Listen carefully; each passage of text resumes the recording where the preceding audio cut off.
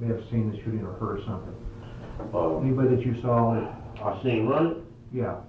They was standing there with me. Keyshawn Johnson, the football player, Okay. and Ricky Bell, The the singer. And they were with you, or they were? They was standing there with me. He was waiting on his. Oh, they didn't run around the corner. They were with you, didn't they? They was Oh, with me. They was waiting on the green Benz. This green Benz to pull up. Then my car came out the hills, and we just drove out. Okay. Yeah, but anybody as far as coming around the corner, you didn't recognize anybody that you might know, singer or anything, actor? Okay. That's. Yeah, we saw Keyshawn and some of the pictures that were taken inside, and Ricky and. Yeah, I was on those pictures with him. I had on the blue jumpsuit. You know, now that I see you in person, because I had the impression you were like 6'2". Tall guy. Yeah, right. And, Thought you were bigger. Yeah, I did. Well, no, that's why I said, now that I'm looking at you, I think I do remember seeing you in those pictures. Yeah.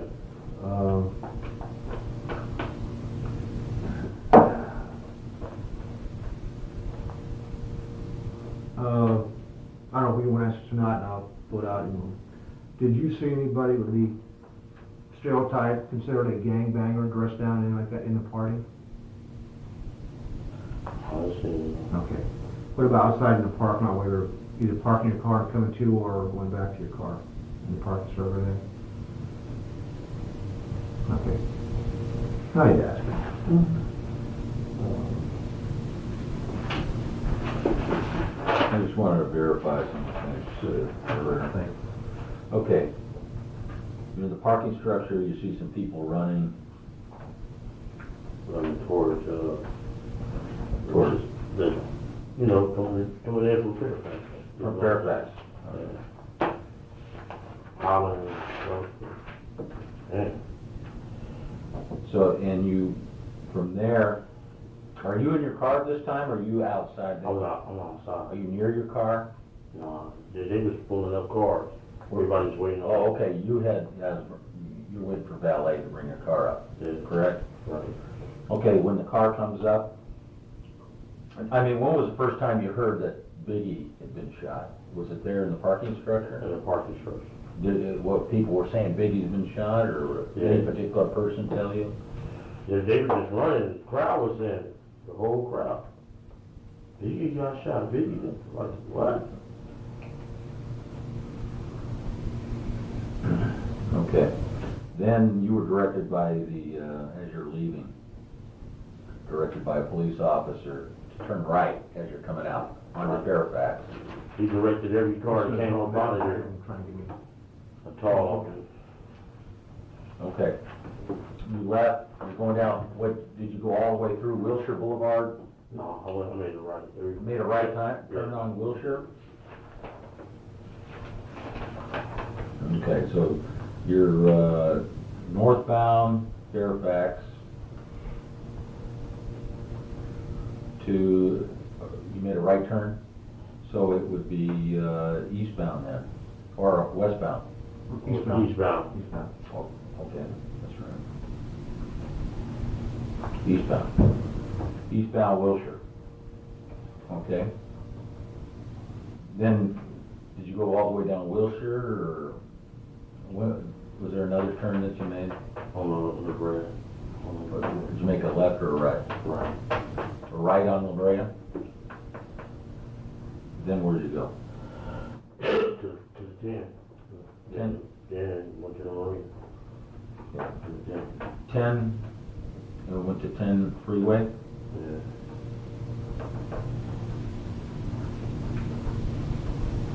Okay, and you went directly to the marina to go eat? That's you, Wendell, and Wonder Mike. Jerry's Deli. Okay, you were at Jerry's Deli, about what time were you there? Jerry met before. Yeah, now conference court. About, What time did I get there? Yeah. Oh, Remember it was I was on the, I'm sorry. Oh, I'm sorry. At the Southside Slayer with Royce Jones was the defense attorney and. all time. Well, you and I were speaking with That's some right, defense we spoke attorneys, about I think, Yeah, Mr. Fall, you were there. Probably so. Fred and I were talking about November, homicide October. investigation. Yes, yeah, I think you were there. yeah, I think so. Ragsdale. Yeah. Yeah. Okay, yeah. I was just searching my mind. And your son went to elementary school with my son when you lived in Phillips Ranch. Oh, yeah? Yeah. How? I remember seeing you there. That's true, Yeah. that's true. You no longer live in Phillips Ranch now. No, yeah. That was years ago. That Yeah, was what, yeah. 91 or That's 2 quite or a something like time. that. I still have a house there, though. Oh, you do? Yeah. You rented it out? Or? Yeah, I didn't sell it. No. I have family members living. Okay, just want, about what time do you think you got to, what time did you leave the parking structure approximately, do you recall? Well, you know, I was watching the watch, you know. Okay, you said you arrived at the party about 11 or 11:30, you were inside the party for about an hour, and then, About an hour, yeah. okay, so that would either make it 12 or 12:30, and when you left the party, so, and, okay, driving time from there to Jerry's Deli, Jerry's they were restaurant. right around, what, 1, Just about one. about 1 o'clock, would you say? Yeah. 1 a.m., okay. I say about 1:30. Okay, between 1 a.m. and 1:30? Yeah, about 1:30. 1:30. Okay, and how long were you at Jerry's Deli? Then an hour. Okay.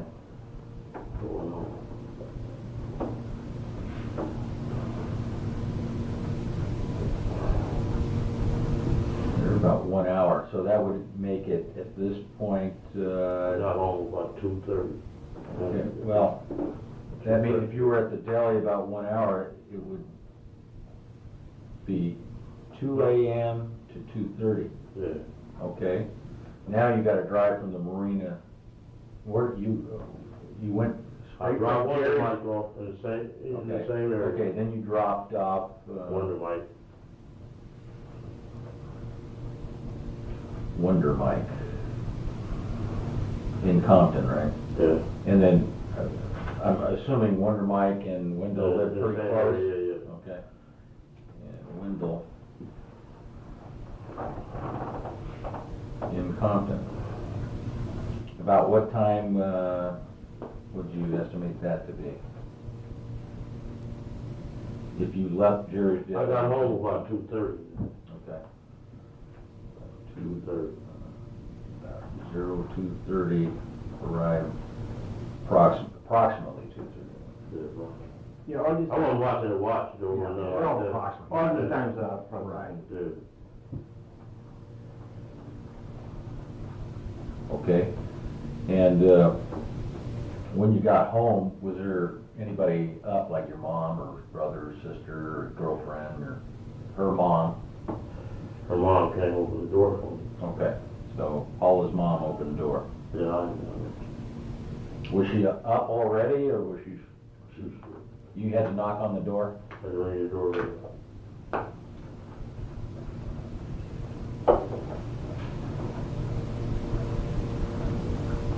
Yeah, I had on blue sweats and blue shorts. Okay, and then, Blue and with the white, you know, that Michael Jordan jumpsuit we got out, that blue one. You know what I'm yeah, talking about? Yeah. okay, when she opened the door, did you talk with her? I mean, did She, you tell her anything about the events that happened, like Biggie had been shot or anything? She's 73 years old, you know. Oh, so, Yeah, she don't, so, Not into rap music, huh? no, she was the only one up at that time? Yeah. Okay. Did you, then, would you go hit straight to your bedroom and go to bed? Yeah. Did you talk with anybody between upon entering the house? Did you speak to anybody, either in person or on the phone at all when you? When I talked to Paula, I told her that Biggie got killed. Okay. You and Paula slept in the same room together? Yeah. Okay. So you told Paula. Say Biggie got killed. I don't know whether he got killed or not, you know. So, did you talk to anybody else besides Paula? Just us two. Okay, Wonder Mike and Wendell. Yeah, we was like, dang, that's messed up, you know. Okay, from the time you were at the, was about ready to leave the party to the time you arrived home, the only people you talked to were Wonder Mike, Wendell, Paula's mom. You may not have said anything to Paula's mom, okay, and then you talked to Paula. Right. Was there anybody else that you talked to?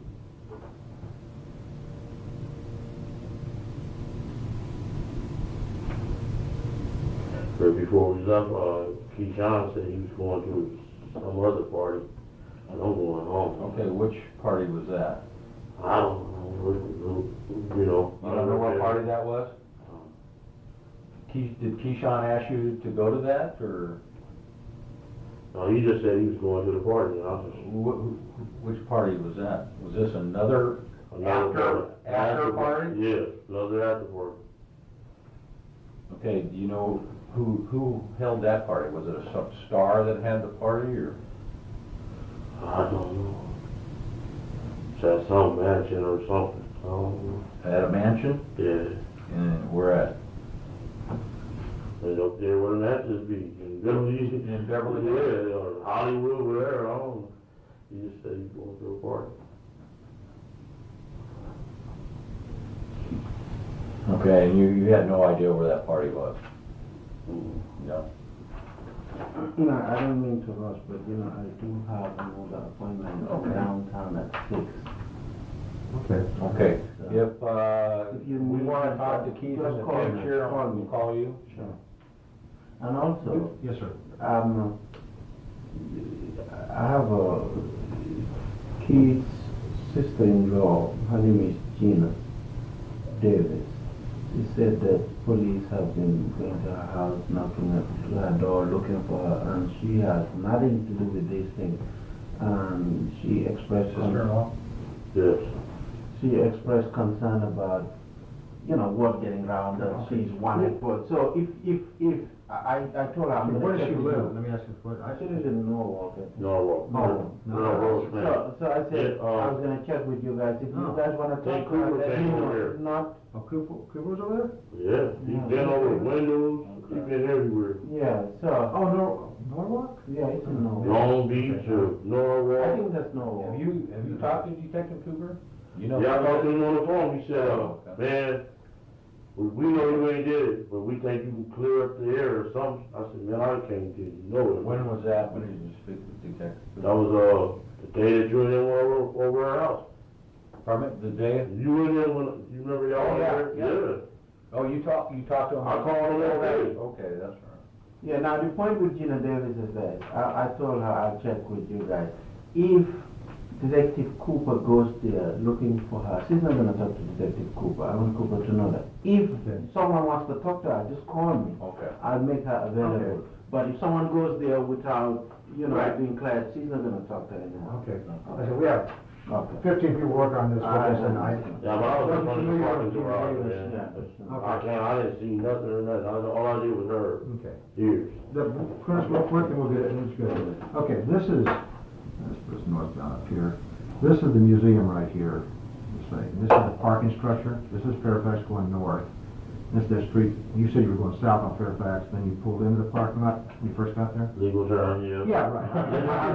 Yeah. Give me a ticket, but I'm going to take it right now. Gina said that he's not a traffic cop. So I'm ready to do it, right? Okay, you turned in here, Yeah. and you said, was it valet park? Yeah, it was, Okay, you the come out valet to- pulled up in here and the man was waiting right here with the valet. Right. Okay, so you got out here, then you went up To there. up to the party. There's a lot of people there, Right. got my pass, went on in there, Okay. Now, when you came out the same way? same way. Okay, down this door. Now, it was the stairs with the rails, Right. we were standing right here. Okay. When you came out, was Big E down here already? Yeah, Big E was in front, they was getting in their car. Okay, they were parked here in front? Yes. Okay. Both of them was suburbans. Right, okay, most suburbans. And you know which one Biggie got into? He got in the front one, and the boy got in the back one. Then Jermaine the Freeman that was behind him too. Who was? Go ahead. Jermaine the Freeman, the little guy. You know Damien? his little crew. Yeah, they Right, were. Damien, okay, yeah. In a different car, right? Yeah. I know some of them dudes there. I was hollering at them, whoop, whoop, and they left out. Me and Keyshawn was standing over here by the cars here, waiting on the men to come. Everybody ran in here. I didn't even hear no shots. I just see the crowd running. I was like, man. Okay, had you received your car yet? No. Okay, so you were still going around? Another car, yeah. Did you see them leave the area? Biggie and his entourage?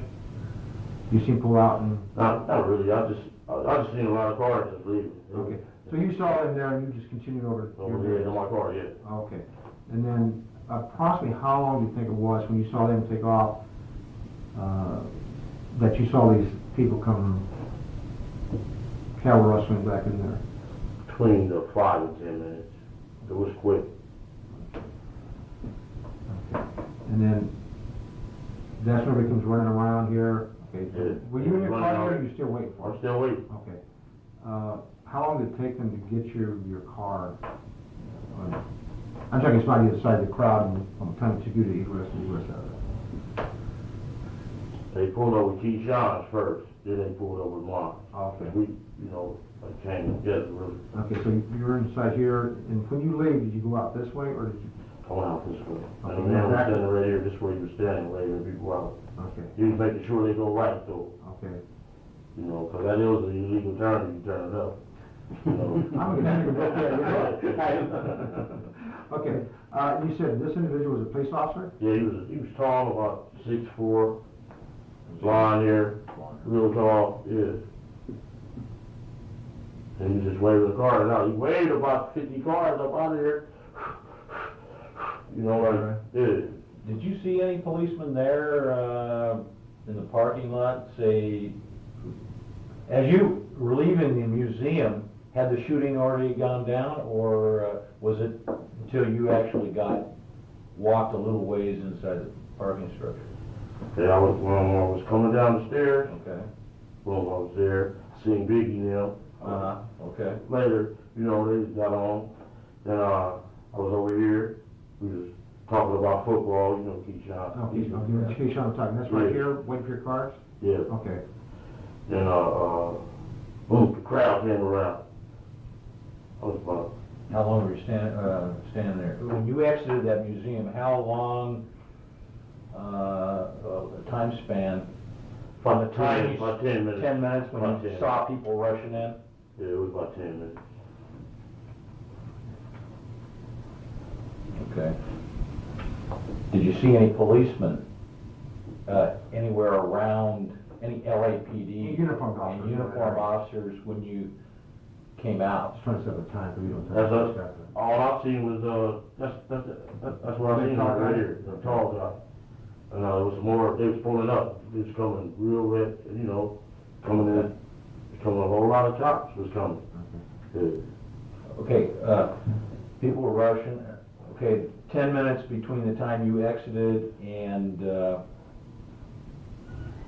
time that people were running into the parking structure. Then how long from that time did it take you to finally get into your car and start pulling out? I'll say about 6 to 7 minutes. 6 to 10 minutes? About 6 to 10 minutes, yeah. Okay. And then how long did it take for you to exit the structure? Is that? It was like bumper, bumper. Okay, so you're finally in your car. Yeah, then we leave. I mean, did you have to wait for a long period of time because of the... No, not really. He was pushing through pretty He was fast. waving them through, yeah. So after the crowd started moving in, the policemen were there within, what, 6? About 6 minutes, yeah. He was running in. Biggie got killed. I'm like, Lord have mercy. I had been at one of them before, and over there in Inglewood, and they made everybody spend the night at that hotel, interviewed everybody that was there. Which hotel? This is at the, by the farm. What, that shooting you're talking about? Yeah, with the shooting in it. You know, that was kinda strange for him to be waving people out, so, you know what I'm saying? Okay. I appreciate your time. Yeah, okay, and feel free, again, if you need to talk to him, because I'll tell you, when I first got word that you were interested in talking to him, my advice naturally was, don't talk to the police. I won't hide it. I said, don't. But he insisted that he wants to Get this over and with. talk to you. So he's doing this on his own. No, I He said understand. he wants to talk to That's you. why Yeah. we had no Yeah. problem with you coming down with him, but Yeah. it was just all. Yeah, he insisted. I will check on that, everything, I don't know. Yeah, he insisted. When you talk to Yes, Sean Holmes, have him talk to Sean Holmes. What did you talk about? He said the FBI is all over me, man. I don't want you guys catching my heat. Stay away from me. Who said this? Yeah, Sean. Oh, yeah. Really? Yeah. Did you, this little C, did you talk to him? For a few minutes. I mean, Yeah, what did you? that's the person that slid the invitations. Sent me the invitation. Oh, okay, you got the invitation from little C? Yeah, him and a manager. A manager? Him and a manager. Okay. He got So a lot of braids. You see him? Oh, yeah. He wear that stocking cap. Right. Yeah. Said, Combs said FBI is all over me? Yes. That was it.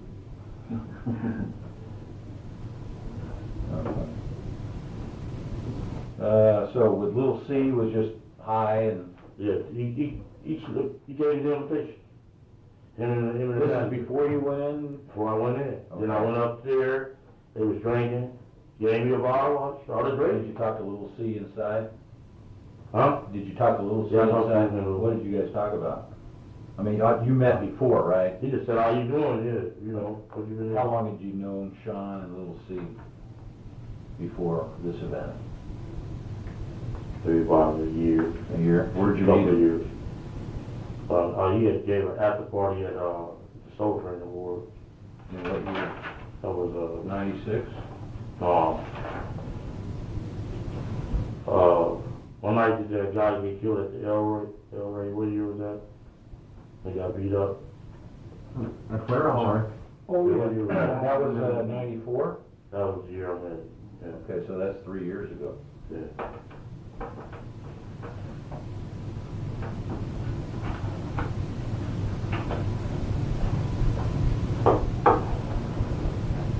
Do you make a phone call? No, yeah, okay, I'll make a phone call on my way Okay. out. Okay. Man, thanks. I appreciate it, Keith, I appreciate, because I'd like to talk to you again, and we'll call the your attorney, and you have no problem? I ain't got no problem, man. We good. Okay, I just go to phone, tell them I'm running, let me go for phone. Sure.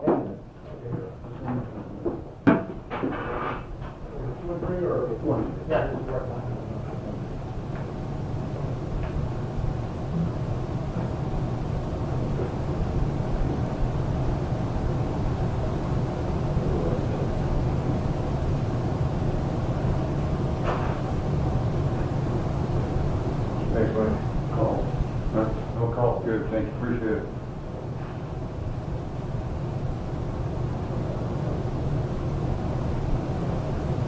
Go ahead. Okay, hello?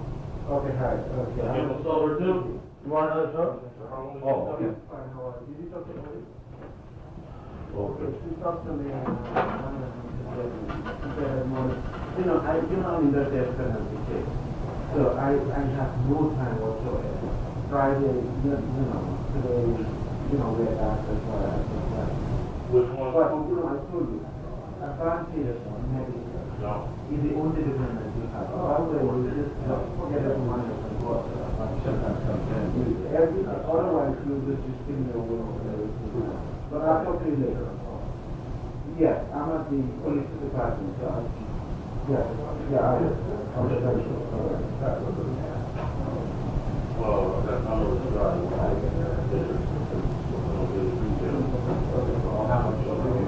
Throwing away your table, huh?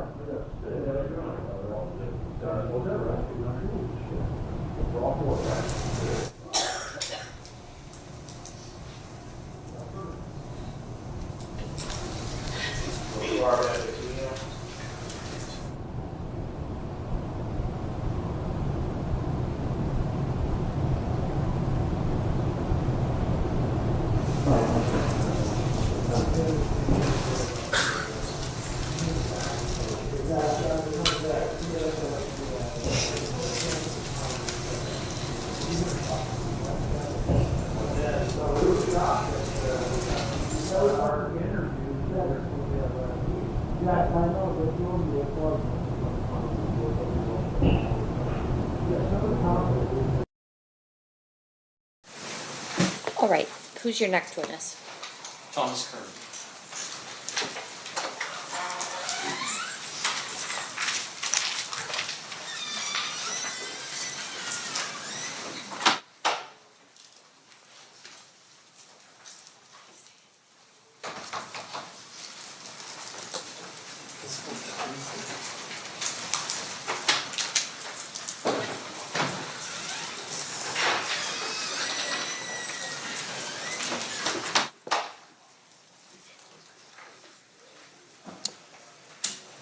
You do solemnly swear the testimony you're about to give in this action shall be the truth, the whole truth, and nothing but the truth, so help you God? I do. You may be seated.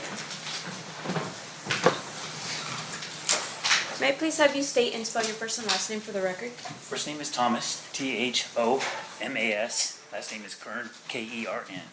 Thank you, sir. Whenever you're ready, Mr. DiGiacomo, you may proceed. Thank you. Sir, how are you currently employed?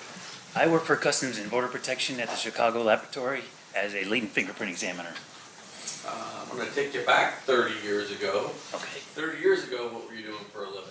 I had just started here as a crime scene analyst. I was in my first year. What does a crime scene analyst for the Las Vegas Metropolitan Police Department do? Basically, it's a response to like crime scenes to recover evidence that was potentially left behind during the incident. Things like burglaries, we would go look for fingerprint evidence, maybe sometimes broken glass, those sort of things, and we would collect that from the scene and bring it back to the lab for potential use later. Did you have a field training officer on September 7th or September 13th, I guess it is, of 1996? I did. And who was that? David Lemaster, that's Lemaster. Do crime scene analysts respond to the coroner's office for autopsies to document the body and collect any evidence that the doctor pulls out during the course of an autopsy? Yes, And were you present at the autopsy with Dave Lemaster for the autopsy of Tupac Shakur? I was. May I approach Judge? You may. I'm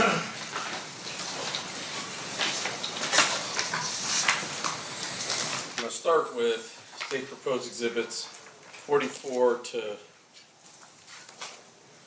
like 56 there. Just want you to flip through those.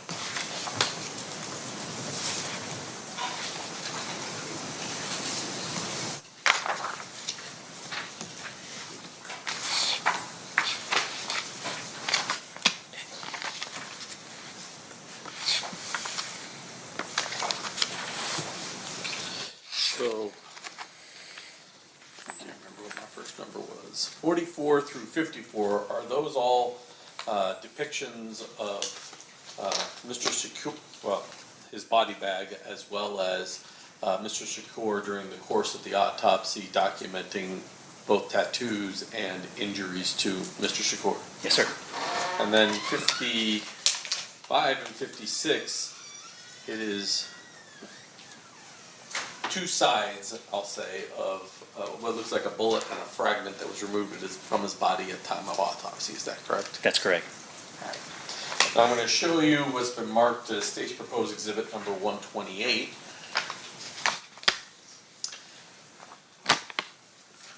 From looking at that, does that appear to be an impound done by Dave Lemaster from the autopsy of Mr. Shakur in September of 1996? It is. And flip it over here. Why don't you explain to ladies and gentlemen of the jury how evidence is collected?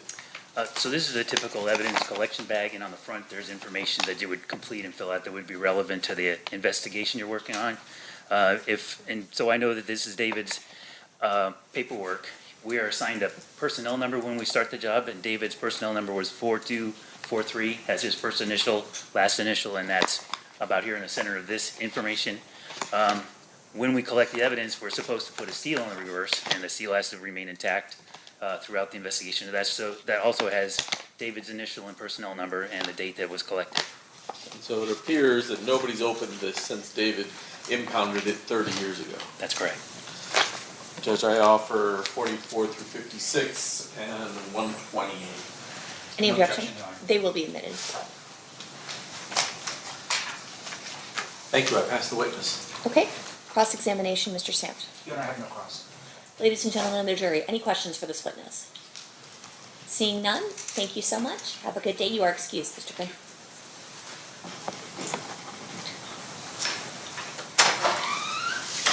State who's your next witness. Dr. Lisa Gavin. Okay. Lisa Gavin.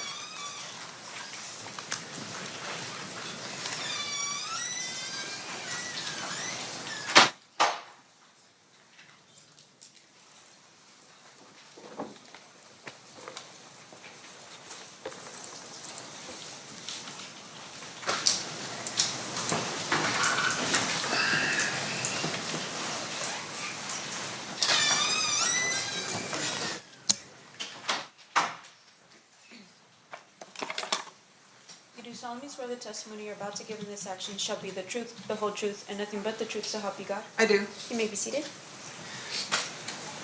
May I please have you state and spell your first and last name for the record? Good morning. I'm Dr. Lisa Gavin, Lisagavin. Thank you, Dr. Gavin. Mr. DiGiacomo, you may proceed. Doctor, how are you employed? I am a forensic pathologist, medical examiner here in Clark County. What does that mean you do for a living? We determine the cause of death and the manner of death and sudden unexpected deaths. And in order to hold the position that you do with the coroner's office, do you have certain education, training, and background? Yes. And explain that to the ladies and gentlemen of the jury. I went to medical school at the University of Connecticut School of Medicine. I did a pathology residency at Hartford Hospital in Connecticut. I did a surgical pathology fellowship at Hartford Hospital in Connecticut. I did a forensic pathology fellowship in the Office of the Medical Investigator in New Mexico, and then I came here to Clark County. I have a medical license to practice here in the state of Nevada, and I'm board certified in anatomic pathology and forensic pathology. How long overall have you been a forensic pathologist? This September, it'll be about 17 years practicing here. So I'm going to guess that 30 years ago you were not at the autopsy of Tupac Shakur. No, I was in medical school. Have you in the past had to come in and testify to your opinions as to cause and manner of death in cases where you weren't the actual examiner at the table? Yes. Explain why that would happen. We have people that have retired. We have doctors that have died. We have doctors that have gone to other locations in the country. So when you are asked to review, what is it that you get to review in order to form your opinions and conclusions? Most often, it would be the investigation report from our office. It would be the autopsy report from the forensic pathologist that did the case. It could be photographs associated with the case, could be medical records associated with the case, could be any consultations or the like associated with the case. In this particular case, do you know who the examiner was? Yes, Who was it? it was Dr. Jordan. And Dr. Jordan is no longer with us, correct? Correct, Dr. Jordan has passed away. In addition to what the medical examiner's office had, did you also get a copy of the photographs taken by crime scene analysts during the course of the autopsy? Yes. And did you utilize those as well to render your opinions? Yes. I'm gonna start with what's been previously admitted as State's Exhibit number 44.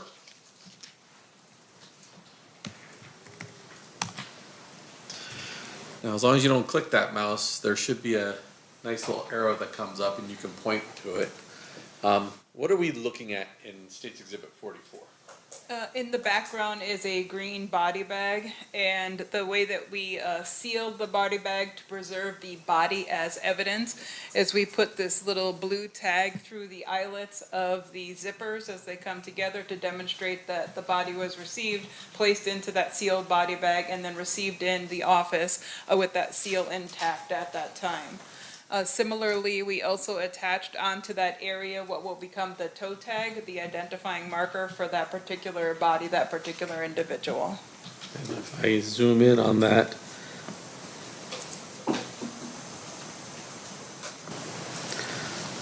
we're able to see that the name was Lassane Crooks, aka Tupac Shakur, date of death 9/13/96 at approximately 1600 or 4 p.m. That's correct.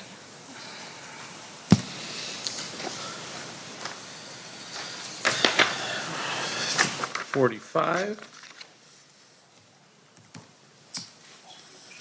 What are we looking at, Doctor?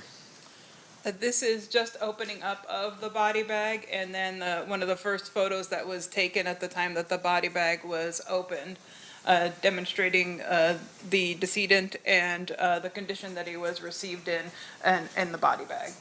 And from reviewing the medical records that were part of the coroner's office file, did it appear that Mr. Shakur had survived his wounds for some period of time? Yes. And a lot of what we see on these photographs are evidence of medical intervention? That's correct.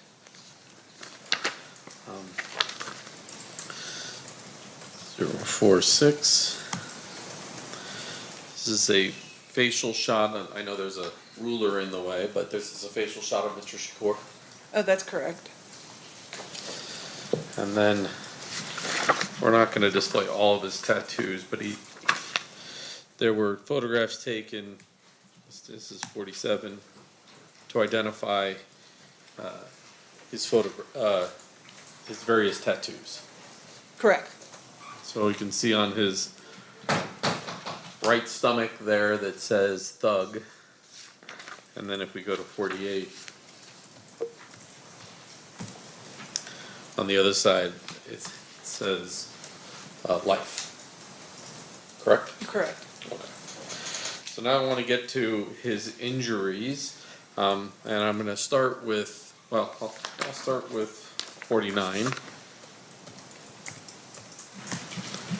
What are we looking at here? This is the right side of the body up by the chest area. You can see the right axilla or armpit in that region. And then you could see some of the sutures of what they call a thoracotomy incision, where they've cut into the side of the chest. And then just below that, this is an entrance gunshot wound. And then just below that thoracotomy chest, there appears to be a stitched up area. I can move my mouse too, right there. What is that? That's a sutured chest tube site. So he had a tube there to help drain some of what was going on in his body. Correct, and in the previous one that had all the medical intervention, you could see from the left side, there was a similar chest tube on that left side. From your review, were you able to determine sort of the path of this particular bullet? Yes. And what was that? It entered here in the right lateral aspect of the chest, just below the axilla, the armpit, and then went across the right chest space, went across the right lung, and then ended up coming to rest in what we call the sternal notch. The sternal notch is a location just between where your collarbones kind of meet up towards the center of your chest. So just beneath that, the projectile was recovered.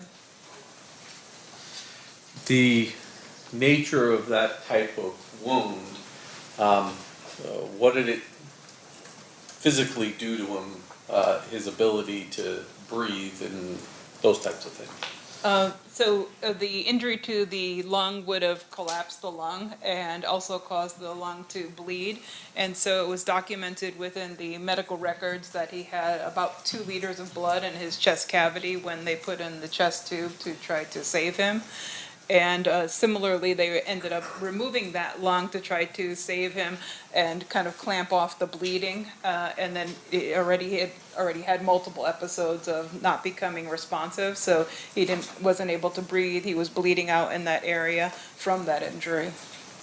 Additionally, I guess I should have asked this when I was back on some of the prior pictures.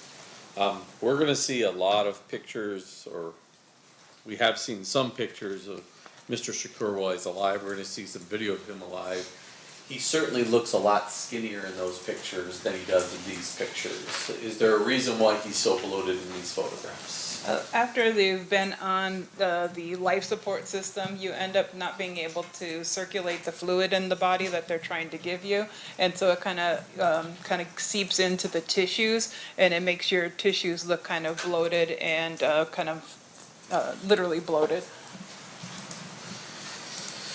I'm going to move on to his next wound, State's Exhibit number 51. What are we looking at here? This is the right lateral aspect of his body, so his right flank and his lateral aspect of his right thigh. And then his backside of his right hand is also within this picture. the ruler, though, is identifying what? The ruler is around the right lateral aspect of his thigh, so the right thigh on the lateral side. And what is that? And that's an entrance gunshot wound. And can you tell me the path that that bullet took? Yes. And go ahead. That bullet entered in the lateral aspect of the right thigh and then went upwards into the abdomen and damaged his intestines. They ended up operating there and removed a portion of his intestines, and then during that surgery they recovered another projectile. State's Exhibit number 52, and you can see it in 51, but now the ruler is on, oops, try that again. Now the ruler is on that lower mark. Describe that for us. This is like the lateral aspect of his body, or his right flank. And this wound does not penetrate into the body, but it kind of causes this deeper abrasion in this area. So this could be from like a spent projectile that might have hit something else and then hit his body, so it lost its momentum to be able to penetrate into his body further. So it kind of hit this area and created this wound on the side of his body. Were there evidence within the medical records that Mr. Shakur had received bullet wounds sometime prior to the injuries that caused his death? He had some scars in other areas of his body that were suggestive of that. State's Exhibit number 53.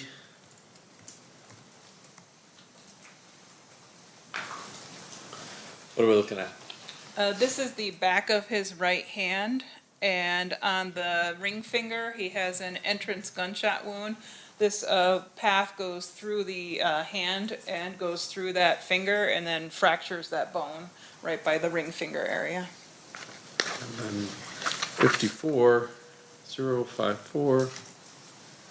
What are we looking at? This is the exit aspect of that wound that we saw the entrance to on the back of the hand, and it kind of exits out the underside and partly in the webbing between those fingers. Now you mentioned that during the surgery, UMC would have recovered one bullet, and then autopsy, another bullet was recovered? That's correct.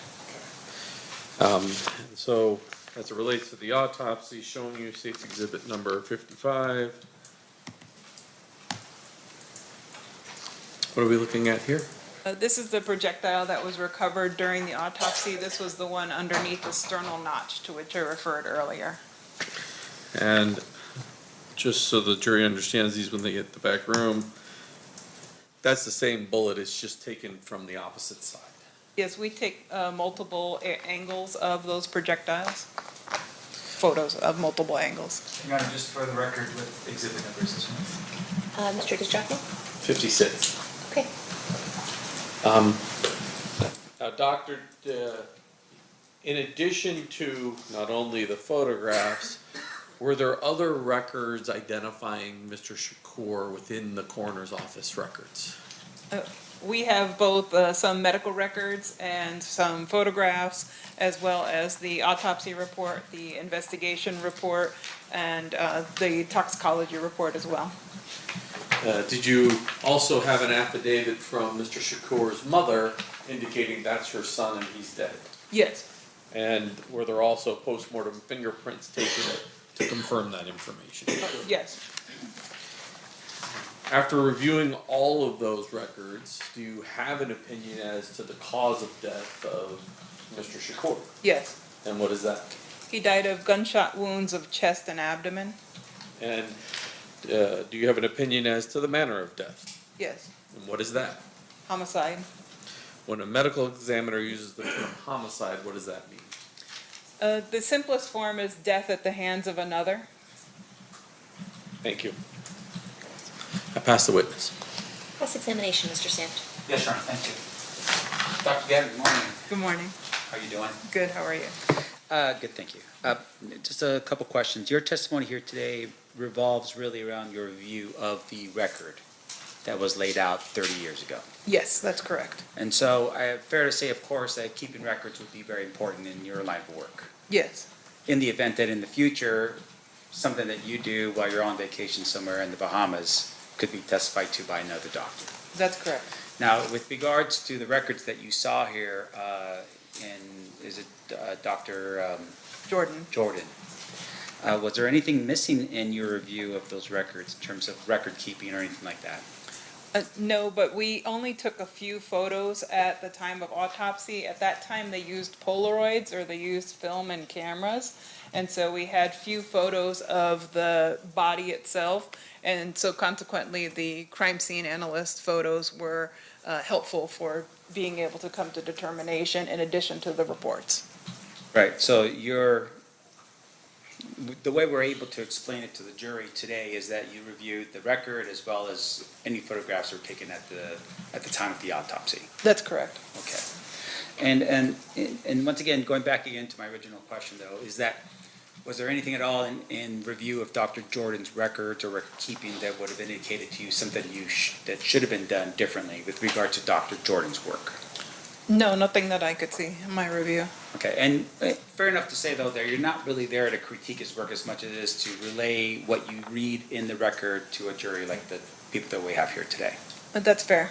And once again, a critical review of someone's record is a little bit different compared to just reading what was done and then relaying that to a jury. Yes. Okay, what is the difference? I think the scrutiny that you can utilize in those kind of details may be something that becomes relevant for a particular case. Right, so for instance, if there was some issue, some dispute over whether or not he was given adequate medical treatment, that would be something for another day, for another topic, and another type of review, right?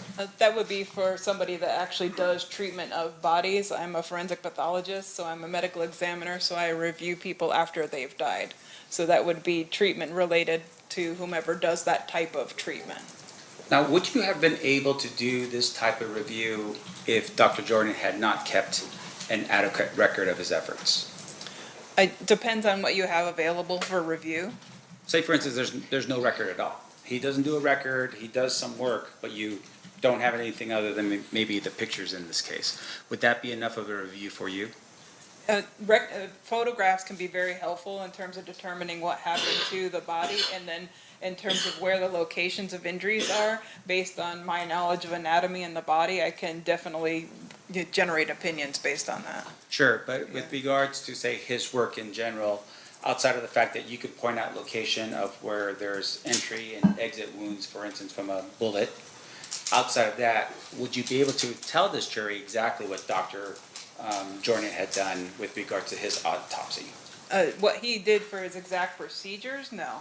Okay. And in the event that you don't even have that, say for instance, you're coming in here today and the question is, well, did Tupac Shakur die of bullet wounds? Would that be something that you could just tell a jury like this without even looking at a record or photographs? We would need some kind of record in order for me to be able to generate an opinion, or some kind of photographs for me to be able to generate an opinion. And fair to say then, once again, that in your line of work, record keeping, record writing is critical to maintain the integrity of what you do as a coroner. Yes. Okay. No further questions, Your Honor. Thank you. Any redirect, Mr. DiGiacomo? Man, Mr. Sam suggested, and I just want to make it clear, you're not regurgitating Dr. Jordan's opinions. You formulated your own opinions as the cause and manner of death. That is correct. Thank you. That's perfect. One final question based on Mr. DiGiacomo's. And fair to say though, in order for you to do that, you have to rely on Dr. Jordan's documentation of what he did. I relied on his documentation as well as the other documentation that I talked about, which was medical records as well as photographs. Thank you. No further questions, John. Ladies and gentlemen of the jury, any questions for this witness? We have one more that we're waiting for.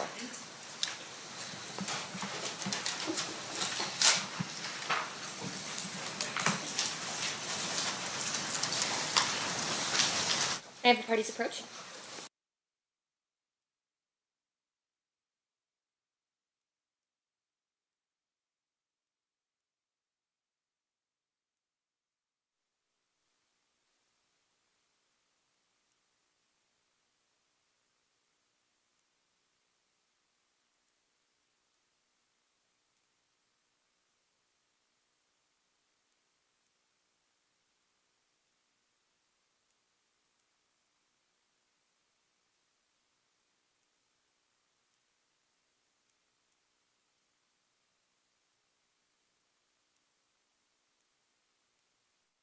All right, Dr. Gavin, we have a few questions from our jurors.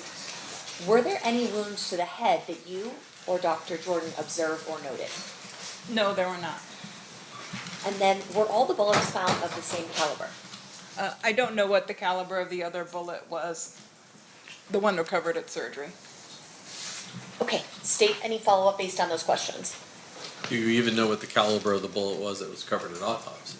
No, I don't know this caliber. Is that something that is not in your realm of determination? That's correct. Thank you. Mr. Sam? Doctor, I'm assuming you're probably going to say I don't know, but are you aware that if any Metropolitan Police officer or expert came forward to take a look at those fragments that we're looking at now, or any other fragments that were recovered from the body? No, I don't know. You don't know that? I don't know whether or not somebody did that. All right, thank you. No further questions. Okay, thank you for being with us, Dr. Gavin. You are excused. Thank you. You're welcome. Next witness. Just before we call the next witness, I have in my hand State's Proposed Exhibit number 59, which is a certified copy of Marion Show Knight's medical records from UMC that night. Any objection to the admission of those records, Mr. Sam? No, Your Honor. All right, those will be admitted. I apologize, I don't know his name, but he is the custodian of records for MGM surveillance. Okay.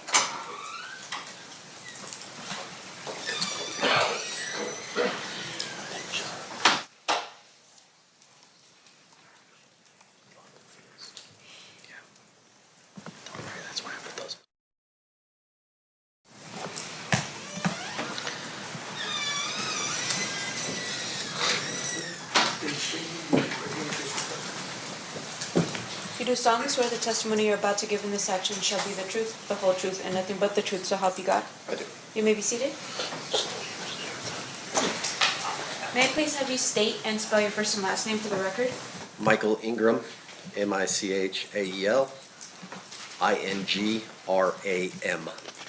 Thank you, Mr. Ingram.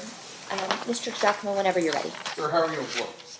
I work as an investigator for MGM Resorts. What area at MGM Resorts do you have a certain job responsibility? I have responsibility over surveillance and security surveillance and investigations.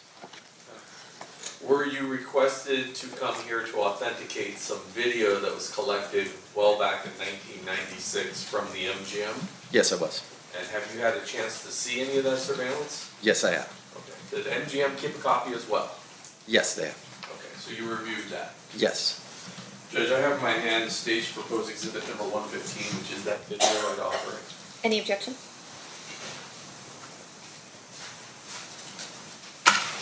No objection, Your Honor. Okay, that'll be admitted.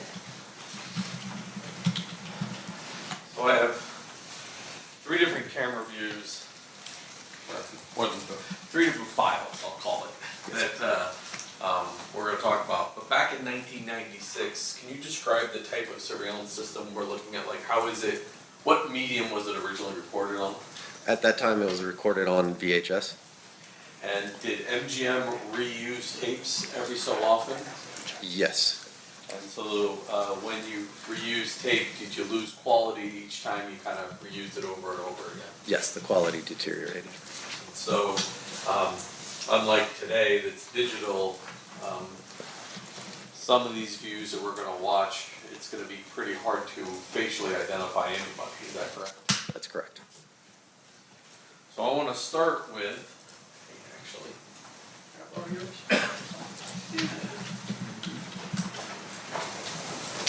I have this marked next to the order.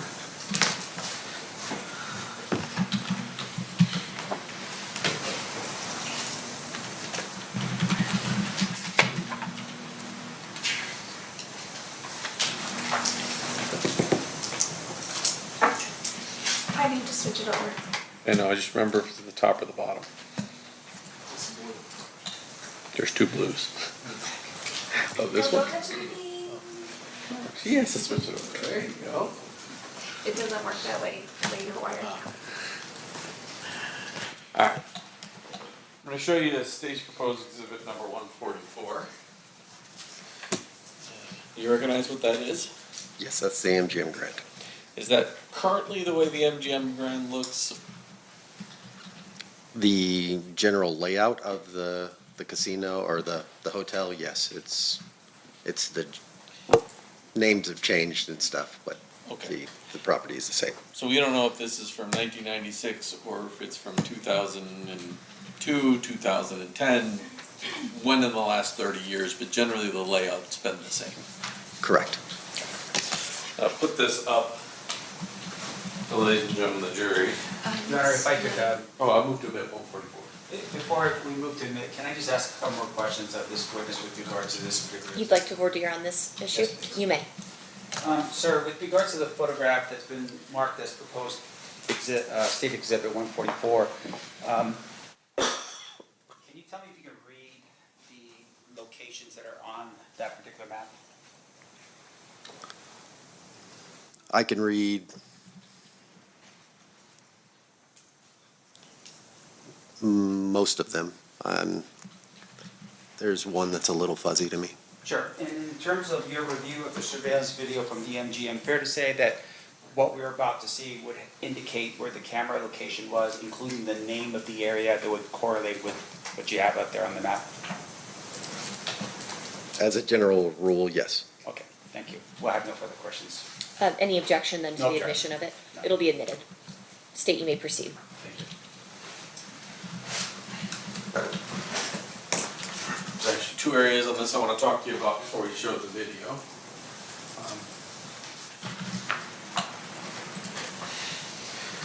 Maybe more than that. Generally speaking, events like the Tyson-Selden fight, where would that have occurred at? The MGM Grand Garden, which is located at the top of the screen. Up here, okay. We have an elevator view that we're gonna see. Where is that located on this? There's, in the middle of the screen, there's three small boxes. Those, Right here? yes, those are the elevator core for the MGM Grand. And then if there's a camera that's gonna say food court, that's kind of walking, that's looking down a long hallway, which hallway are we looking at? The white box, yeah, you're gonna be following that basically to the Grand Garden Arena. So when you come out of this box, you can either come down here or across the casino essentially. Correct.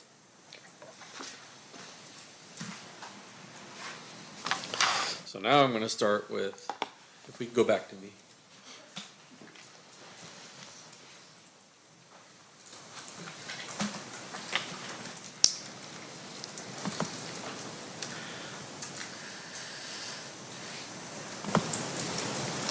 I'll pause it here for just a second. This says food court promenade. So I'm just gonna hold it up for the jury. Do you know anywhere where we are along this white corridor? Or could it be anywhere on that white corridor? Specifically, I couldn't tell you exactly where along that corridor you are, but you're along that corridor. Okay.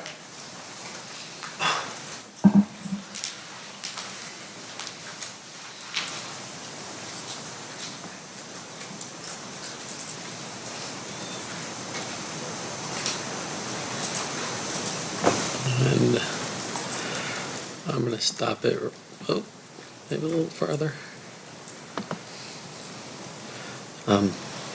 This person right here, we're going to see in some of our other videos wearing a Dan Marino Miami Dolphins jersey.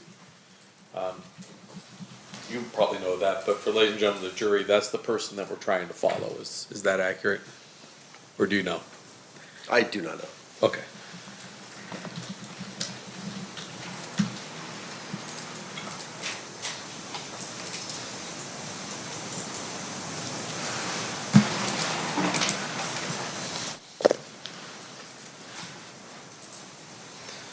Now we have another camera view of this long hallway. From this, can you tell generally where in that hallway it is, or once again, we're just somewhere on that white hallway? Somewhere along that white hallway.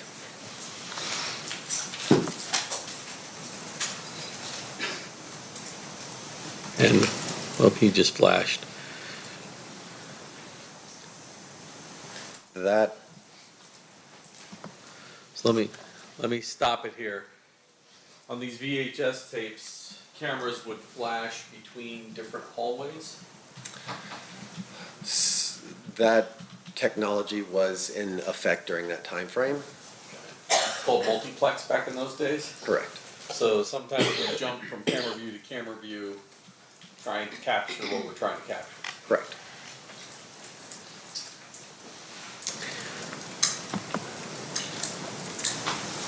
We can see the 13 on this jersey right here with the gentleman walking behind him.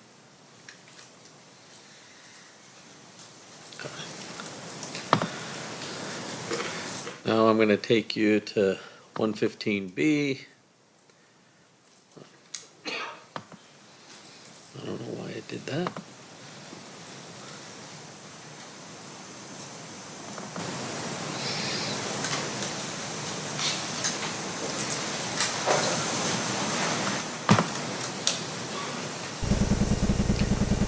Alright, we're going to use a different program so we don't watch it sideways.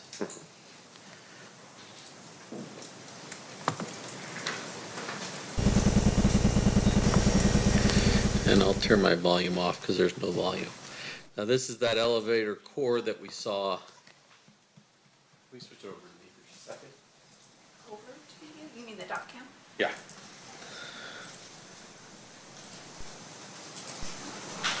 So as opposed to those other views that were somewhere in here, now we're down in the middle of these four and there's a tree in the middle of these four.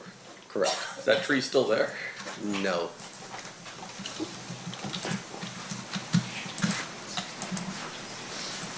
And unlike the other camera, this one is a movable camera that goes back and forth. Correct. Go back to you.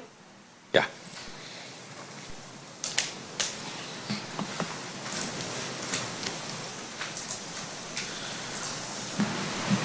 Fast forward to 8 minutes.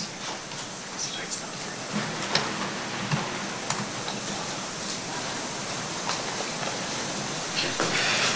So this one starts at 2043 or so, and I'm going to jump forward to about 2047. This is just people walking through that elevator area, correct? Correct.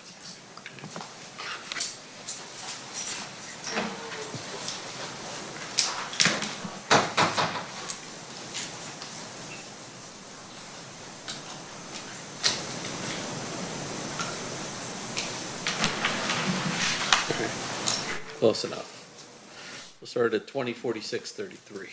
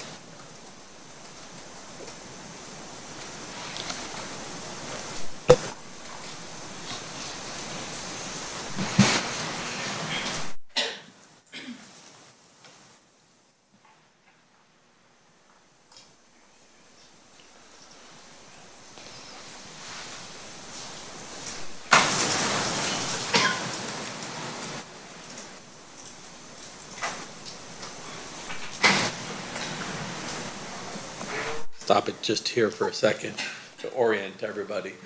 So the camera, is it being operated manually by a cameraman so he can stop it on something that he's looking at? He can stop it at a location, but that movement that you saw was just the camera in rotation, just scanning the area. But if it now stops and focuses on someone, there's someone in the control room that is able to stop and go, hey, something's going on. And, Yes. okay.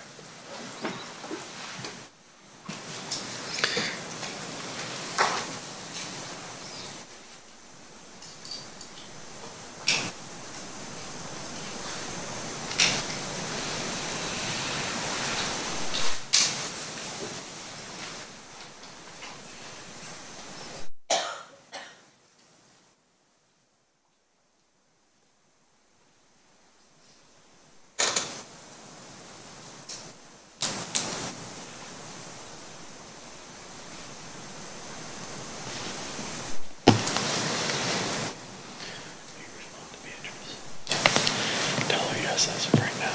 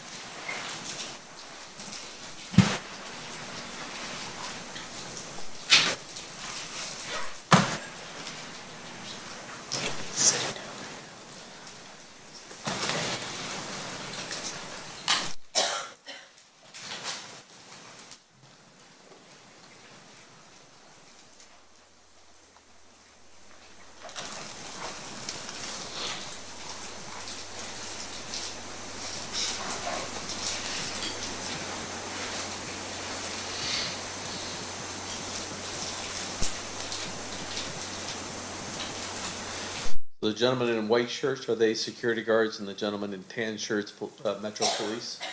Yes, sir.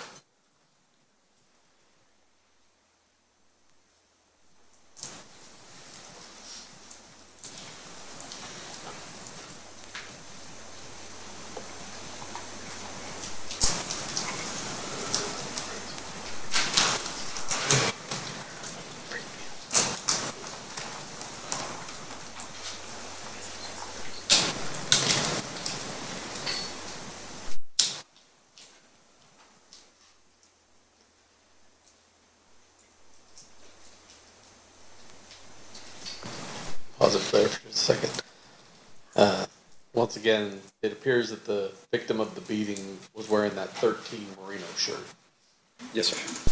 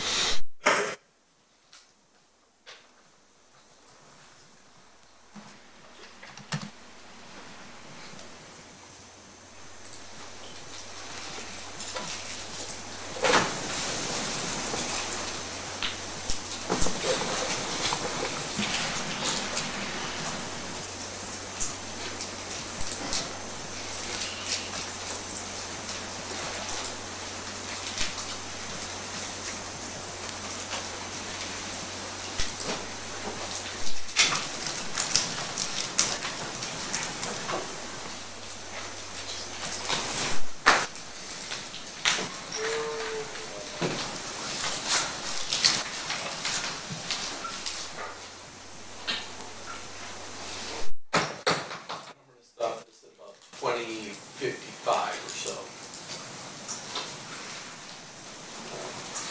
And then our final view, this may seem somewhat obvious, but I'm going to give you this when you watch the cameras. After we're done, I'm going to ask you generally where those people that we see leaving the area of the elevator after the fight, where they go. So this is 115C. So is that the main casino floor outside the elevators? Correct.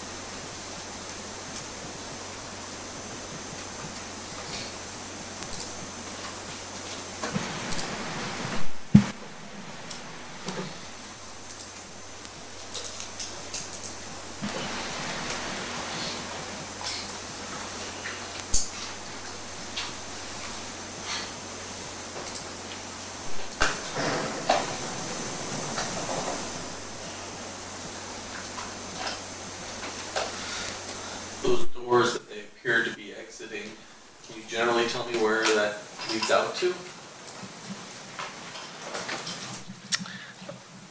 The lion entrance? Is that anywhere near the ballet?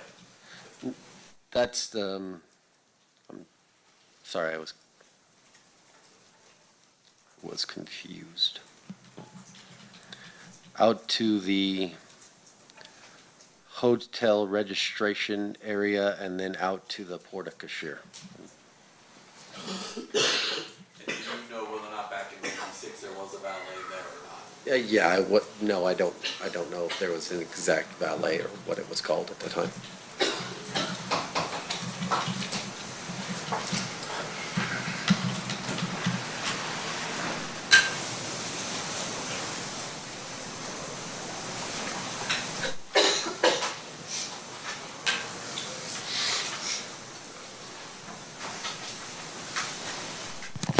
Thank you, sir. Judge, I pass the witness. Mr. Sim, cross-examination. Thank you, Honor. Sir, you are an investigator with the MGM, correct? MGM Resorts, the whole company. So it would be MGM as well as the other properties that are on the ship? Correct. Okay. And I'm assuming you're more than just yourself doing the investigations? Correct. Okay. May I have that document? May I approach on it? Yeah. I'm going to publish this again for the jury. State's Exhibit number 44. All right. A couple questions. As the investigator, or a investigator, how long have you been doing that line of work for? 14 years. Did you have any previous law enforcement experience before you became an investigator for MGM? No. And then with regards to your training as an investigator for the MGM, are you trained in how to do an investigation? Yes. Okay. And that would be something that would be not necessarily law enforcement, but it would just be to protect the properties that MGM owns? Yes, sir. Okay. So with regards to the training that you have, is one of the things that you do in terms of training, learning how to write proper reports? Yes. Okay. Can you tell us why that's important? Documentation for future reference. You're time stamping an event in that moment that you are investigating it. And fair to say that with regards to report writing, it helps you later refresh your recollection if you're ever unlucky enough to be sitting in this chair facing towards these people, right? Yes, sir. Okay. In this case, you were asked to retrieve this video that was what we've all seen right now, right? Yes, sir. Did you have to write a report for that? No. Now, you had shared with us earlier that you had reviewed the videos. Anything about the review of the videos that would have required you to put it into a report? No. Okay. And you were going to, I must have cut you off. You were going to say something. Did you want to finish? I did not, like you said that I provided this video. Yes. I did not provide this video. Okay, so, and once again, we want to make sure that we're accurate, right? So what is your role in this whole thing and what you did here? The video that we all reviewed, to be able to say that it's MGM Grand's video, that's MGM Grand's location, and whatever you guys want to talk about inside of the video. Right. So in terms of you verifying it, was it just you looking at the video and saying, yes, that's the casino floor of the MGM? Yes. In terms of the date and time, for instance, you're just relying on what's date stamped and timed on the actual video that you watched, right? Yes. I mean, you don't have any other way of verifying any of the time and date in this case outside of what's time stamped on the video, correct? Correct. Okay. And that's not a trick question. I just want to make sure we're clear. Yeah, you're good. But in terms of the case itself, was there an internal number that was assigned by the MGM property specifically as to this event in September of 1996?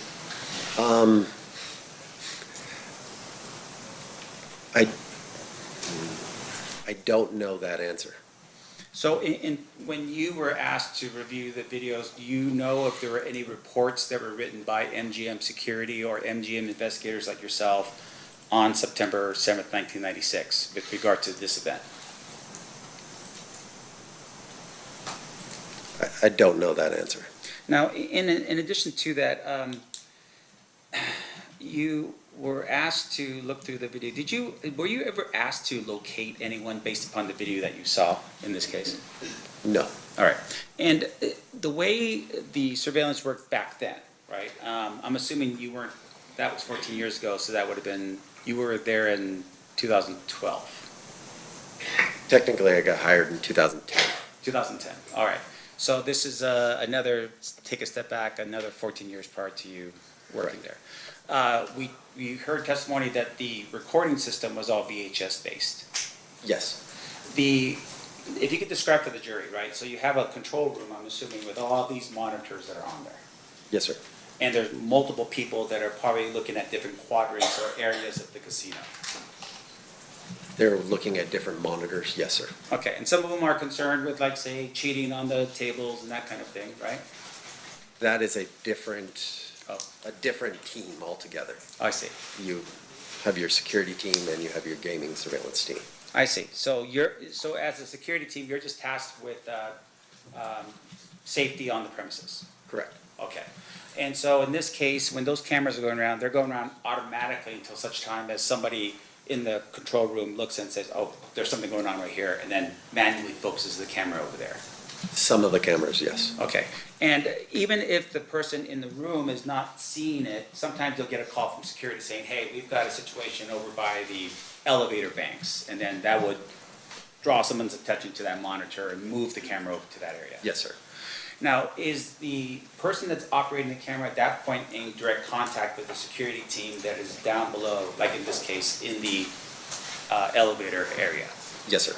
So they would be communicating back and forth about whatever it is that would be going on that would be helpful for everybody to know. Yes, sir. Okay. Now, in this particular case, you have obviously a lot of people on the property. Yes, sir.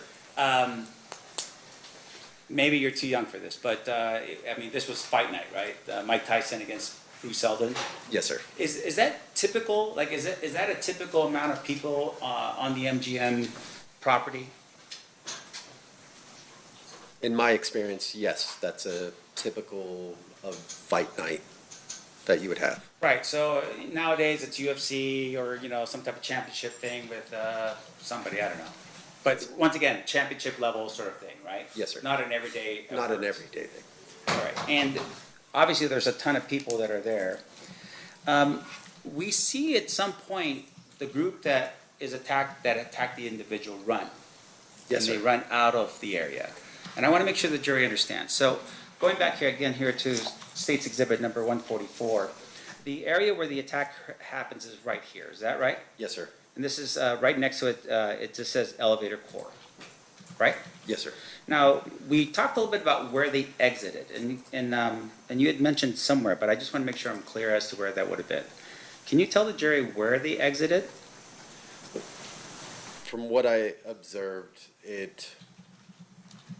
Sir, just to let you know, you could actually take that mouse that's right there and just move it around. Can't when he's on the dock cam. They All right, changed Donna it. pointed out. Usually they can, but All right. Just go ahead and just describe it, and I'll just point it out. he appears to have traveled initially after the altercation. He appears to travel north up into the casino area, around that area, and then from the description, it looks like he comes back south and then turns to the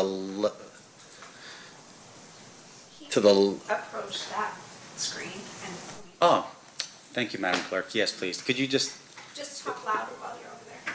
yeah, you can get up and just point it out on that big screen if you want. sorry about that, I should have done that.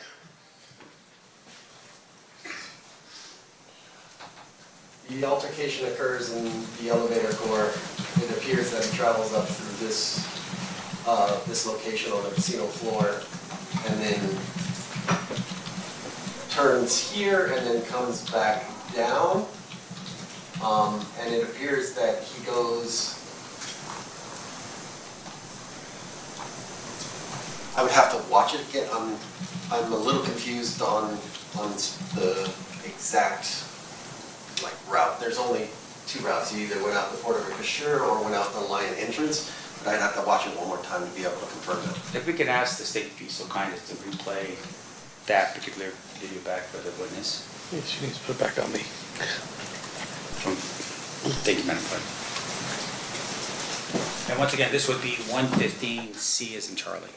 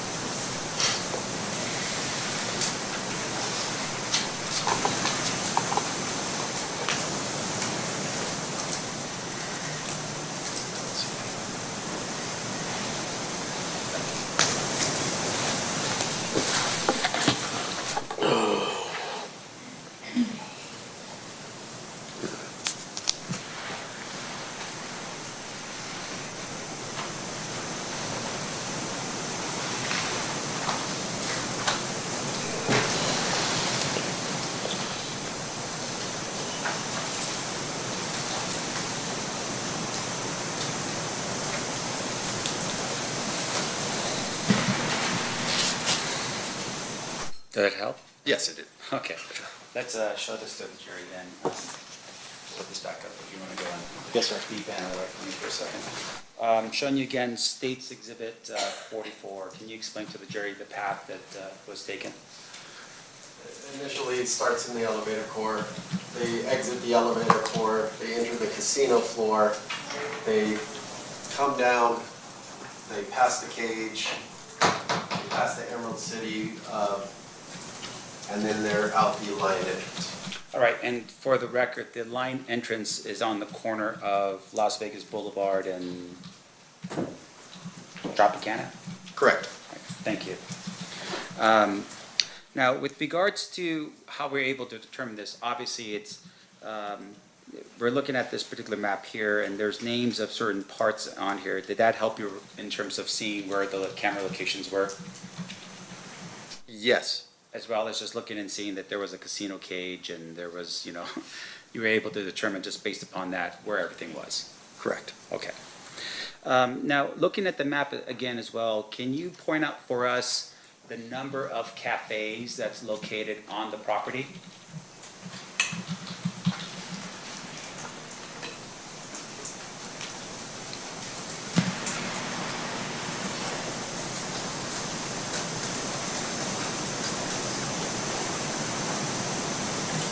Would reading the actual thing help you? 'Cause the resolution- Yes, I think it would have. You want the number of cafes, sir? Yeah, just tell me how many cafes are on the map.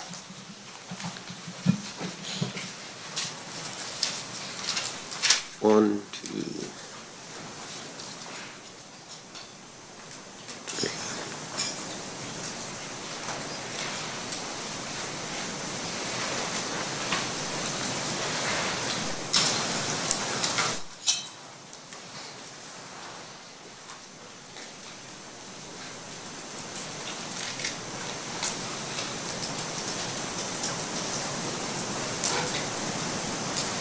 Three?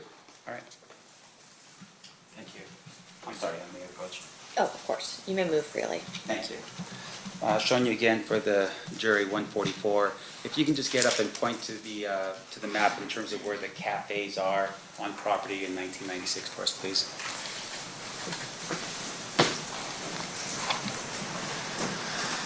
You have the Coyote Cafe, the studio, I'm not sure, the coffee shop, and I believe this is also a gourmet coffee stand. Okay. Thank you. I appreciate that. Now, in terms of the number of people moving through the casino, obviously very excited in terms of who they think is going through the casino. Would that have been something that would have been unnoticed by anyone? I'm sorry, I don't understand the question. Seems like a weird question, right? But the idea behind it is that there are so many people moving through that casino. Is MGM built in such a way where you wouldn't notice that, the noise or the bustle or anything like that? Yes. It is You built that wouldn't- way? No, you wouldn't notice it. And in terms of the number of people that are going through there at that particular time, you have camera angles, right? And they're showing us where these people are going, right? Yes. So outside of the casino, going back down here to the bottom of 144, were there any camera angles out here in the line entrance to help us see where the individuals left and what direction they went to? Not that I'm aware of. And fair enough that there is actually cameras that are outside the property as well to protect the MGM property, right? Generally, yes. Yeah. I don't know what that was at this time. Sure, and I'm not trying to pin you down, but the idea behind it would be, even now, for instance, there would be surveillance cameras to help protect the property. Correct. Now, directing your attention over here to, you had mentioned this before, what is this called here? I don't, The Porta Cashier, okay, what is that? it's a drop-off, pickup, a taxi line, limo service. It's basically everything for the guests arriving to the property. Arrive and leaving at the same time? Yes. Okay, and fair enough, once again, there should have been, or would have been cameras as far as you would believe, in the hotel registration area as well as this Sure. Sure, yes, sir. Thank you, Sure. There would have been cameras there, at least now there are. Yes, sir. Okay.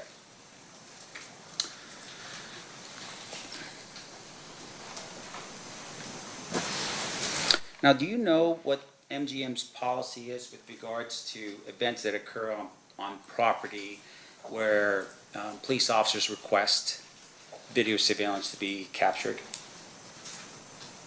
Yes, I know the policy. Okay, what is the policy?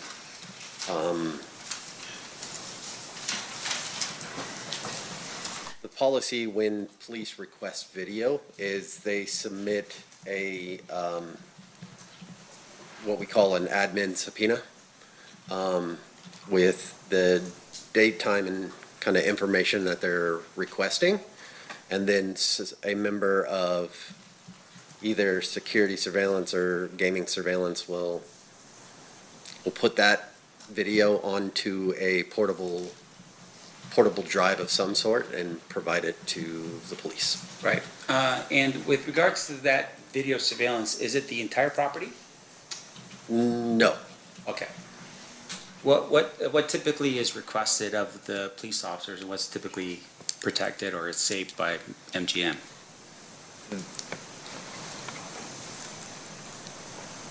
Situations dictate, but whatever they're initially requesting, if they're looking for a physical altercation, that's what they're going to get, is the physical altercation. We don't provide, a 24-hour movement of the persons. It depends on what they're requesting. Right.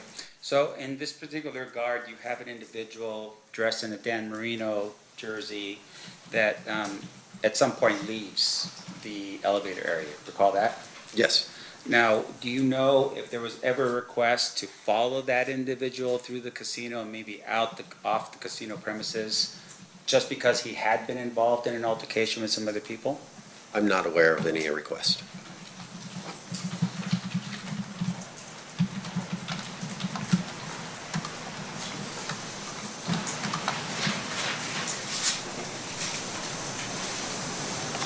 You don't have no further questions. Thank you, sir. Appreciate it. Okay.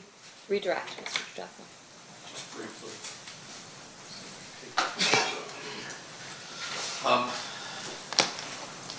You mentioned one, you didn't know if this was 1996 or not, correct? Correct. You also said you weren't sure whether or not there was a report written by security. Correct. Let me show you.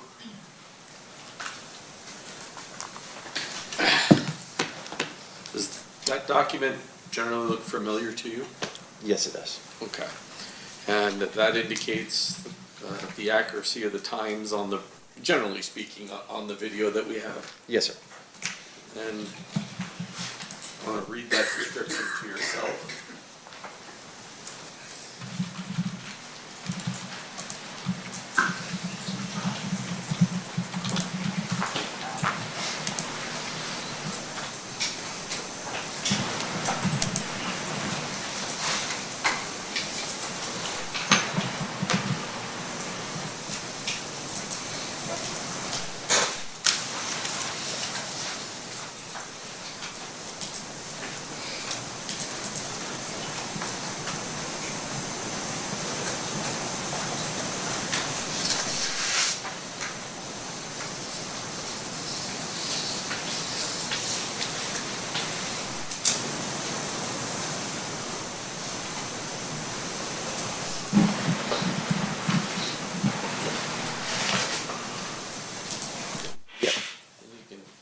There's more, but yes, sir.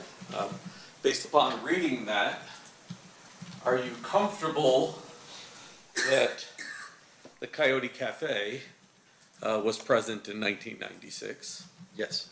And the report, does it indicate that Orlando Anderson was trying to, this person in the 13 was attempting to push past security into this cafe when he was attacked?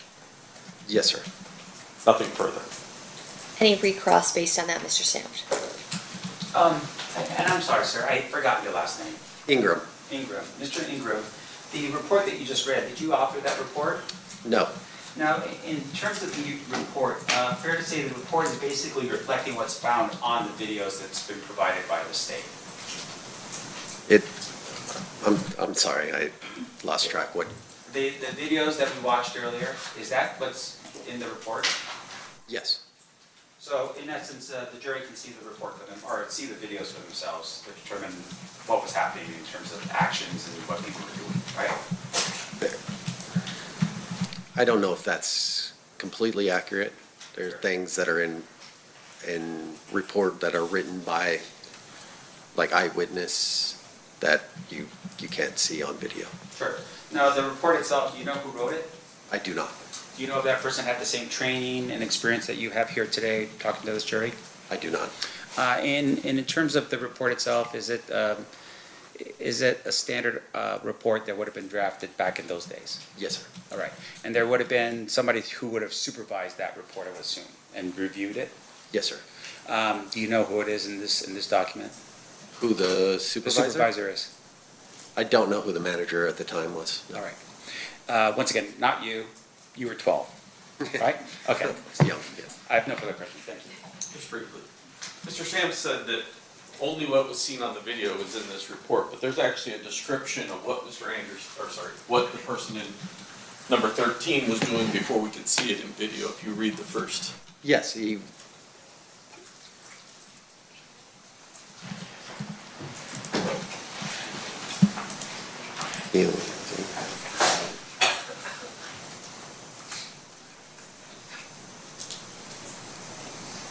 Yes, sir. This is a document that appears to be authored by somebody who was present and confronting Mr. Anderson from security as he was trying to get into the Coyote Cafe when he was attacked, and then we see on video kind of the remnants of that attack, but not the beginning of it, correct? Your Honor, I'm sorry. I'm just going to object to that question. Well, he opened the door with that question by Leading? saying, What's your response on leading? oh, as bleeding? Oh, okay. Read the first 4 lines of the report. I'll rephrase my Okay, question. so it's sustained, you may rephrase. Read the beginning of the report.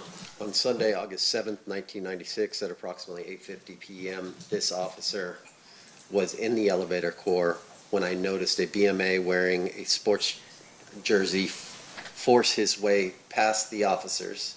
Your Honor, at this particular point, I'm going to object as this is hearsay, and there's no exception to this particular statement being brought in. Okay, your response on that one? 2 things. 1, he opened the door by claiming this report only says it's that. 2, it's a report generated at the time by the person who witnessed it, and it is a record of the MGM, from MGM in 1996, all of which would qualify for admissibility. Your Honor, may we approach? Sure.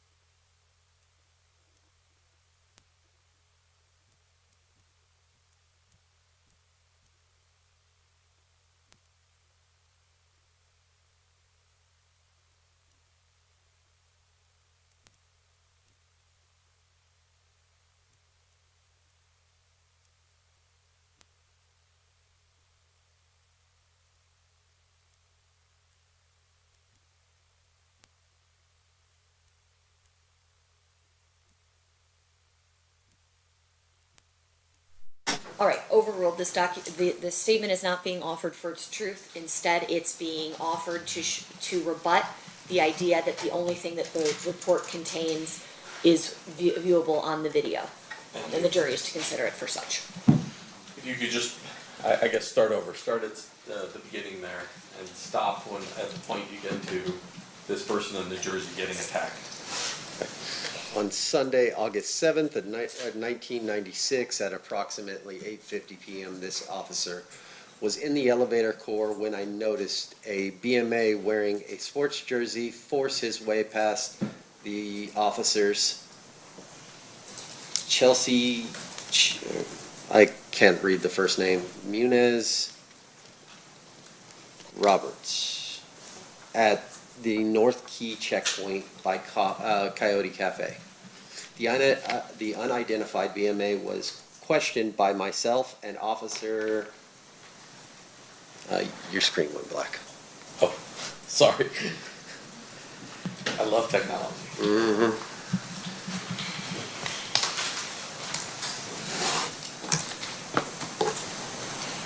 Your Honor, maybe approach again while Mr. Giacomo is working on technology.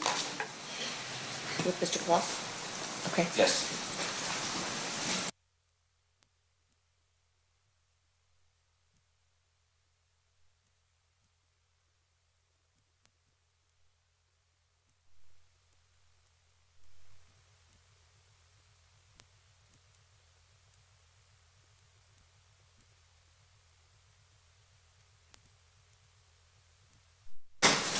Go ahead, I think you were at officers whose name you couldn't quite figure out.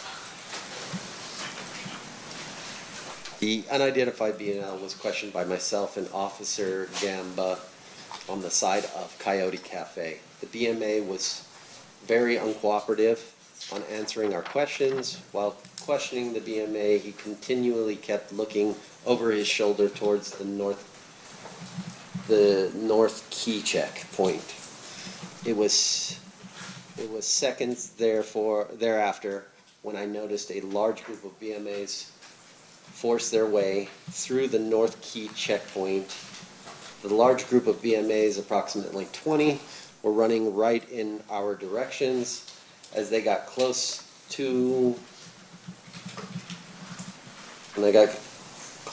close to the BMA that was being questioned, started to run south towards the elevator core. Around 5 or 6 BMAs from the group caught up with the single BMA, grabbed him, punched him, and knocked him to the. That's probably far enough. Okay. Thank you, sir. I have no more questions. Okay, Mr. Sam, anything else based on that? I guess that'd be recross. No, Your Honor, but with regards to my discussions with the state, I'm going to move for the admission of that particular page that was read into the record. Any objection by the state? I don't. There's a second page. You want to read it all first and then make a decision as it's the first page or both pages? Is it bad, the second page? At least page 1 will be admitted. Page 2 is still up in the air. But would that be next in line for the state, or do you want it as defense exhibit, Mr. Sampson? This will be defense exhibit B, Your Honor. Okay, so that'll be admitted as defense exhibit B. We'll hold tight to see if you want 1 or 2 pages. How many pages? Potentially 2, but right now, Okay, yeah. let my clerk know. Yes, ma'am. Thank you. So nothing further. Nothing further there. Any questions from the jury for Mr. Ingram? We do have at least 1. Okay, can I have the parties approach?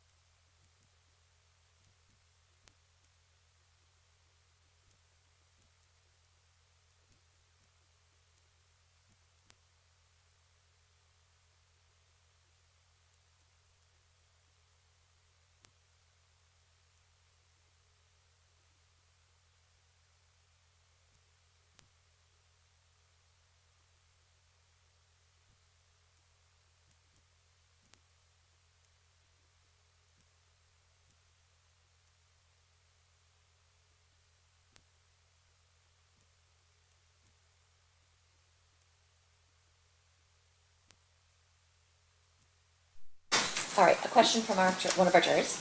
Do you know where the person or officer who wrote the report at MGM from the security team witnessed the person in the jersey by Coyote Cafe? Can you restate that for me one more time? I can try, or I can read it again. Yes, ma'am. Where is the officer or person who wrote the report at MGM from the security team witnessing the person in the jersey by Coyote Cafe?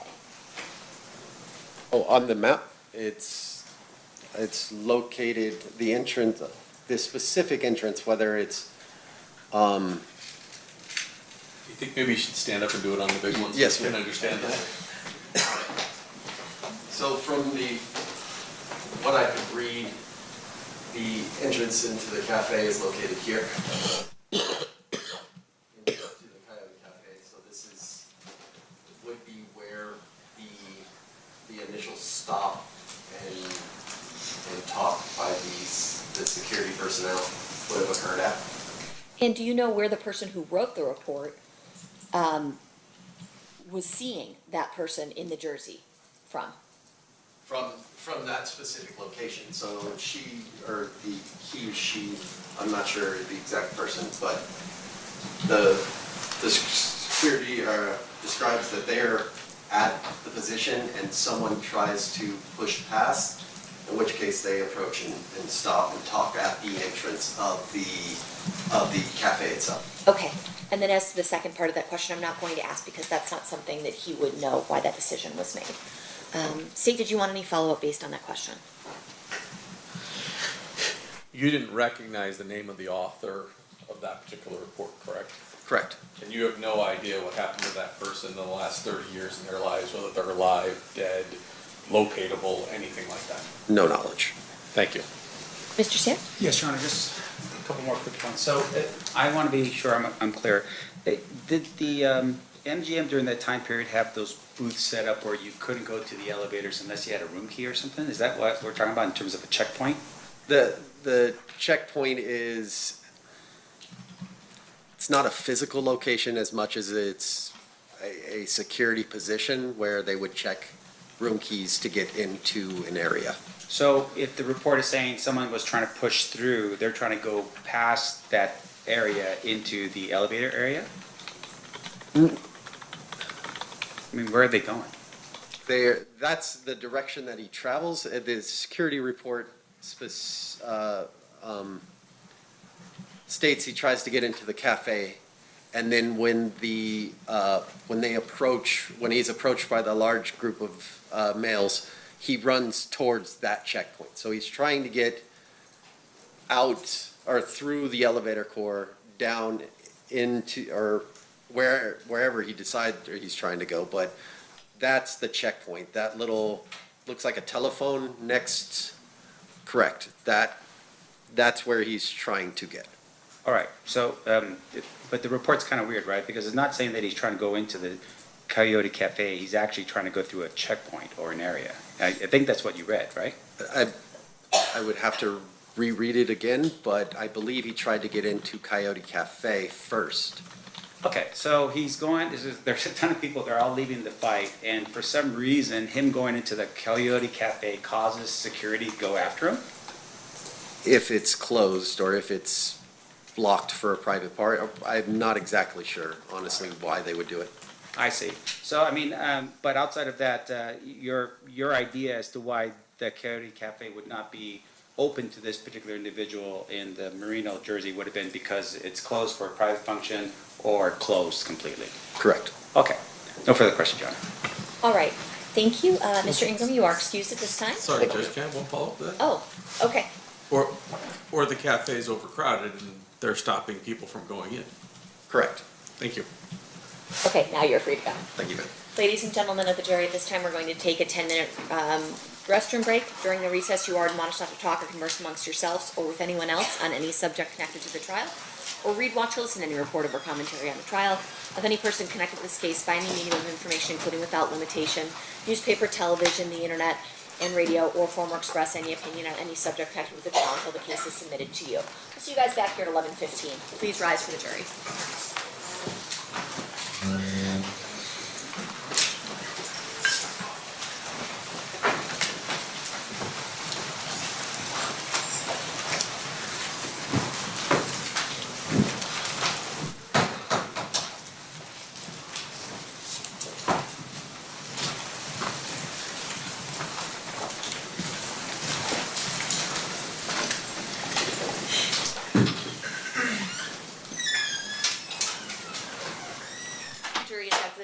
anything we need to address outside the presence. Well, I'll work with the state with regard to the last proposed defense exhibit. Okay, perfect. Thank Well, and then let my clerk know what pages you wanted in, or give it to her, actually. Yes, ma'am. You're gonna have to print that out, I guess. We'll be in recess.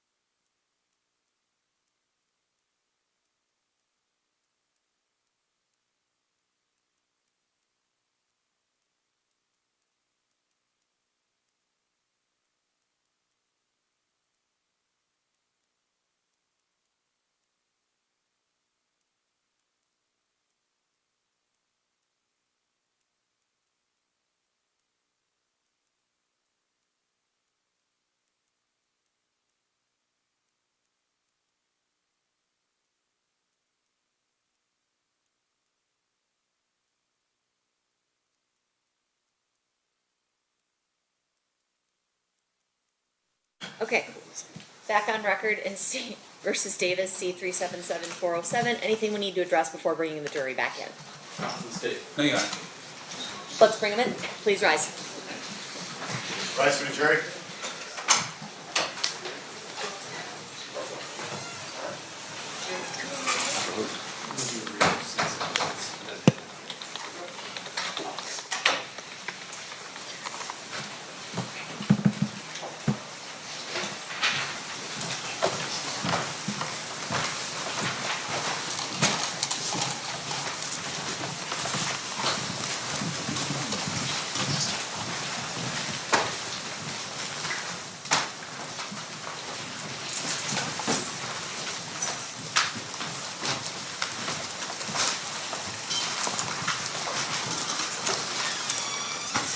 Do the parties stipulate to the presence of the jury?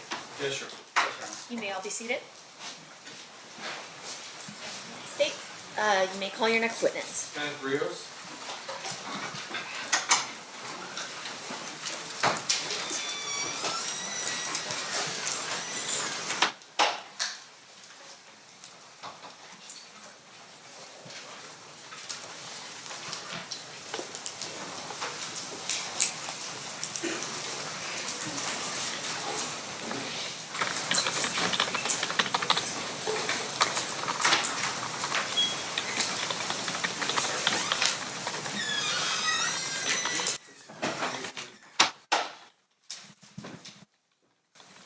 Good morning, sir. Good morning.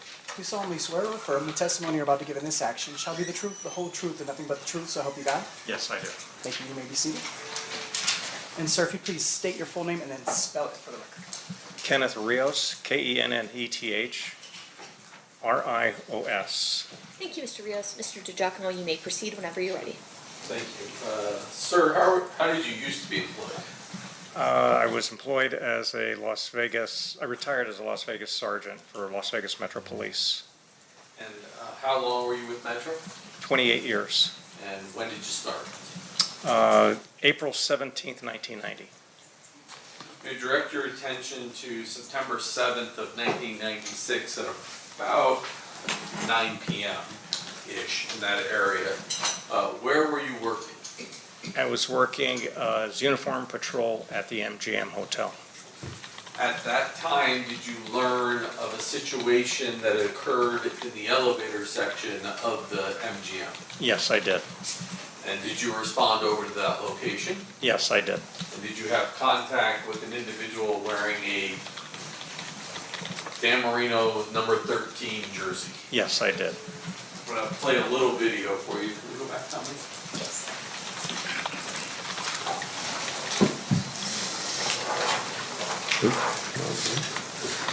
And this is 115B. And I got to play it with the other program. I don't know why.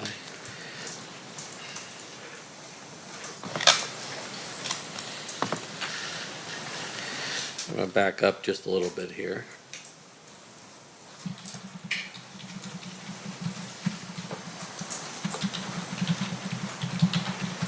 When you come in.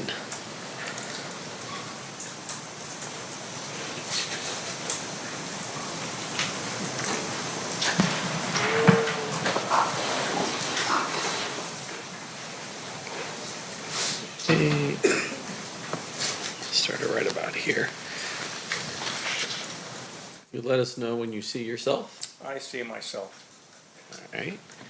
And which of the three officers we have on scene there are you? One with the dark hair, my back, well, it was dark back then. My back is towards the camera facing the gentleman that has the Merino jersey on. Eventually, if we watch this video, you have a conversation with this individual, correct? Yes, I did. And at that time, did you ask him to identify himself? Yes, I did. How did he identify himself? He identified himself through a California driver's license, which security had in their possession and gave to me. Back then, this is just a fight call and he's the victim, correct? We thought he was a victim, yes. And so, did you talk to him about whether or not he wished to press charges or be involved. Describe that for us. Yes, I asked him first if he needed medical assistance, and he refused. He said he was fine. I then asked him what happened, and he told me basically that a couple of guys that he didn't know jumped him. And once again, I asked him if he needed medical. He said no. I asked if he wanted to file a report, and he said no. At that point, was he released and free to go on his way? Yes, he was. Later on that evening, did you learn about a shooting involving Tupac Shakur? Yes, I did. And then were you asked to then draft a report as to what your interaction was with Mr. Anderson? Yes, I was. And at that time, what name did you remember for Mr. Anderson? It was Orlando. I remember his first name. Is it anything unusual that when a victim gets attacked and doesn't want to press charges or write a report, for you not to have written a report that night? No, it's not. Basically, if you don't have a victim, you don't have a crime, as we put it, which isn't necessarily true. You always have a crime. But if you don't have a victim, the chances of prosecution, you won't get any information, and so we don't take a report if the victim refuses. It's only afterwards, the incident that occurs a couple hours later, you then go back from memory and write down what you recall from this incident. Yes, I did. And you were able to remember his first name as Orlando. Yes. Nothing further. Cross, Mr. Sift? Mr. Rios, Yes, sir. did you review anything in your preparation for your testimony here today? Yes, I did. What did you review? I reviewed my officer's report. I reviewed my memory. I reviewed also the last statement that I gave, I believe was to the grand jury a few years ago. Okay. And I would assume that prior to your testimony at the grand jury, you reviewed your officer's report back then even? Yes, yes, I did. Prior to testifying in front of the grand jury? Yes, sir. Okay. Make sure we're clear here. You wrote that report, that's in the normal course of your duties as a police officer? Yes, sir. No exception to, in terms of you conducting your business as a police officer, that you don't ever write a report? No, there's some instances where I may not write a report. Sure, can you tell us what those instances are? Not offhand, because it's been so long. You don't write a report for everything that you do. Everything's recorded in some way through the computer or through dispatch, I'm sure. But to sit down and write a formalized report on all my actions, no. So in terms of all your actions, are you saying, like, for instance, if you get up out of your cubicle and you go into your sergeant's office to talk about fantasy football, oh, no, that wouldn't have been back then, talk about the game between the Bears and the, Chargers, we're not talking about that kind of documentation, right? Right, I would never talk about the Bears, but yes. Okay. And there we go. And in terms of the way, though, you would handle, like, for instance, if you're doing an investigation, or in this case, you're part of an incident that occurs, a report would be drafted for something like this. Yes and no. It would just depend. It would depend, it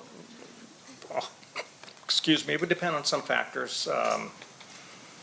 In this case, there was no victim. He refused any kind of help. But it was worth noting because of his involvement. Yeah, and so the state had asked you a question specifically as to when you wrote your report. You wrote it after you got off of this particular shift. Is that when you wrote your report? I don't recall when I wrote it, but I'm sure that my officer's report would reflect that time. But I know I didn't write it immediately after. All right, and in terms of your knowledge that Tupac Shakur had just been shot, your testimony to the jury is that you had understood at that point that potentially a person by the name of Orlando may have been something to do with that particular case? I don't recall if that was the reason why I wrote the report, if that's what you're asking. Yeah, because I'm a little curious. Like, how do you, there's a shooting of Tupac Shakur. How do you, is it because you heard that there's a shooting up at Tupac Shakur that you go, wait a minute, there was an incident that occurred with Tupac on property? Is that how we get to this point? Back then, I don't recall if that was the process that I went through to make the report. I don't believe so. I believe that there was some other officers that probably told me and suggested that I write a report because of his possible involvement. Right, so news goes out throughout the valley, Tupac has been shot, and then you're advised, hey, there was something happening with Tupac, just capture whatever it is that you remember, right? I don't recall that happening that way, but for most intents purposes. Right. Now, in terms of your report and you writing it, you're still, I mean, you're still on property when you hear that this incident had occurred with Tupac Shakur. I don't recall where I was at the time. Okay. Would you have ever called back to the MGM and say, hey, capture more video of, you know, this particular incident and the guy with the Merino jersey, you know, the night of the shooting to help them with whatever investigation could be out there? Did you do that? Not that I recall, no. Do you know of anyone else among the 3 officers that were there or any other officers would have done something like that? I have no idea. Okay. Maybe they're all Bears fans, and that's the reason why they didn't do that. It could be. Yep. Let me ask you this, though. In terms of your, this particular night, extra officers show up as overtime. They work overtime. Is that what this is? Yes, sir. All right. And they're doing it for a special event, right? Yes, sir. And in this case, this special event was the Tyson fight. Yes, sir. All right. In terms of the amount of people in Las Vegas, I would imagine there would have been a lot. A lot of people? Yes. Yes, sir. We see video showing, obviously, a lot of people at the MGM. Yes, sir. And would it just be the MGM where the fight was taking place, or would that be throughout the Strip? No, there'd be officers on other properties. Yeah. And once again, these officers are on there because of the anticipated flow of people coming into Las Vegas for this special event. Yes, sir.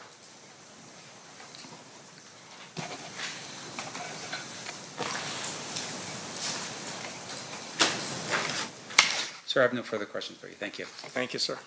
Anything further, Mr. DiGiacomo? No, Judge. Ladies and gentlemen of the jury, any questions for this witness? We have at least one.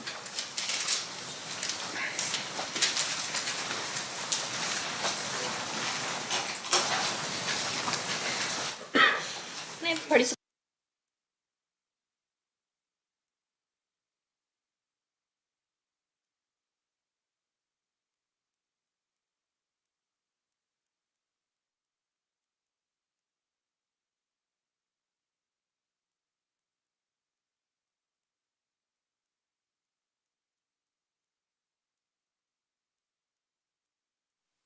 All right, a question from one of our jurors. After an incident like that, is it customary to not follow the people who did the assault? Is it common for everyone to stay with who you thought was the victim? My position at that time, yes, it would be to stay with the victim because we had already radioed 2 other officers that were on scene. Okay. And as well as the MGM security had radioed to their officers up front. So it would have been my responsibility to stay with the victim to make sure that he wasn't in dire need of medical assistance or still wanted to file a report. Okay. Any follow-up based on that, Mr. DiGiacomo? No. Mr. Samft? No, Your Honor. Okay, perfect. With that, you are free to go, Mr. Rios. Thank you. All right. State who is your next witness? William Hedemeyer? William Hedemeyer. William.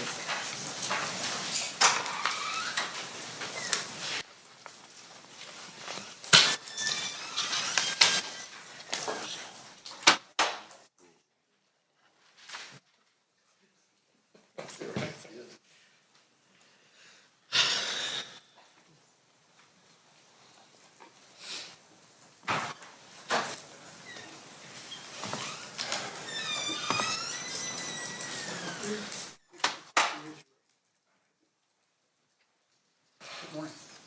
You solemnly swear or affirm the testimony you're about to give in this action shall be the truth, the whole truth, and nothing but the truth, so help you God? I do. Thank you. May I have a seat? Thank you. And sir, if you please state your full name and then spell it for the record. It's William Heidmeyer, William William, and Heidmeyer, Heidmeyer. Sir, whenever you're ready, state you may proceed. Thank you. Sir, back in 1996, were you working here in Las Vegas? Yes, I was a security officer at the Maxim Hotel and Casino. And the Maxim these days is now the Westin on the corner of Koval and Flamingo? Correct. And it's on the northwest corner. Yes, northwest corner. Actually, sometime prior to 11:17 p.m., were you engaged in an investigation with some Metro officers? Yes, I had 2 Metro officers with me, and we were looking for stolen vehicles. There were 5 or 6 Dodge Caravans that were stolen out of our parking garage that night. And where were you located when something unusual did happen? Well, I was on the ramp of the 3rd floor of the parking garage on the southeast side of the property. And while you were there, describe what you hear. Well, the 2 officers, another security officer and I were standing around one Dodge Caravan, and we just suddenly heard a lot of gunfire. And we ran to the barrier wall that was overlooking Koval Boulevard, not Koval, Flamingo Boulevard, and that's when I witnessed what I saw. So you hear a bunch of shots. Do you have any idea how many you heard? It sounded like a lot. 1 volley, 2 volleys? 3 volleys. 3 volleys. Yes. You heard. And when you say a lot, I mean, to some people, can you put any sort of number on it? I had 3 to 4, maybe even 5 each volley. It was a series of pops. Somewhere between 9 and 15 shots in a series. Something like that. You said after the shots fired, you guys ran to the retaining wall. Yes. I assume you ducked for cover at first. No, because I was armed, so I was leaning over the retaining wall to see what I could see. And when you look over the wall, what do you see? I see a line of vehicles in the left straight lane on Flamingo heading east, and there's several vehicles. There was a white Dodge Stratus at the front, a black BMW behind it, another dark car, and I believe another car, and then there was a white Chevy Suburban behind that, and several more cars. Do you see anybody outside of those vehicles? Yeah, there were a number of people standing outside of the vehicles in the traffic lanes. And do you see any of them armed? One gentleman was armed, one black male adult, very young, well-dressed. He was wearing a very bright white 3/4 sleeve shirt, black pants, and a black dress vest. And at the time that you see him, is he firing his weapon? No, he's not, but he does have the weapon in his hand. It was an automatic weapon, automatic pistol. Semi-automatic pistol? Yes. And is he holding it down? Is he pointing it in a direction? He wasn't pointing it in any direction. It was kind of just off to his side. What do you see this caravan of cars do? Well, I looked back because the Metro officers jumped in their cars to pursue. And then when I turned around, everyone was back in their cars again. And they made a U-turn heading west on Flamingo towards Las Vegas Boulevard. All of the cars in the caravan? Yes. And so you see them make a U-turn at Koval and head back towards Las Vegas Boulevard. Correct. And those vehicles, you saw the 2 Metro officers you were with jump in their vehicle to give chase to that caravan. Correct. At the time that you're out there and you see somebody with a gun, you've just heard shots fired, is it the conclusion you originally drew that that person was your suspect? Yes, yeah, that's what I deduced at the time. And based upon the officers following that caravan, that's a reasonable assumption that they deduced that as well. Right. They asked me what direction they were going. They rolled down their windows and were asking me what direction everybody went, and so I pointed to make a right and head towards Las Vegas Boulevard. And those officers then went after the caravan. Correct. Objection as to speculation. What's your response? Well, he watched them do it. He didn't Okay. testify. Did he testify that? Did you watch Lay the some more officers? foundation. Did you watch the officers go after that caravan? Yes. Okay. Thank you, sir. I passed the witness. Okay. Any questions, Mr. Stamp? Yes, Your Honor. Mr. Heidmeyer, I'm going to show you it's been marked and admitted as State's Exhibit number One? one. No. Yes. Want one, you want two? Let me both. Thank you. Closer to 96, more modern. You were right. All right. I'll show you State's Exhibit number one here. You recognize this photograph? Yes. Okay, just to get to the point, this is Las Vegas.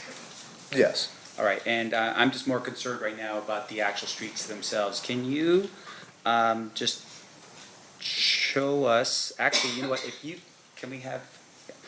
could step down out of the witness chair and just go to that screen, I'm gonna have you point out for the jury where everything's at, okay? Okay. All right, can you point and show us where the Maxim Hotel is? The Maxim Hotel, this is Cobol and that's Flamingo, would be right about here. Let me help you out. Yeah, right about here. Okay, and just for the record, it looks like you're pointing in this area right here? Well, this would be the hotel and this would be where the parking garage was. And there was parking in front of the parking garage as well. All right, and just for the record, I'm pointing to the north part of, this would be Flamingo that I'm pointing at, is that correct? Correct.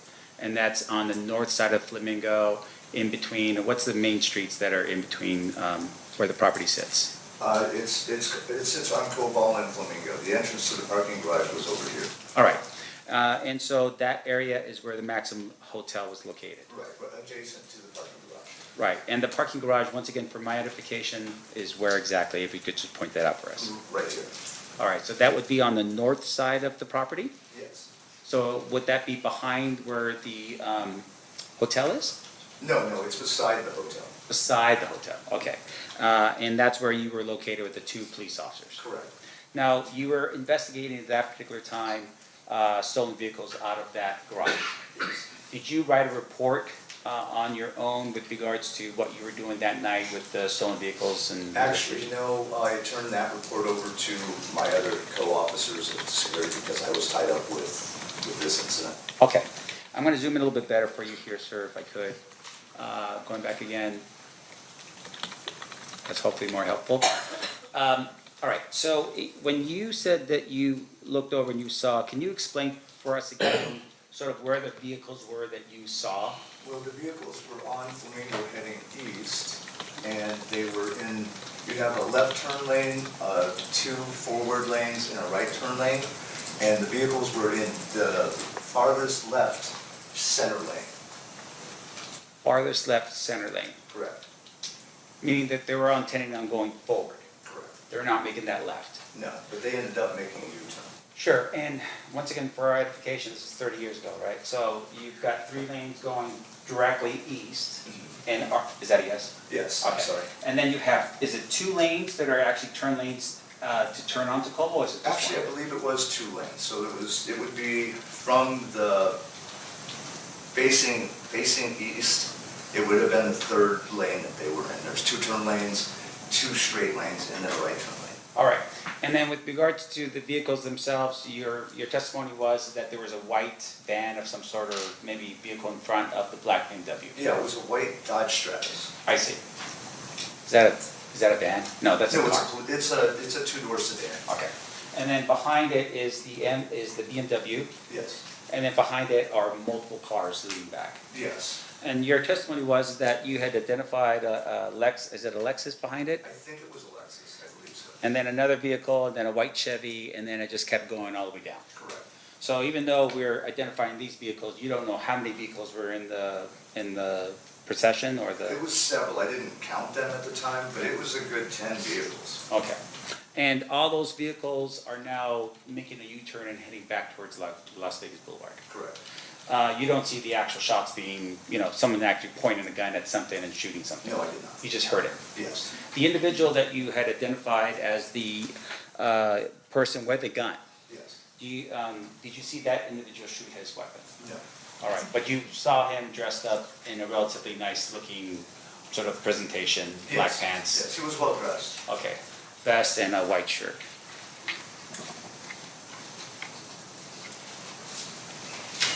Okay, I have no further questions. Thank you so much, sir. I appreciate it. Yeah, you can go back there, yeah. Sit down. Yeah, sorry. Thank you. Thank you. No worries. State, anything further? No, Your Honor. Ladies and gentlemen of the jury, any questions for this witness?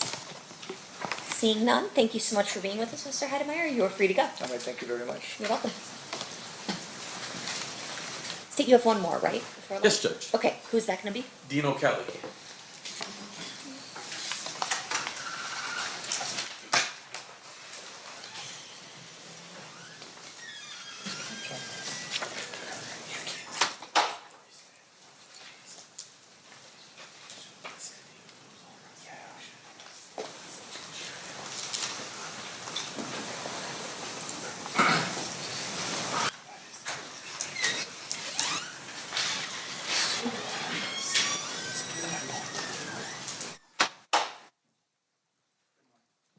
Solemnly swear or affirm testimony about to give in this action shall be the truth, the whole truth, and nothing but the truth, so help you God. I do. You may have a seat. And if you please state your full name and then spell it for the record. It's Dean O'Kelly, and it's DEAN O''K-E-L-L-E-Y. Thank you, Mr. O'Kelly. You may proceed, Mr. DeJarno. Thank you. Sir, how are you currently employed? I'm a deputy marshal in District Court with Judge Erica Mendoza. Prior to become a deputy marshal, well, I guess you've had multiple hats. At some point, were you a Metro police officer? Yes, I was for 20-plus years. And approximately what year did you start? September of 1991. And then, when did you retire as a Metro officer?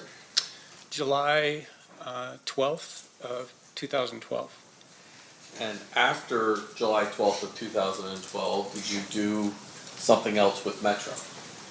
I did for about almost 8.5 years. I was a cold case homicide investigator. Now, well, let me ask you this, when did you first go to homicide? In 2003, on July. So on September 7th of 1996, what was your assignment? I was a detective in the gang unit on one of the enforcement teams. What does that mean you did for Metro? What's an enforcement team?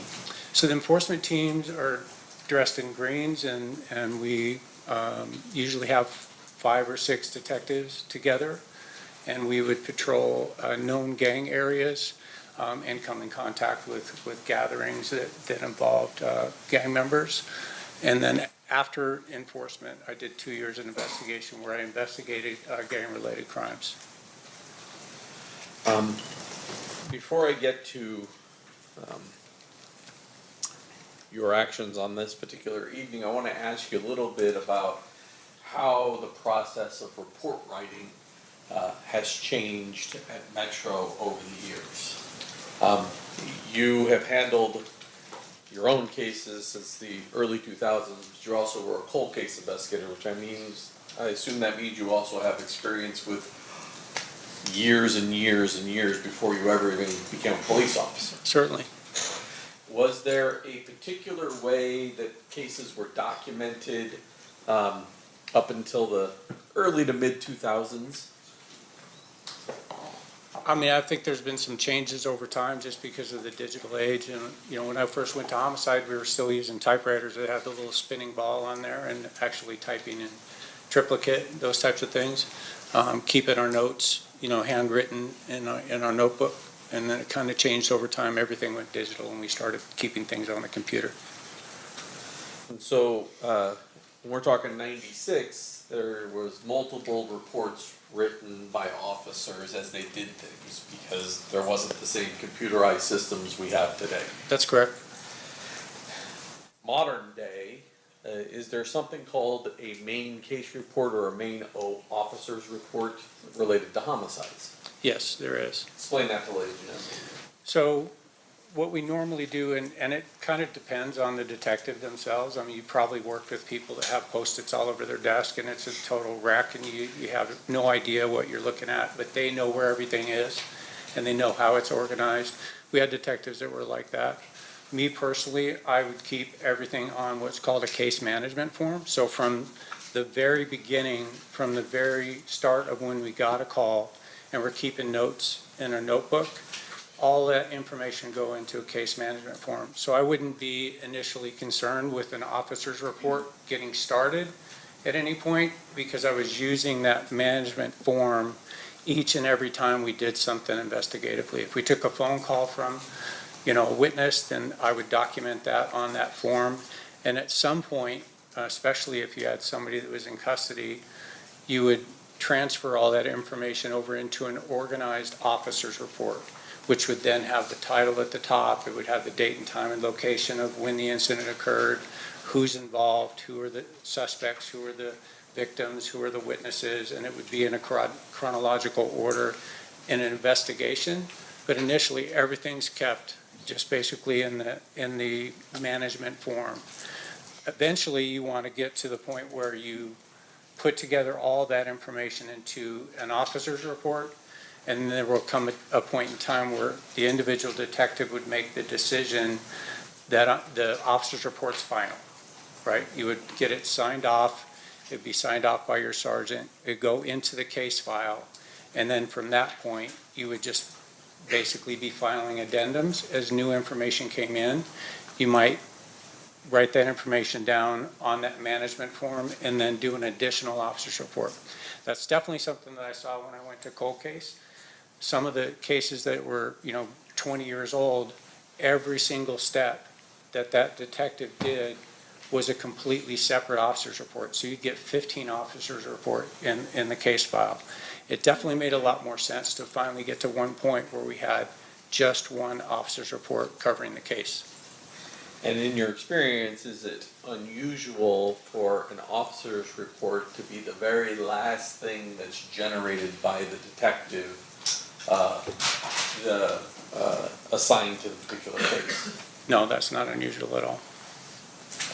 I want to direct your attention back to September of 1997, and I'm going to put up really two aerials for you first of all, but I'm going to start with State's Exhibit number 1. Can we go back to me?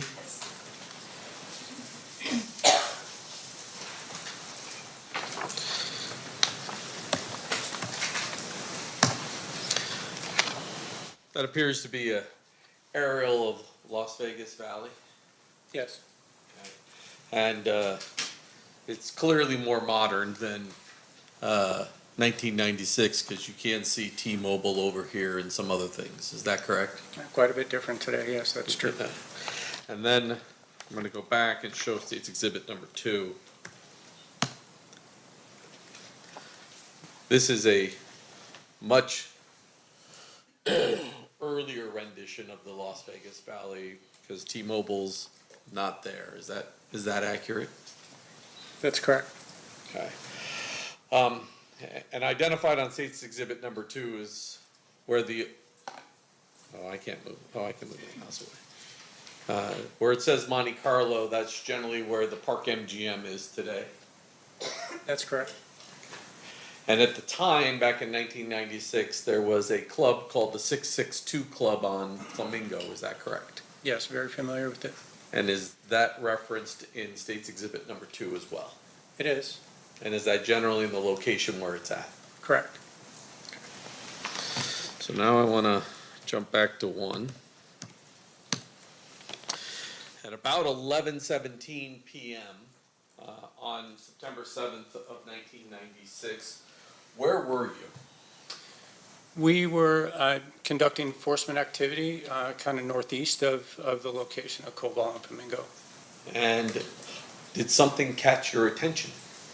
Yes. As we were out with a couple of 2-3 gang members, we heard over the radio an officer rather excited, certainly under a stressful situation, reporting shots being fired and requesting a code red on the radio. We weren't very far away, so we cut the guys loose that we were with, got in our vehicles, and with lights and siren, we went over to respond to that area of the Maxim Hotel. When an officer calls out code red, what does that mean? What is he trying to do? The code red is so that no other radio traffic is coming across except for what those officers are going through. So it's trying to keep the radio traffic to a minimum So we didn't even announce that we were en route. That's not important for dispatch or really anybody else to know that we were on our way, because we're waiting for updates from that officer or from the officers involved. So we stay off the radio. It's a sacred thing. You don't break the code red unless you really have to get on the radio. And where do you respond to? We responded to the intersection of Koval and Flamingo right there at the Maxim Hotel. Now it's called the Westin. But we went into the parking lot on the south side of the Maxim, and where we saw a patrol unit. At some point, do you walk out onto Flamingo? Well, let me ask you this. When you first arrive, is there traffic still driving eastbound on Flamingo? Yes, I mean, nothing's changed so far as traffic at that point, because whatever had happened was several minutes before that. So now people are still just driving by. We got to the parking lot. My Sergeant Cindy West, had inquired as to where the shots had come from, and we were able to look out into the street there on Flamingo, just west of Koval, and I saw in the headlights just little glints of light and recognized that. I spent plenty of time on a firing range, and I know what brass looks like on the ground. So we were able to determine where several cartridge cases were located in the street west of Koval on Flamingo. I'm going to approach and show you State's proposed exhibit 34 to 41. As you look through those, I'm going to grab something from the clerk.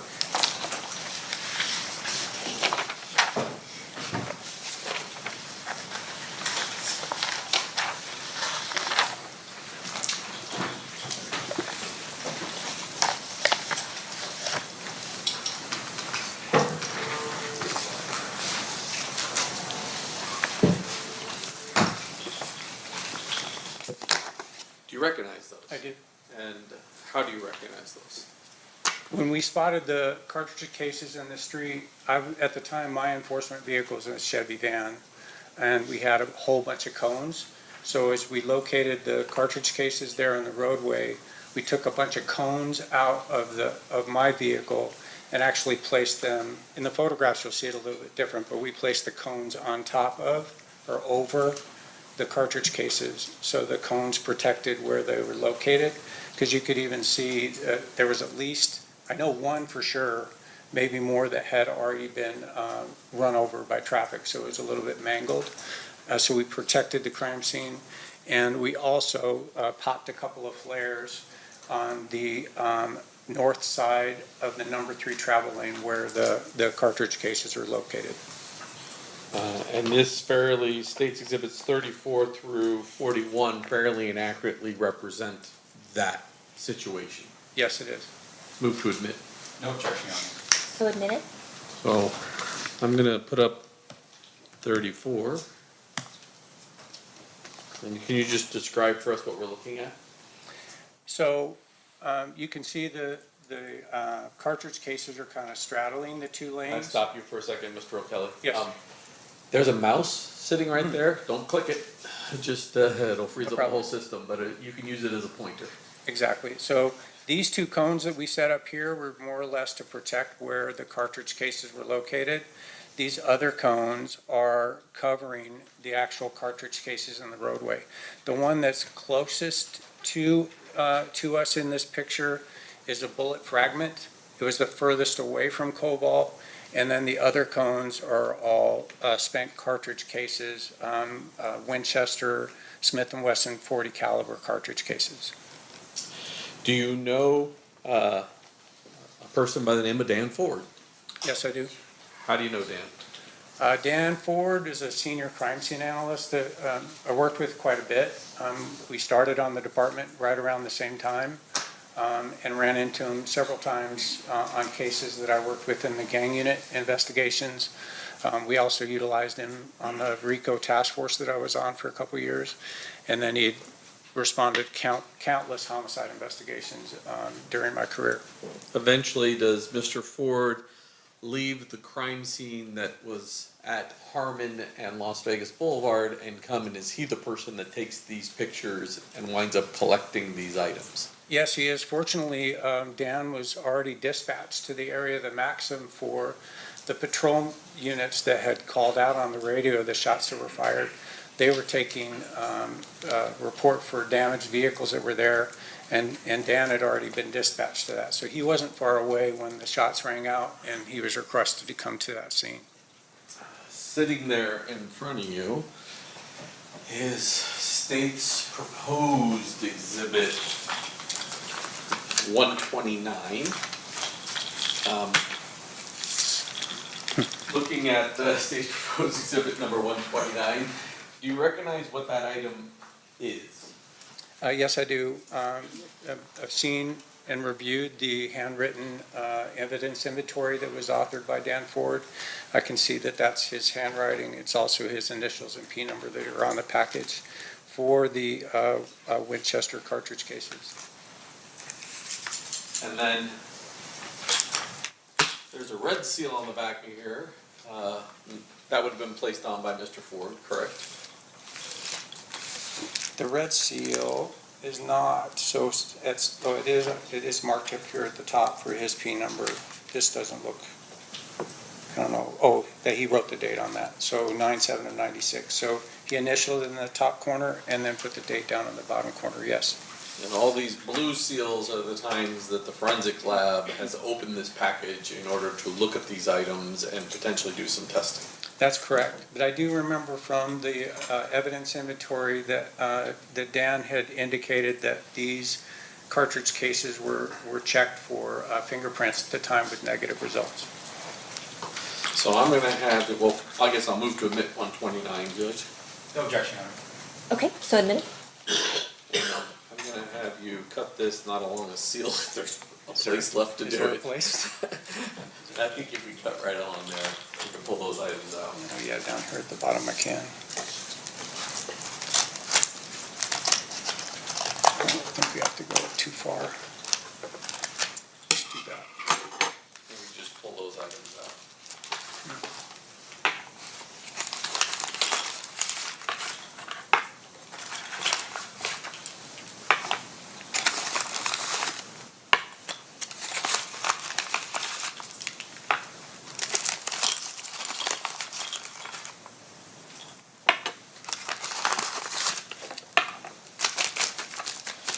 These, well, they will eventually be marked 129 G, well, A through G, but I'm going to show you this one, which has a 14 on the top of it. And you said you remember at least one of them was mangled. This one's flattened on the opening opposite of the head stamp. It's flattened, so it's been run over. And there appears to be at least one more of these that has some damage to it. Several of them have damage to them. Is that correct? They're definitely misshapen. A couple of them are. This is actually the closest that I've seen them, because when we came out, we just put the cones right over the top of them, didn't mess with them at all. So I'm able to now look at even the primer impacts, which is significant. Why is that significant? Because a Glock pistol has a rectangular opening for the firing pin. It's vertically oriented on the front of the bolt face for a Glock pistol, and you can tell by looking at the primer impact that that's roughly the shape of the impact on the primer. So that suggests to you that the weapon was a Glock 40. That's correct. Now, Detective, or I guess it's Mr. O'Kelly now. Detective retired. I don't know. Deputy Marshal. Yeah, Deputy Marshal, there you go. While you're at the scene, are you getting updates on the radio as to potential suspect vehicles that you should be looking for? Periodically, again, that code red is in effect for quite a while, so there's not a lot of radio traffic that was going on. The call came in initiating the code red at 11:17. We were a short distance away and we went code. Well, we ran code, so we did lights and siren. It didn't take us very long to get there. I know that Sergeant West waited until there was a complete lull in the radio traffic and announced that we were en route and arrived at the same time. And I believe that was at 11:26. We had been there before that. So we were there before 11:20. We were already there at the scene. So at about a little bit past 11:30, we got an update on the rough description of a light-colored Cadillac. I know at some point on the CAD report it said late 90s. It had to be late 80s, right? This is 96.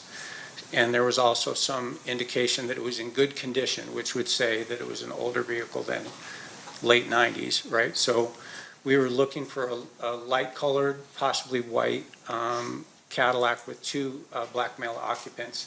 And there was a report that it was northbound on Audrey, which now Audrey Lane is the Link, right? It's the Link lane. So it's on the west side of the Maxim going north. There was some report that possibly that's where the suspect vehicle had gone. So initial report says light color Cadillac, last seen northbound on Audrey. Right, with two black males at that point. Do you wind up getting updates throughout the evening as to the vehicle you're looking for? We did, I'd say,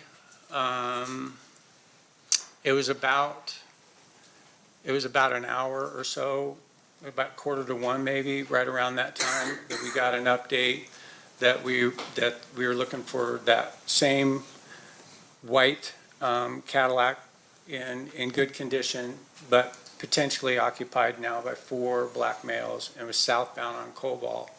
That later made a little bit more sense to us, especially that we were out on the eastbound lanes of Koval, right just short of the intersection, and that the Cadillac had to have been to the south of the BMW, and it made more sense that they would have made a right turn. So that definitely clicked when we were told they were southbound on Koval. Does there come a point in time when you do what's known as an ATL or attempt to locate that particular vehicle? Yes. Thankfully, because Dan Ford was not too far away, we were able to get relieved from our protection of the crime scene where the cartridge cases were located. And I think we cleared exactly an hour after the initial code red was called. And that was the first thing that we did was we went south on Koval, we checked areas that we frequented in the gang unit, looking for potentially really any light colored Cadillac. I mean, the kind of the yellowish lights that we have in town, the street lights that they use for low, so it's not too much light in town. Those can kind of throw you off on color. So we were looking for any light colored Cadillac. We'll put back up, State's Exhibit 1. During all this time period that you and your partner ATL'd for this white Cadillac, did you ever drive into the parking lot of the carriage house? No, I can say that in my 35 years, I've never been in the carriage house. Thank you. I pass the witness. Okay, cross-examination, Mr. Sampson. I'm sorry, sir, what's your last name again? O'Kelly, O''K-E-L-L-E-Y. Mr. Kelly, thank you for being here today. Your testimony, obviously, I would imagine before you were here, you probably reviewed your reports, whatever it is you wrote during that time period. I didn't write any, certainly. Even after I went to homicide, I wasn't involved in the investigation for this case. I did review the CAD report, the computer-aided dispatch report, noting those times. I don't have that great a memory, so I'm going to have to tell you that. And that handwritten evidence inventory by Dan Ford. I have both copies right here in my notebook. I see. So at the time you retired as a homicide detective? I did. And then at that point, you came back to work as, in the cold case unit as an investigator. I did, yes. All right. Now, a couple things. First of all, when you retired as a detective with homicide, were there any outstanding reports that you had not drafted when you left? I can tell you that and people love me, so they got a limousine and we had a big party. So as there was a limousine out in front of headquarters at 400 Martin Luther King, I was typing the last officer's report that I needed to personally finish. I was leaving a partner behind, whose name is also Dean, so he was able to, tie up any of the cases that we had at that point. But I would say there were, but the ones that I knew I needed to get done before I left, I got done. And the reason why you prioritized those ones is because I would imagine they're still open investigations and you're handing it off to the next person to continue with your work. That's correct. It makes it easier for them if it's tied up as best we can. Right. Did you take any of those cases with you when you went over to the cold case unit? When I came back to cold case, that was the original reason that I even agreed to do cold case homicide investigation was because of unsolved cases that I personally had investigated, one in particular. So as soon as I came back to cold case homicide, the very first thing I did was go and pull Jamie Sheldon's case and bring it over to my desk. That's the first case that went there. And we were able to work,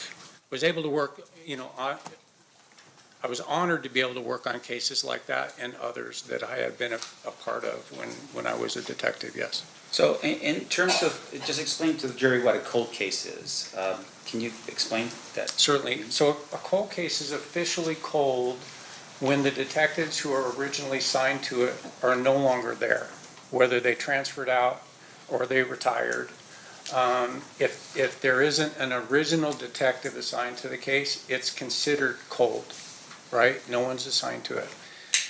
Those cases can be handed off to other detectives that are still in the unit. I remember, when Marty Wildman left the department, he came over to me personally and said, hey, I'm handing Teresa Insana to you. Can you take this case on and continue to follow it up?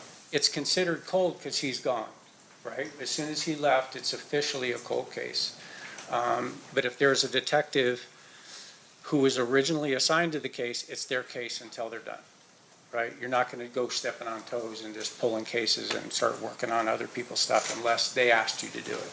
And with regards to the cold case unit, I'm assuming there's probably 2 detectives who are the official detectives for the unit, then you have investigators, retired homicide detectives that help with the investigation? That's correct. Initially, when Sergeant Hefner, sergeant in homicide, but then came back with me at the same time. So the 2 of us came back and we were on our own. Like, we had a sergeant that was assigned to us, but basically they were a signature block. We could pull any case that we wanted and work on those. The department saw, thankfully, a lot to do with the work that we were getting accomplished, where we solved 20, 25-year-old cases, and the department's able to go to the media and say, look, we're not giving up after all these years. We're going to continue to follow these cases and solve them. Because of that success level, then the department dedicated 2 full-time detectives that were still in homicide to the cold case unit.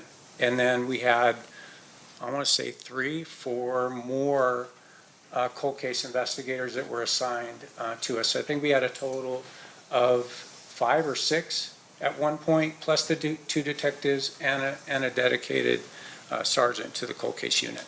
So in terms of your work in the cold case as an investigator, you're not a detective, right? No. So there is a difference in terms of your responsibilities versus the responsibilities of a detective. Correct. Because the detective would be the law enforcement officer. Certainly. And you are the person helping the law enforcement officer. Essentially, I mean, we can still steer the investigation where we want it to go. We're doing interviews, we're doing those things, but say authoring a search warrant. So we run into a situation where we need a search warrant done. It's going to be It may get written by one of us, but it's going to be sworn to as an affidavit by a detective on the department who's a sworn police officer. Have you ever drafted a report, I don't know, 8 years after you started an investigation? Well, because of cold case, yes, certainly. But Yeah. just as a police officer or a detective, have you ever waited, say, years to draft an actual report on something? I don't know what would be my record-breaking delay in authoring a report, but I'd say, yeah, if you're dealing with a case where there's nobody in custody, like you haven't arrested anybody, I mean, probably pushing 2 years before I finally said, you know, and even reluctantly said, all right, I'm gonna close this officer's report. It's signed off because we've run out of investigative leads. We're to that point. There's really nothing else coming in, and now that's officially done. Then there could be maybe somebody calling up, or we could have somebody that gets in a jam, right, where they're now looking at serious time. This has happened to us in cold case, where now that person says, hey, I have information on a murder.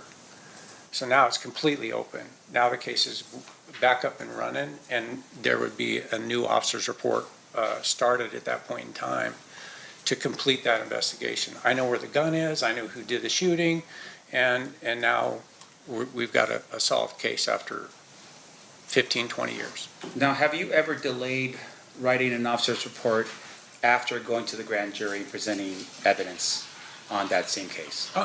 Yeah, I would say that I've gone to grand jury before officers' reports are done.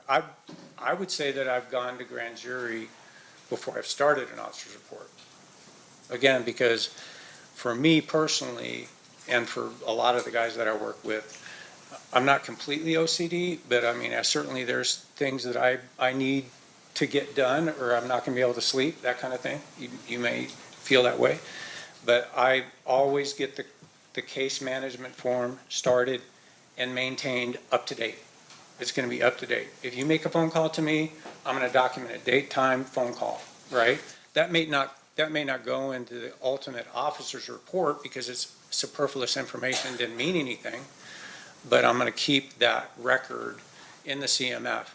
I might not even start the officer's report for months, and grand jury may have already happened. Now, I feel now some pressure to get that done, right? Because if I'm going to grand jury, more than likely we have somebody in custody. And I want the district attorney's office to have the benefit of a completed officer's report, although it's not necessary. Right, and so if you had submitted it to the grand jury or done your grand jury, you're telling us at some point you could delay finalizing your officer's report? Yes. Okay. Now, would you delay that officer's report until after you retire? Well, because I still have a partner that hasn't retired, I can have confidence in doing that. You know, we definitely did have that happen. I recall specifically a double murder that was not, the officer's report wasn't done when I left. Because I knew Dean was gonna be, Detective Rates was gonna be continuing on with it. Right, so you knew that the other detective would still be the detective handling the case through because you are now retired. No question. But what if you didn't have that detective there, that you're a partner? Would you have delayed after you retired to draft your officer's report? I would not. How about? I wouldn't be able to do it, right? I mean, I just know that I wouldn't be able to do it. That's why when, you know, the limo's out in front of headquarters, I'm typing an officer's report.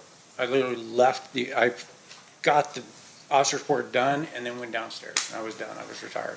Now, can you explain to us, I'm sorry for interrupting, but can you explain for us a little bit about why reports are so important to you in your line of work as a homicide detective?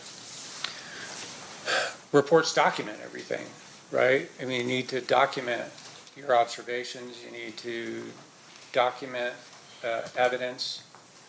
And for us, in homicide, or even in the gang unit before that, we did that with officers' reports. Officers' reports don't become evidence, right? Officers' reports are so anybody picking up that case file can walk through the investigation from beginning to the last part of an officer's report is conclusion, right? So it may be a conclusion as to what you believe happened and you don't have somebody in custody. it can be a completed officer's report where the case isn't solved. It's still open, right? But you can, it's, at that point, when you're doing the conclusion, it's more or less your opinion. This is what we believe based on everything else that precedes it in the officer's report. Okay. And that would, of course, help you later if you ever recalled to testify in front of a jury, to recall what happened. Oh, absolutely. That's the go-to document for somebody who's preparing for trial, is that officer's report. I mean, it can be lengthy. I've written officer's reports that are 70 pages long. And with regard to those reports and being 70 pages long, fair to say that details are super important when you're doing this kind of investigation. They are. And that would be helpful for you to remember details in the future, right, to write a good report. Right, the more extensive and the more detailed your report, the better off you're going to be, the more prepared you're going to be. But in addition to that, you could be documenting things that you observed or that you knew at the time you were doing the investigation that you don't realize were important, right? So I could document something in a crime scene that seems like it's innocuous, you know, something that's just doesn't seem like it's that important. And then later on, when maybe a suspect's in custody or, you know, the investigation's further, then you find out, oh, that one item that you made a note of now becomes important because the suspect touched it, or that was the murder weapon that was cleaned up and stuck over there and nobody realized it.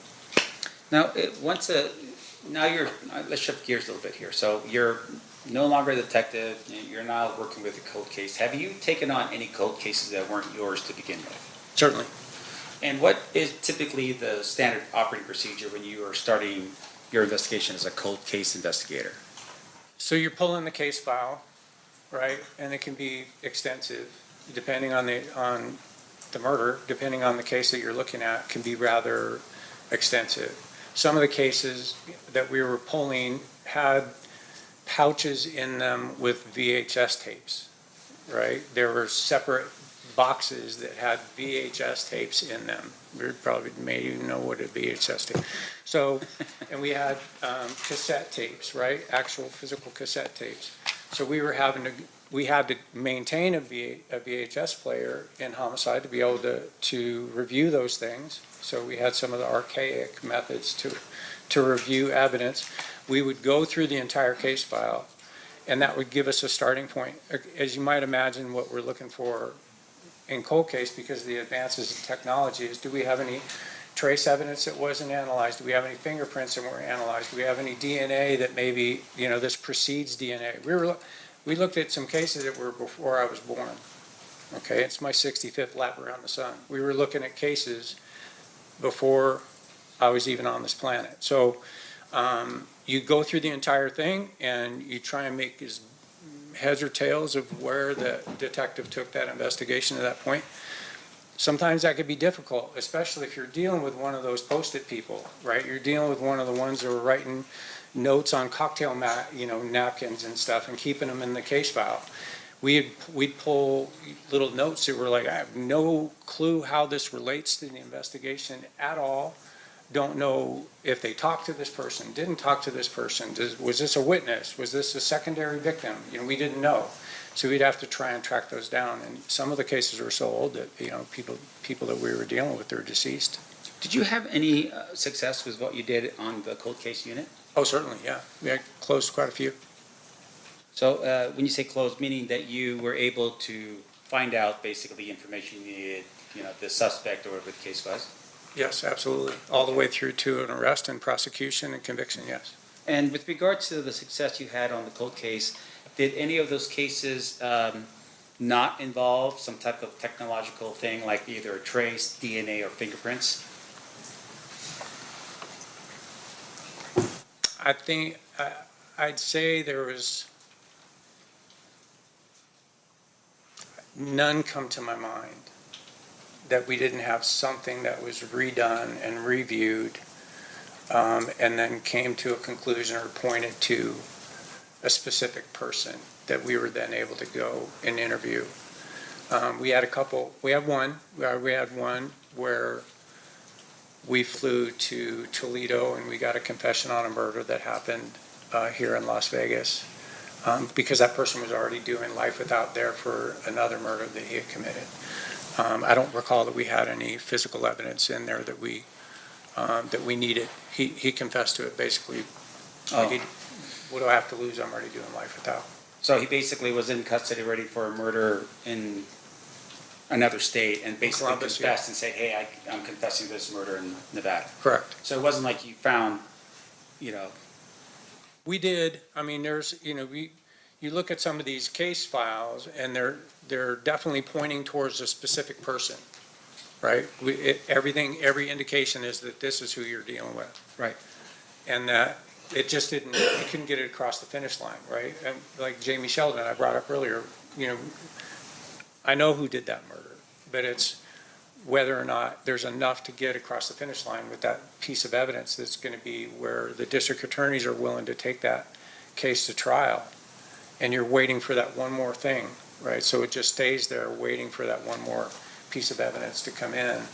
And that happened with some of the cold cases where it's like, hey, we knew who this person was. I remember one specifically where we had a guy where we knew in the gang unit who we were looking for.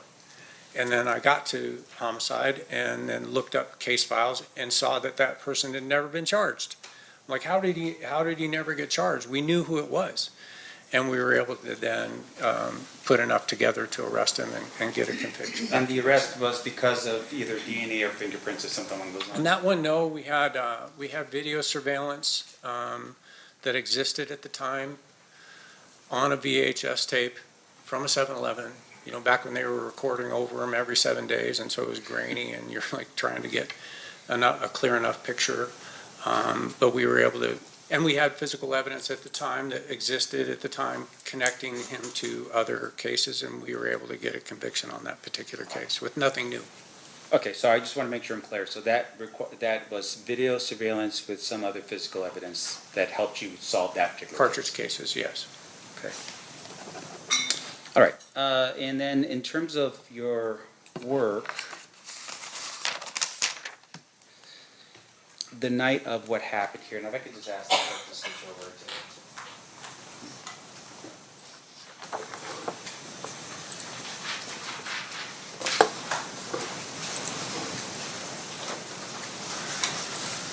Are you, does this help a little bit here about just zoning into what's, zooming into where this thing happened? Right, that the red triangle or the red rectangle there is where the cartridge cases are located. Near the intersection, I think the closest piece of evidence was 60 feet away from Koval, and they were out in the travel lane, probably 14, 15 feet away from the south curb. Okay, so my question is to you very specific. You mentioned a little bit ago about what potentially would be a white Cadillac traveling north on Audrey or Aubrey. Can you just, you could step out, Dean, if you want, and just actually point with you can just point at the screen from over there so the jury can see. So this is Cobalt. This is now the Weston, right? It used to be the Maxim. And this is the Audrey Lane going north. Down in here is Audrey Street that cuts over, it actually cuts south and then goes all the way over to the boulevard. But the initial report was that we had this light colored Cadillac occupied by two BMAs that went north on Audrey. So they would have to, with the entourage that everybody had U-turned and gone this direction, they would have to have followed and then turn right to go up on Audrey. There's really no way for you to get from eastbound Flamingo at Cobalt to northbound Audrey without making a U-turn. Okay, and just if you could stay there for a second.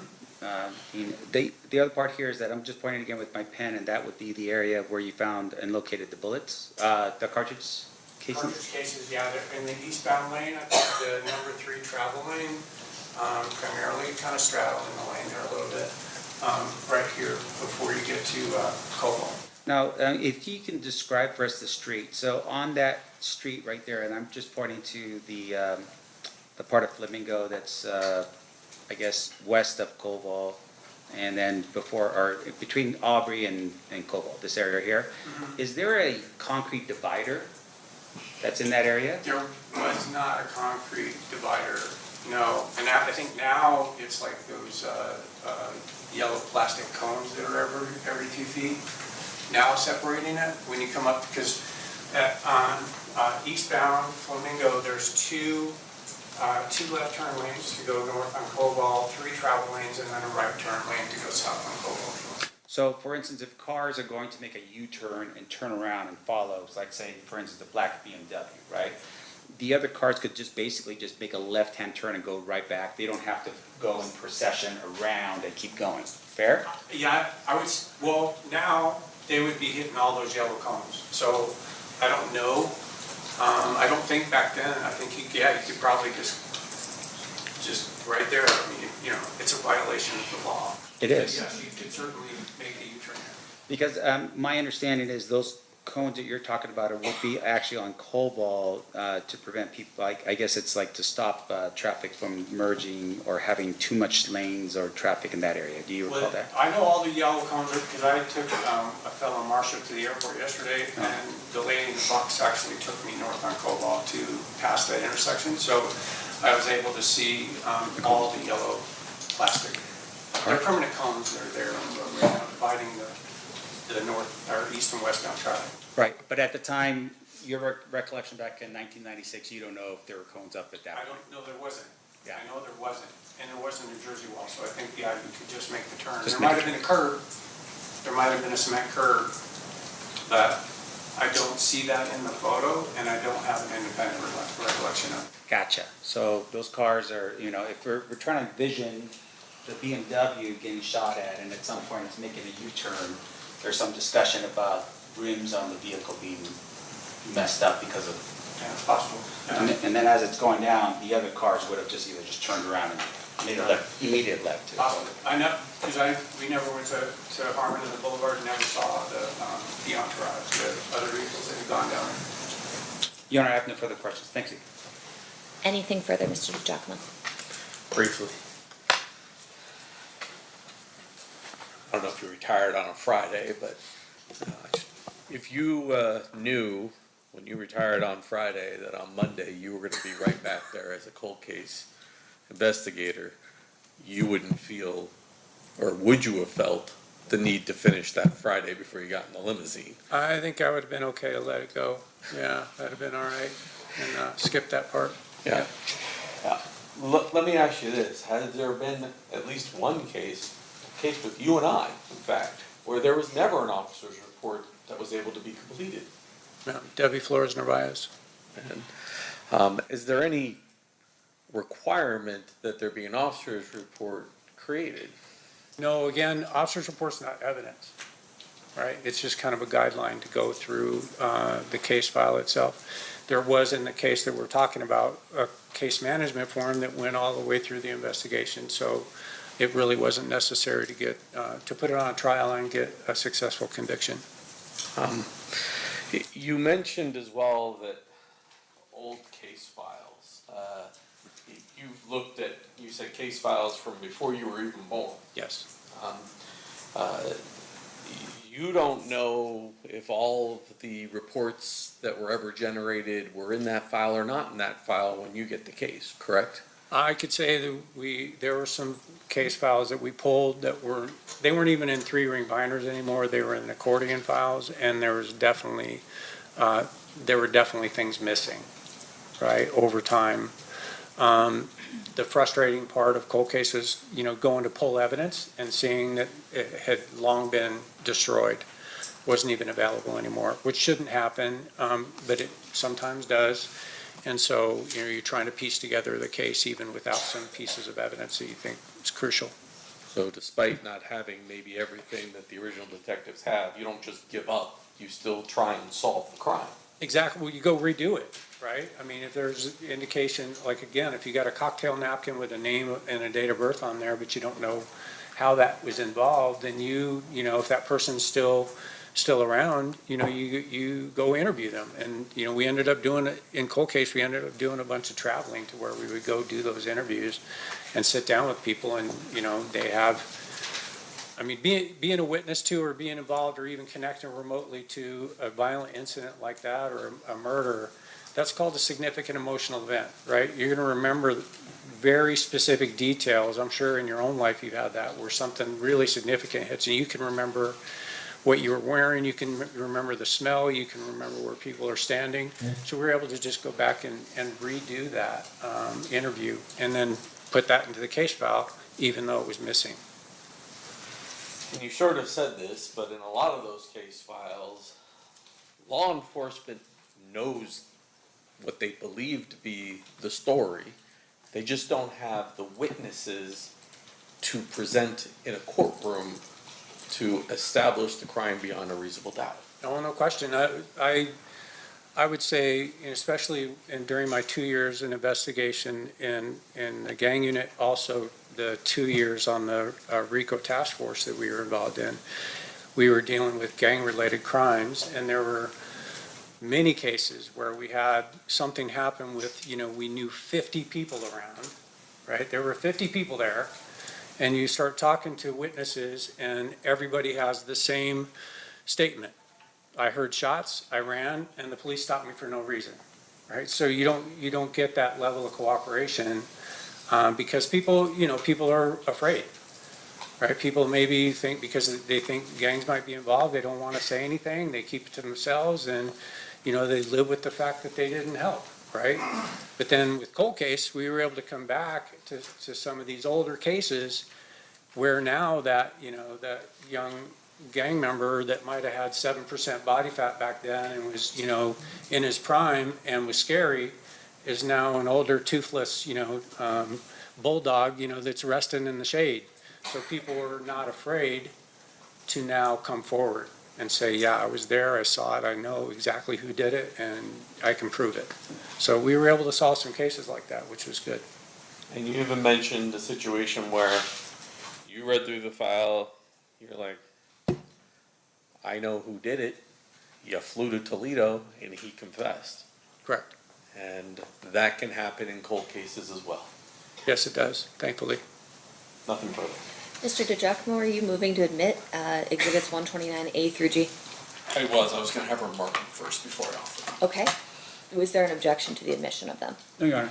Okay, they will be admitted, and you may mark them. Jessica. And Mr. Stan, further questions? Okay. Sorry, I thought I was done with you before. No worries. So with regards to the this incident, I want to make sure I'm clear here. You thought you had a suspect. What did you do? Send him a letter and say you need to confess to this crime? I mean, how did that work out with the thing that happened in Toledo? Oh, in Toledo? Yeah. We had put together enough of the case to know, with every bit of confidence that it was him, even to the point where we were able to author an arrest warrant for him. And then we were in contact with the correctional facility that he was in custody and let them know that we wanted to come out. They actually approached him to let him know the detectives from Las Vegas want to come out and speak with you. And he agreed, right? And he's sitting in custody for, serving life without for actually killing two people, a child and the child's father. And so, I think probably just for entertainment value alone, he agreed to talk to us, and we were able to come out there, sit down with him. They pulled him out of his cell, obviously, and away from the rest of the inmates. And we talked to him for a couple hours before lunch, and then we broke for lunch, and then after lunch, he told us he did it. So you put together information here in Las Vegas that was all corroborated, right? I mean, you had information, you had evidence that you were putting together, right? Correct. And all that evidence pointed towards this particular person. It did. And then at some point you said, we just don't have enough, we would want to hear from this guy himself. And that's when you went out to Toledo to confront him on it? I think that we would have been able to get a conviction without him telling us that he did it, but why not? I mean, if we went there and he said, pound sand, I'm not going to tell you. Like, you flew all the way out here and now I'm not going to tell you that I did it. I mean, we still would have gone forward, but it certainly, bolsters the case to have him say, yes, I did it, and this is what I did before and after, which is what he was able to do. Right. So in the case you were developing, you had corroborating evidence here in Las Vegas. Yes. And this was just the final, cherry on top to actually hear him say the words that, yeah, I did it. Agreed. Now, the corroborating evidence you had here, though, was your investigation. I would assume that it had some physical evidence, witnesses, that kind of thing to it? It did. Okay. And your testimony here right now is literally, you don't necessarily even need his confession. You could have just done it without. Yes. Now, in addition to that, obviously, if you didn't have those things, you suspected somebody, but you don't have DNA, you don't have fingerprints, you don't have an eyewitness, you don't have surveillance video, you don't have anything at all that would tie that person to whatever the crime you believe has occurred, that would mean at that particular point you don't have it, right? I would agree with that. Now, in addition to that, your testimony here is, and I want to make sure I'm clear, you were a gang person before, and those field interview cards would be helpful if you were looking into a potential crime where someone is accused of the crime, like look at those field interview cards, right? Field interview cards are very valuable. I worked bike patrol before the gang unit, and we filled out probably more FI cards, field interview cards, than a lot of the gang detectives did. That got me voluntold to test for gangs, and so, yeah, field interview cards are very, very valuable piece of information because you're contacting somebody in a non-threatening, non-arrest, non-custodial environment, and they're telling you, they're giving you information that you're able to document. And if you could explain to the jury a little bit what a field interview card is. So that, like I was talking about that stop that we were on before the code red was called. So we were talking to some gang members that were gathered out in a neighborhood that we were familiar with gang members that we were familiar with. And so each time they're contacted, we would do a field interview card, little small, 3x5 card. This is a rights card, but it's about just like this. It's white, and it has all of their pertinent information, name, date of birth, all height, weight, eye color, all those things, where you're contacting them, and there's a narrative portion on the back, and most of the gang members in that type of environment would say, yeah, hey, I'm 18th Street. I'm like, whatever, for life. I'm 18th Street for life. So you document that. That's 18th Street for life, because that's maintained in what you've heard, the gang file for a period of time until that person says, no, I'm not, I don't affiliate with them. I'm not doing that anymore. I'm away from it. And then if that stays consistent for a certain amount of time, then that person's no longer in the gang file. And is it every time that person comes in contact with law enforcement that a new card is generated because it's a physical thing? A new card is, I always did. It documented my stop. It documented my activity. It documented our work. It documented, plus it starts the time clock every time, right? So every time that person admits, every time that person's in the company of other known gang members, and then it starts that time clock so that they stay in the gang file until that time expires. So you want the clock to continue to start over. Okay, and just one last question, and I hate hammering the heck out of this report stuff, but in terms of the example that was given to you by the state, they said, well, if you retire and then you go into cold case, you can continue on with the investigation if it's a cold case, right? I would, yeah, okay. Definitely. How about the district attorney's office? You're an investigator at the district attorney's office. Does the district attorney's office have a cold case team? We didn't have anybody assigned to us.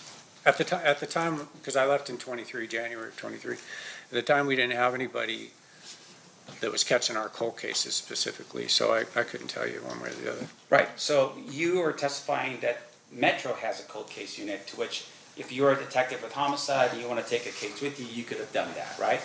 Certainly. But with regards to taking your case as a homicide detective and now working for the district attorney's office, that's not how that typically works, right? I wouldn't know how they function with it, because I know, we put a case file together and we submit that case, it gets approved by the DA's office, and that the district attorney may recognize certain things that need to be cleaned up or need to be followed up on that maybe wouldn't come back to the detective in homicide. Because keep in mind, if we're working a big case, we're still catching new cases. There's not, you don't catch a big case and then all of a sudden, time out, and I get to do this, work this case. You're still catching new cases. We worked one weekend in 2003 where we had 6 murders in one weekend. So you're up going into the weekend and up on rotation coming out of the weekend. Because everybody, all the teams caught a case. And so, just for the jury so they understand, Metro is the police department, they do investigations. Correct. Once you're done with the investigation, you develop a suspect, you then submit that request to the DA's office and the district attorney's office for prosecution. Correct. The district attorney's office, on the other hand, do not have investigators that initiate cases to be charged, right? I don't know how the DA's investigators run I know I had contact with them multiple times over the years, because now we've involved the DA's office in what we've produced, because we seek the truth. DA's office seeks justice, right? So but I know there may be some incidental things that come up that an investigator will handle rather than taking it back to the homicide detective for follow-up. In your experience throughout law enforcement, even up to currently, have you ever seen an investigator or the Clark County District Attorney's Office be the primary officer on a case? No. No further questions. Thank you, Your Honor. Anything further, Mr. DiGiacomo? No. Any questions from the jury? We do have at least one. Can I have the parties approach? Looks like we only have one.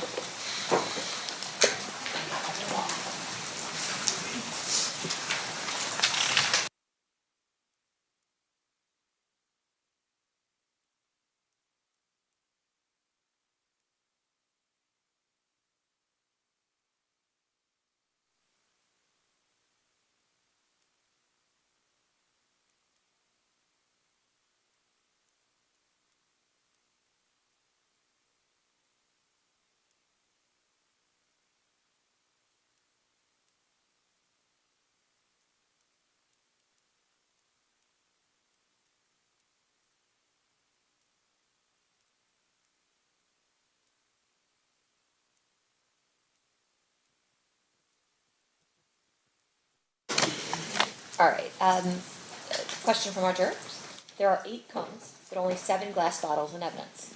Was there another bullet not accounted for in the envelopes, or are there only 7 cases located were there only 7 cases located on the scene? Good question. So the cone that was closest in the picture if you remember, I said that was a bullet fragment. So underneath that cone was just a piece of a bullet, mostly just the lead.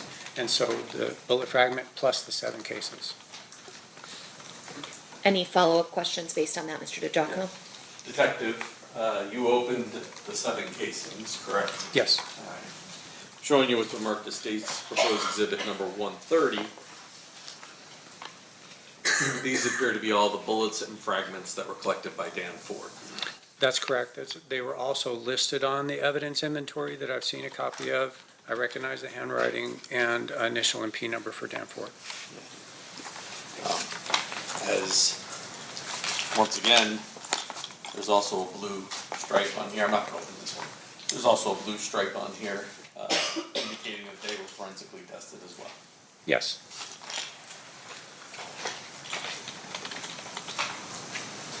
Judge, I'll move to admit 130. Any objection? No objection, Your Honor. Okay. Any other questions that you have? None. Mr. Stampt, questions on this question, essentially? No, Your Honor. Okay, perfect. All right, you are free to go. Thank you, Your Honor.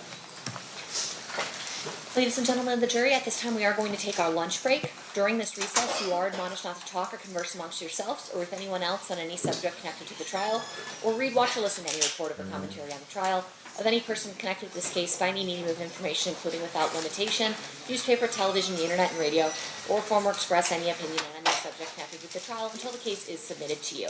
We'll be in recess until 1:45. Please rise for the jury. Until 1:45, guys.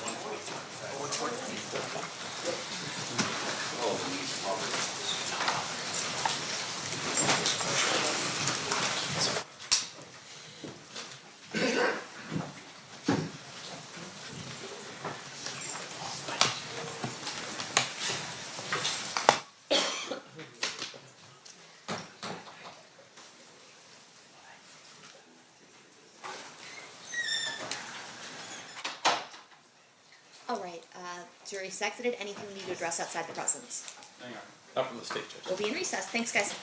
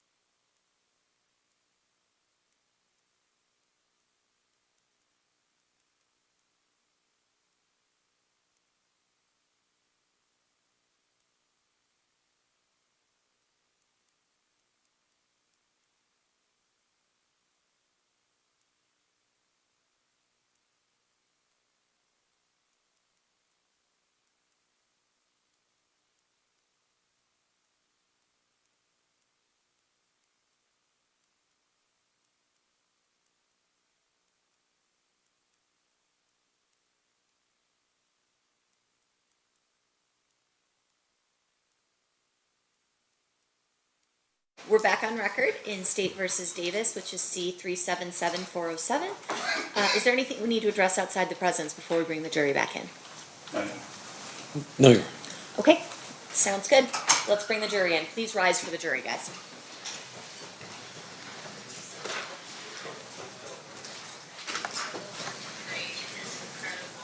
Okay, the funny thing is, if you stand up with one of these screens on, you can't read.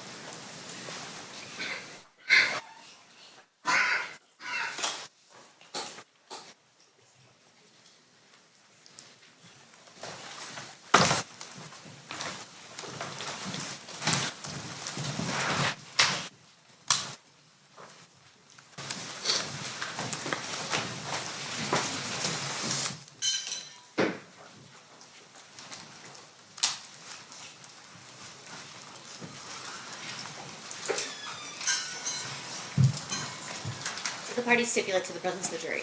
Yes, Your Honor. Yes, Your Honor. You may be seated. All right, welcome back from lunch, ladies and gentlemen. We're still on the state's case in chief. State, who's your next witness? James McDonald. McDonald or McConnell? McDonald.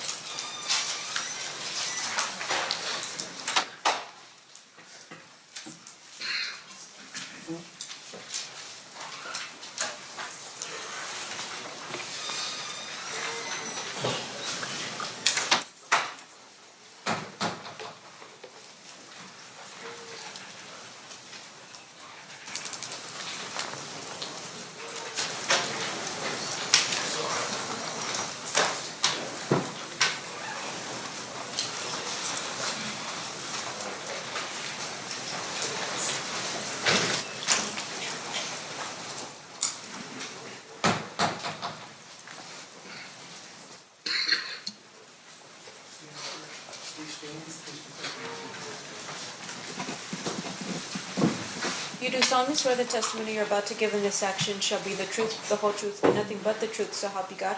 Yes. You may be seated.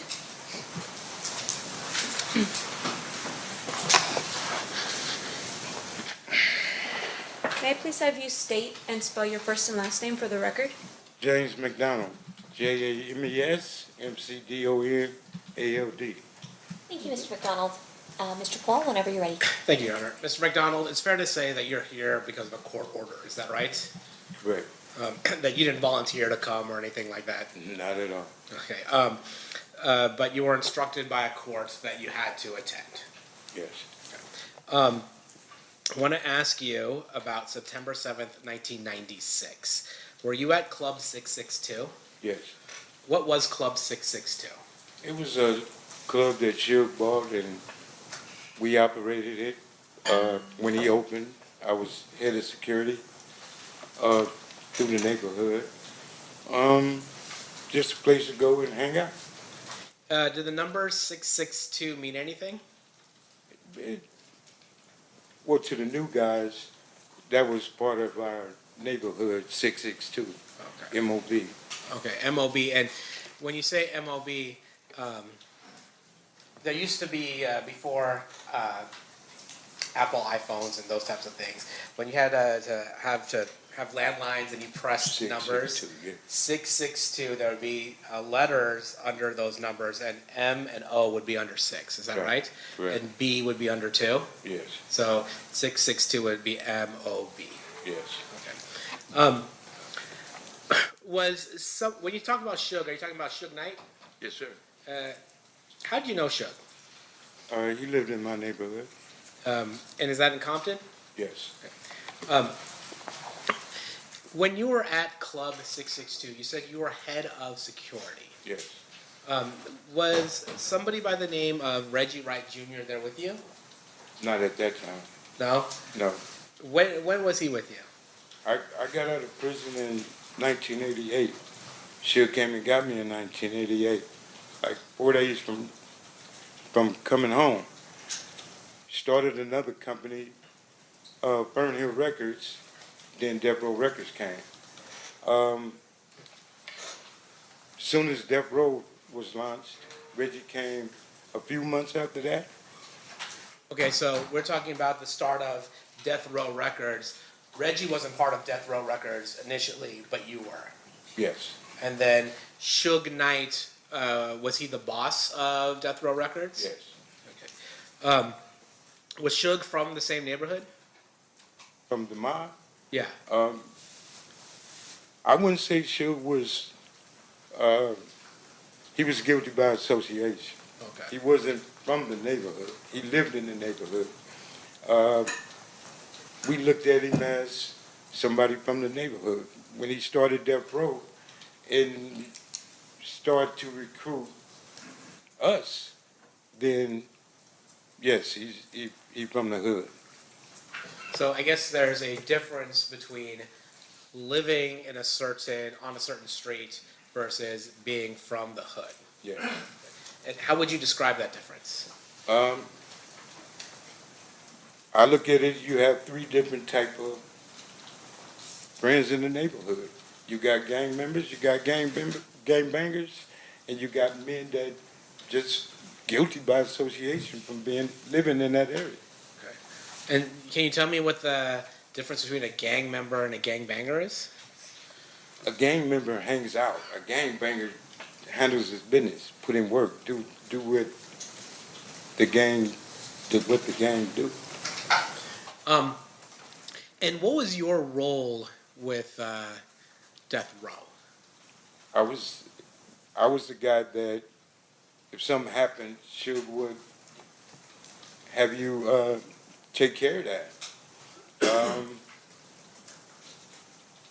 Like Snoop Dogg trial, there was issues up there. I was sent up there to make sure those problems didn't happen again. And are those problems, and I'm not asking you to get into specifics, but are those problems meaning issues with other people who might be gangbanging or might be trying to threaten folks, that type of thing? Correct, yes. And you were somebody that Suge relied on to be able to protect his roster of music artists and other things like that. Correct. And after you were asked to help out with Snoop, did Snoop have any other problems? No, we didn't have one issue at court. Now, I'm going to ask you, fast forward a little bit, to, were you familiar with the Southside Compton Crips? Yes. Would you say they were somebody you were in alliance with or a rivalry with? Right. Okay. And would sometimes that rivalry get violent? Anytime you're dealing with the gang life, it's going to be violence at any given time. Are you familiar with somebody by the name of Tupac Shakur? Yes. How are you familiar with Tupac? He was assigned to Death Row. And when he was signed with Death Row, would he also hang out with you guys? He hung with my brother now. Yeah. Not me. Who is your brother? Alton McDonald, Buntry Ave. Did he went by Buntry? Yes. Okay. Now, during this time, is it fair to say that Mr. Shakur had an issue with rappers from the East Coast? I think Tupac inherited the beef between Suge Knight and Puppy.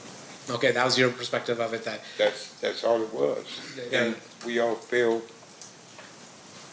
some of us fell victim to it because we allowed ourselves to be a part of the BS, should I say.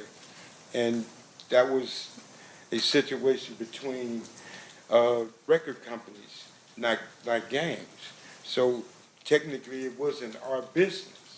But when you had 20 men just fresh out of prison and didn't have a way of getting the things they wanted, getting a paycheck from Suge, we did almost anything and everything to get that paycheck.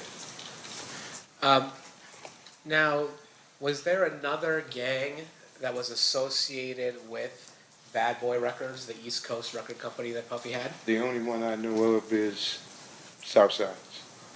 And did that escalate the tension between Mob Piru and Southside? At the time,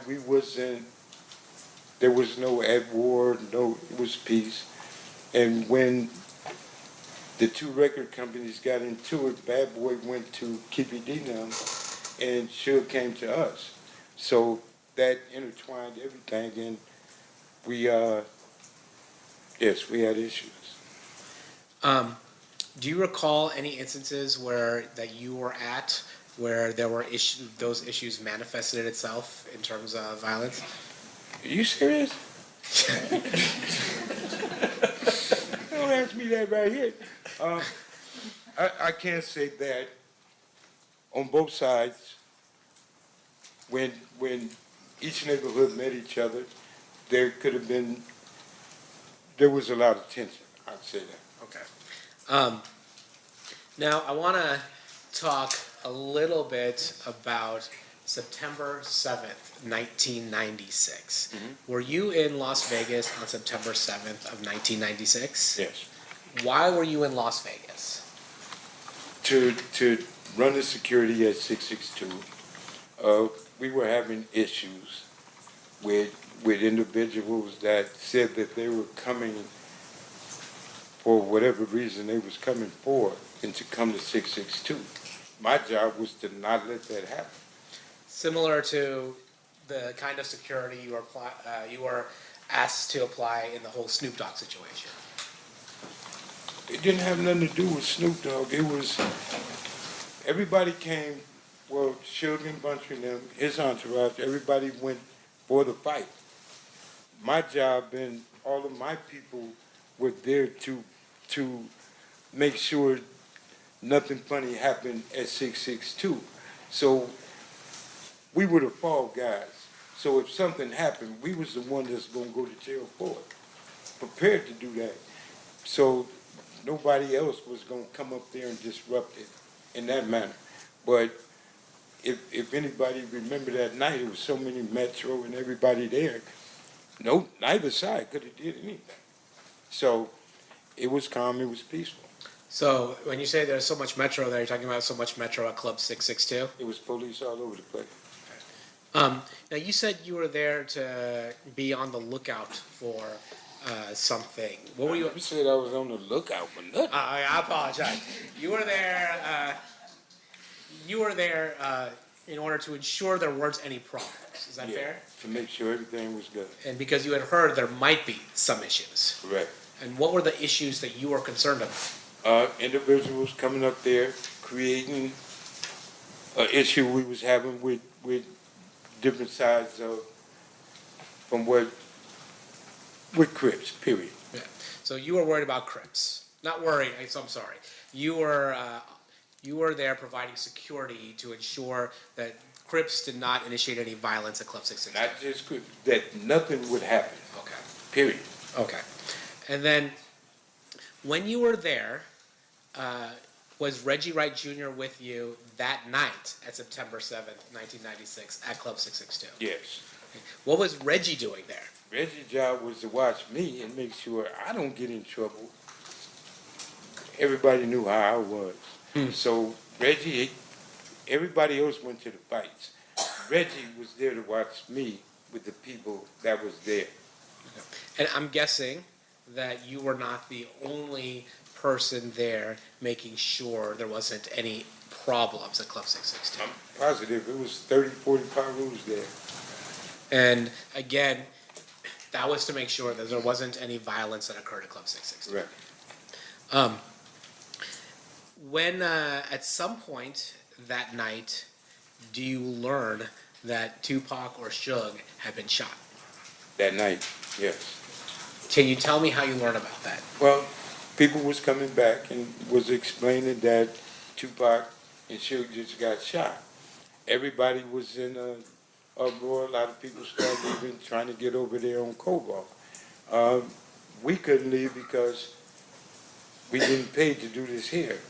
It wasn't too long after people started coming back, like Haron came back and went to the hospital. The majority of the people was leaving and then coming back because that night they said Tupac was going to be all right.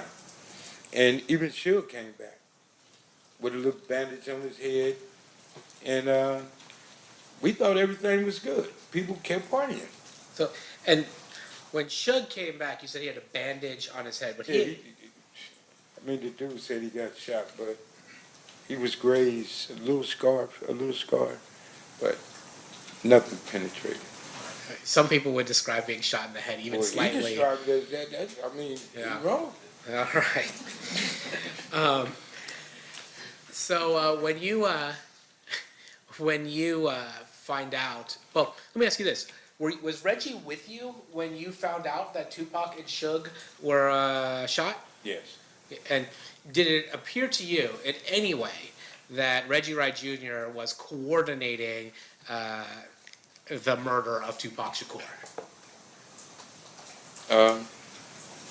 Impossible. I mean, and I say this because you're aware that there have been some conspiracy theories that Reggie Wright Jr. is responsible for the murder of Tupac. And it's so not true. His father was implicated, and his father had something to do with it. Reggie Wright used to be a police officer. And here again, I've been knowing Reggie Wright over 50 years. His daddy, as a police officer, patrolling my neighborhood. He done took me to jail many times when I messed up. If Reggie killed Tupac, then death row is over with. Tupac was the money source. Tupac was that guy at death row. So Reggie would have had a problem if he would have did that. And Suge, I truly believe Suge would have opened his mouth if Reggie betrayed him like that. So people say what they want to say. After that night, do you stick around in Las Vegas or do you go back to Compton? Well, I stayed in Vegas and we left that morning because we knew we was going to have neighborhood issues, and everybody left and went back to Compton. Why were you thinking you might have neighborhood issues? Well, you asking me some.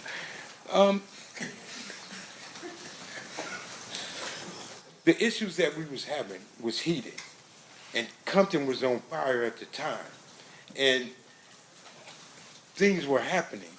And me personally, staying in Vegas wasn't worth it.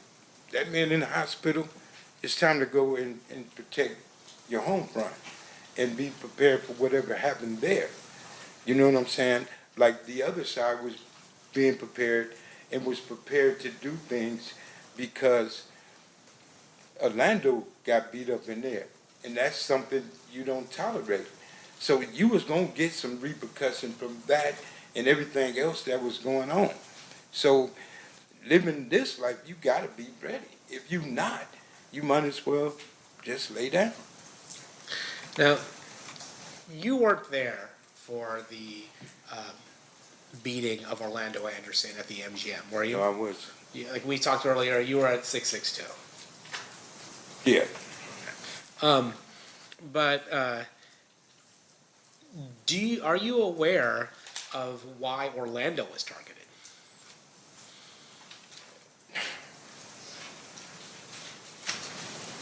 I'm aware of a lot of things. things that was going on, people ain't talked about it in 30 years. Today ain't one of them. I don't mean to be funny, but here's the thing. A lot of things happen that night. A lot of things happen weeks and weeks after that night. Me or anybody else bringing up the dead is wrong. A lot of people got hurt behind this situation in itself.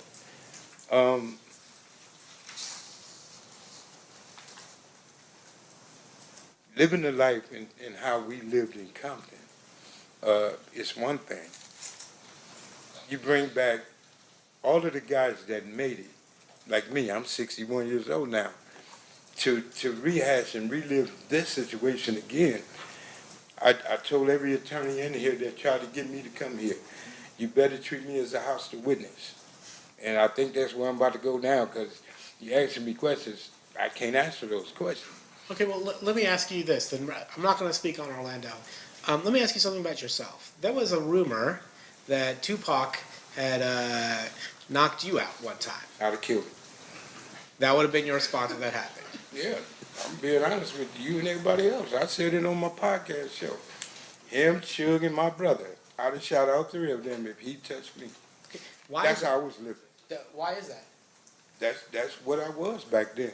And so, is it fair to say that your reputation and your standing in the neighborhood would require you to do something if you're going to get punked by somebody like Tupac? You don't have a choice, or you can't be there. Overruled. I'm sorry. We're doing some side talking. No, that's my fault. I asked, would that being in the life that you were, if somebody like Tupac is punking you, like by punching you in the face or something like that, you would have to retaliate, or you would lose your place in the neighborhood. You would have to go back home and fight everybody that called you a punk. You would have to go. There's some rules that you roll with, and some rules you just got to handle. Certain things need to be dealt with, adjusted, living that life. And when I was living that life, it wasn't no ifs, ands, or buts. It wasn't no, oh, you get a pass. No, I would have shot him, to be honest. So then you had mentioned, I'm not going to ask you to go into any specifics, but you had mentioned that after what happened here in Las Vegas, there were issues between the neighborhoods. How long did that last for? Was it like, all right, one day we're good, everything's done, or did it last for longer than that? No, it was tension in the air for quite a long time, until I guess both sides, and he might agree, just said, let that shit go. Because it really wasn't our beef. This was between Suge Knight and Keepy D.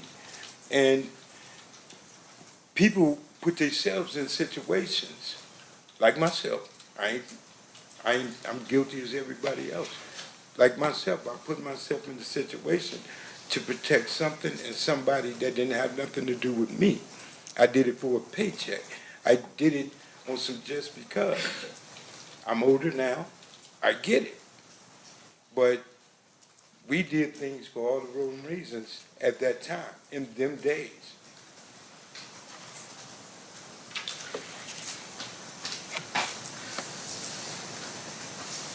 Court's indulgent.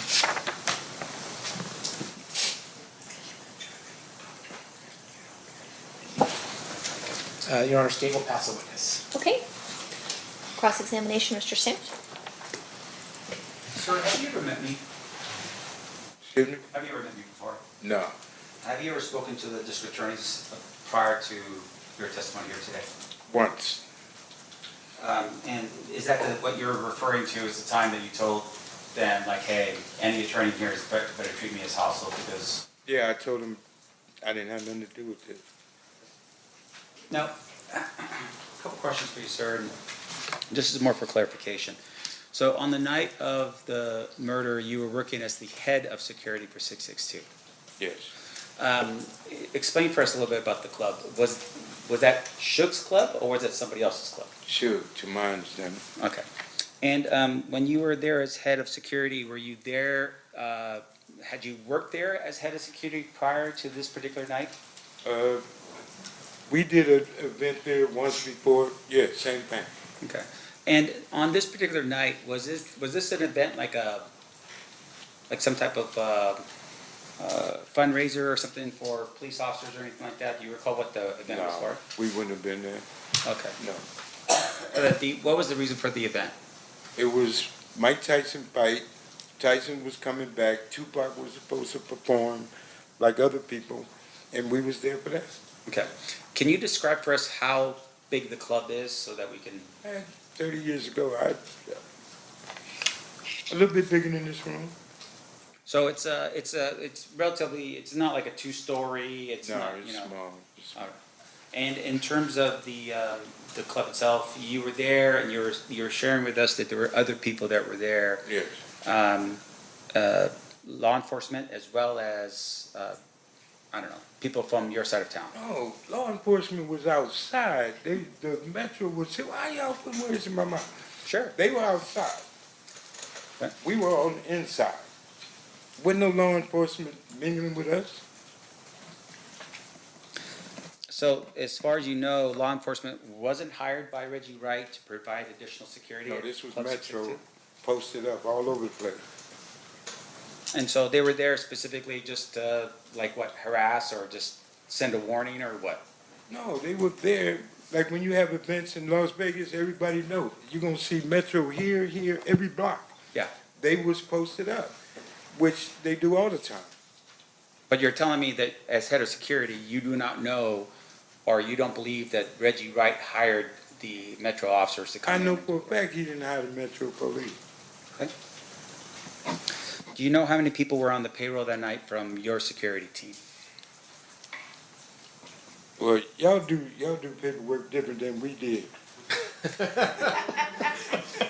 Our paperwork was getting cash money. Our paperwork was what they call under the table. We had at least 30, 40 of my homeboys there. Reggie Wright Jr. and his security, his company, the people work for him, didn't have nothing to do with what Suge paid us for working. So that was two different entities, Reggie and Suge.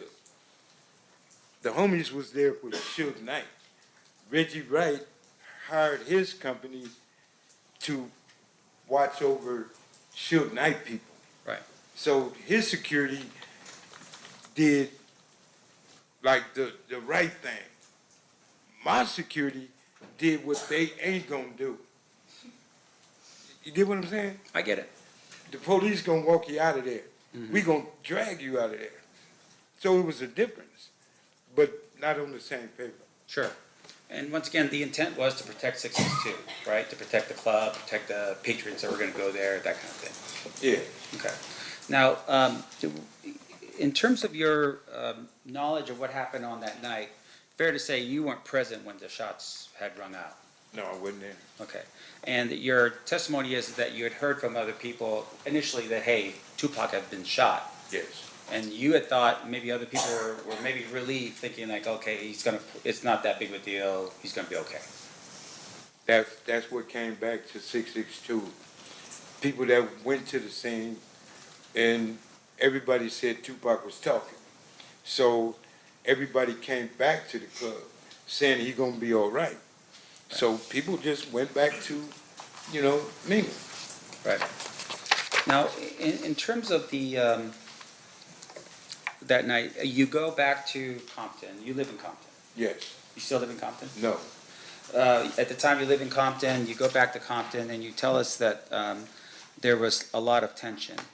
Can you describe that for us when you went back in terms of what kind of tension we're talking about? You sure you want me to answer that? Is it going to be graphic? No, I ain't gonna. I got to raise the word in it, but you asking me a question. I don't.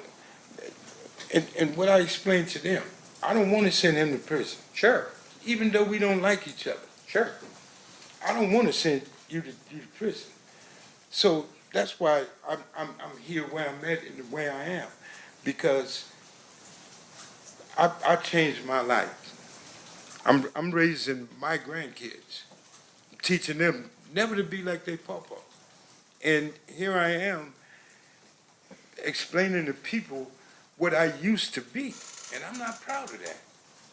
I'm not proud of that at all. And you asking me questions that can hurt him. And like I told them, I'm trying to avoid to answer the questions that they might look at me and say, something is wrong. Well, let me put it this way, let me help you out with this. Thank you. So, these people right here, what they want to know from you is, did you see who shot Tupac? I told you no. Correct. So outside of that question, right, the next question I'm asking you is, when you went back to Compton, was it like a Southside Crip shoots a Piru Blood, and then a Piru Blood shoots a Southside Crip? Is that the tension that we're talking about? Do I answer this? That's a straightforward question. It's a yes or no answer. Okay. Did you see that? When I was a part of that life, I was a part of that. And I was, no, because you asking something that's gonna hurt this dude. And when okay, let me stop. And once again, I want to emphasize. When we got back to Compton, okay, it was a gang war. People were getting hurt. Okay. People was being sought. People were looking for certain individuals from his neighborhood, okay, as well they did mine. Okay. But Orlando, him, and certain other people were being sorted because people wanted to kill them. Sure. Were they the only ones that they wanted to kill? Am I the only one up in here? No, they weren't the only one. Okay. It's his neighborhood in particular. Right. But they were the main subjects of a gang war. They was in the middle, such as me. So you're telling us that people back home somehow had some type of information that said that that guy, as a bunch of other people, were involved in what? In the murder of Tupac. Okay, but my question to you, Stop. Can you focus on me for a second, sir? Yeah, I will. And I apologize. I just want to make sure that we're clear, okay, for these people. In terms of that information, none of those people were there, right? And what people you be speaking on? The people that was already in the neighborhood, or the people that left Las Vegas that same night Tupac was shot to go home, bear their arms, and go to somebody else's neighborhood to look for somebody? They had to pay it back. So once again, my question to you is that the information that I'm asking about is the people that back home, you're saying were eyewitnesses to this? How could people back home be eyewitnesses to something that happened in Vegas? No, that's not what I'm saying. The people that were here in listen to my question, sir. The people that were here in Las Vegas, you're telling me were eyewitnesses to what happened and went back home. Is that what you're telling me? I'm telling you, the people that was at 662. Just answer my question, sir. Yes or no? I can't answer that without a what you call them. You trying to tell me to say something that you're not going to understand if you let me explain to you. No, answer my question. I'm not answering nothing. I don't know what he's talking about. Okay. Okay, Mr. McDonald, focus for a second. No, I am focused, very. Focus on this. My question to you is this. You didn't know what happened that night because you weren't there. Right? I was at 662. Right. Do you know who that was there? I know everybody that was there. Okay. Like who? Talk to your lawyer, man. This dude is tripping. I'm not going to explain that. I can't answer that. Okay, let me ask you this next question then. You are telling us that people back in Compton, for some reason, knew what happened here in Las Vegas. A phone conversation? People found out when people left Las Vegas the same night Tupac was shot, went straight back to Compton. It only takes 3.5 hours to get home. Sure. Yes, it wasn't a problem for people to find out what happened. No problem at all. They got on their phones, they texted people, they let them know what happened here on the night of the shooting? Yeah. They had walkie-talkies, they had all kind of phones. They had ways to call people to say whatever. But when people left Las Vegas that same night, after they found out and got in their cars and went home because it was a situation, Pac was shot. Okay. Retaliation is a mug. Come on, man. Like, it was for real, for real. All of this was for real. Now, the night of the shooting, did you have a walkie-talkie, a Nextel thing or something like that? No. Did Reggie Wright? I don't know what he had. I don't know how much money he had in his pocket. I don't know what he had on his hip. But you were the head of securities, but you're telling us you did not have any type of device. Right way security has nothing to do with the gang banging security, power rules, whatever you want to call us. They had nothing to do with us. Okay. The phones that Suge had for certain individuals, they had the phones. Like the guy that was bodyguard for Tupac that night. Like some of the guys that was at the Tyson fight, like Suge Knight. Certain individuals had phones. Yes, they did. Okay, so, all right, I get what you're saying. You're not there, but you're saying other people were. Yes, I'm saying there was a lot of people there. A lot of people were there at the shooting that took place. That was in the entourage, yes. Let's see. Okay, just one final question. You're here today, and I think the state had asked this question, under a subpoena. You're ordered to be here today, right? Yes. In terms of that subpoena, for instance, is that's the only reason why you're here is because of that subpoena? I don't have no other reason to be here. Yeah. In order for you to get that subpoena, you were served that subpoena back in California? Yes. By a police officer? I don't know, he wasn't in uniform. Okay, and that order required you to go to a court in California? I had to go to court in Victorville. And then that court in California said you have to show up here. And in that court, I cussed them out and told them, you can't make me do nothing. Right. And in that court, they told me that I would be in attempted court. Me raising my grandkids, I'm not going to put my grandkids in the car and move somewhere so y'all can't find me. So all that running and living a different life, I ain't doing it. So I agreed to come. And like I explained to everybody in here, you ask me something, I'm going to be honest about. You ask me something I don't want to talk about, you're going to have a problem. Treat me as a hostile witness. You're not going to talk to me and tell me as a grown man what I have to do up here. I'm not finna send him to prison. You are. So the accusation now is because of the fact that we're trying to ask you questions, you're blaming it on me. You asking me questions. If I just like answer your questions, we gonna have a problem in here, a misunderstanding. And you're asking me something that wouldn't be good for him. Right, and once again, I just want to, look, we're just trying to figure out who shot Tupac. You're telling us that you weren't there at the scene. That's all I want to know. At the end of the day, that's it, right? Was I in the entourage when Tupac got shot? No. Okay. Nothing else, right? I was at 662. I mean, that ain't hard. That's easy math. No further questions, John. Anything further, State? Jesus. No. All right, we've got one more phase, and then we'll let you out of here. Okay. Ladies and gentlemen of the jury, any questions for this witness? Seeing no hands, oh, we do have one. Okay, hang on one second.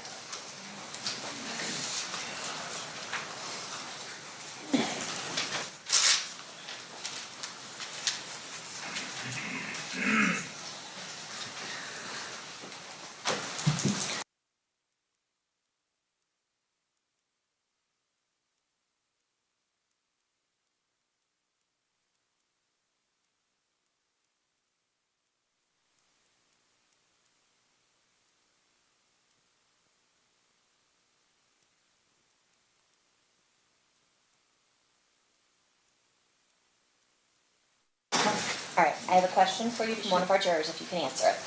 Did Reggie Wright Jr. instruct security to not have firearms the night of the fight? To be honest, I don't know if Reggie Wright told his people, or the police officers, not to have guns, and I don't know why. He sure didn't tell us, because we had ours. And that's the honest truth. All right. Any follow-up based on that, State? No, Your Honor. Defense? I just want to clarify what the witnesses said. You're telling us that you had guns that night? Yeah. I just want to know. But you had guns that night? Right? Yes, we did. All right, thank you. All right, I know you didn't want to be here, but thank you for coming down. Okay, can I say something? I want to apologize to everybody, but I find this kind of funny. And truthfully, what you're going through, brother, is what you're going through. I didn't want to be a part of that, and I'm not a part of that. So I appreciate everything, and I apologize to all of you. Okay, thank you, Mr. McDonald. Have a You are pleasure. free to go. State's next witness. Yes, Your Honor, state's calling Reggie Wright Jr.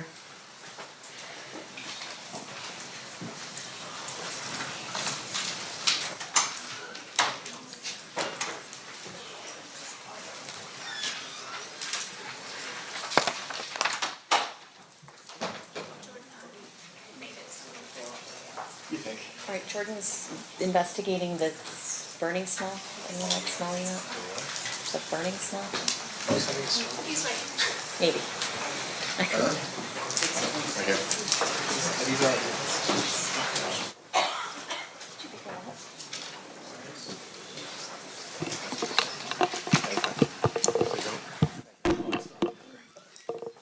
If anybody's smelling something burning, it's a burnt bagel from back there, so don't worry, we're all.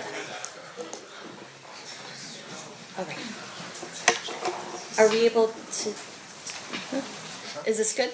I think he was leaving them like that to swear, and then we'll turn them over. Okay, perfect, got it. All right, we'll have you sworn then, Mr. Wright. Please raise your right hand. You do solemnly swear the testimony you're about to give in this action shall be the truth, the whole truth, and nothing but the truth, so help you God? Yes, ma'am. May I please have you state and spell your first and last name for the record? Reginald Lilburn Wright Jr., Reginald. Lilburn is Lil, B as in boy, URN. Wright is WRIGHT, and I'm a junior. Thank you, sir. Whenever you're ready, Mr. Paul, you may proceed. So you're kind of facing that way, so the jury can see. Okay, great. I can turn and go straight. So I gotta be.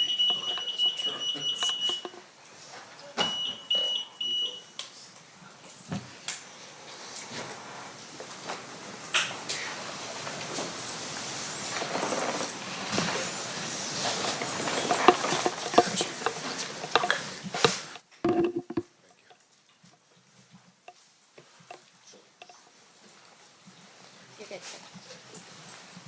Good afternoon, sir. Good afternoon, sir. Do you mind if I call you Reggie? Yeah, of course. Okay. Sir, where did you grow up? I grew up in the city of Compton, California. I was born and raised there until about the age of 19. And who is your father? Who's your father? My father is Reginald Wright Sr. And where did your father work? He worked for the city of Compton Police Department.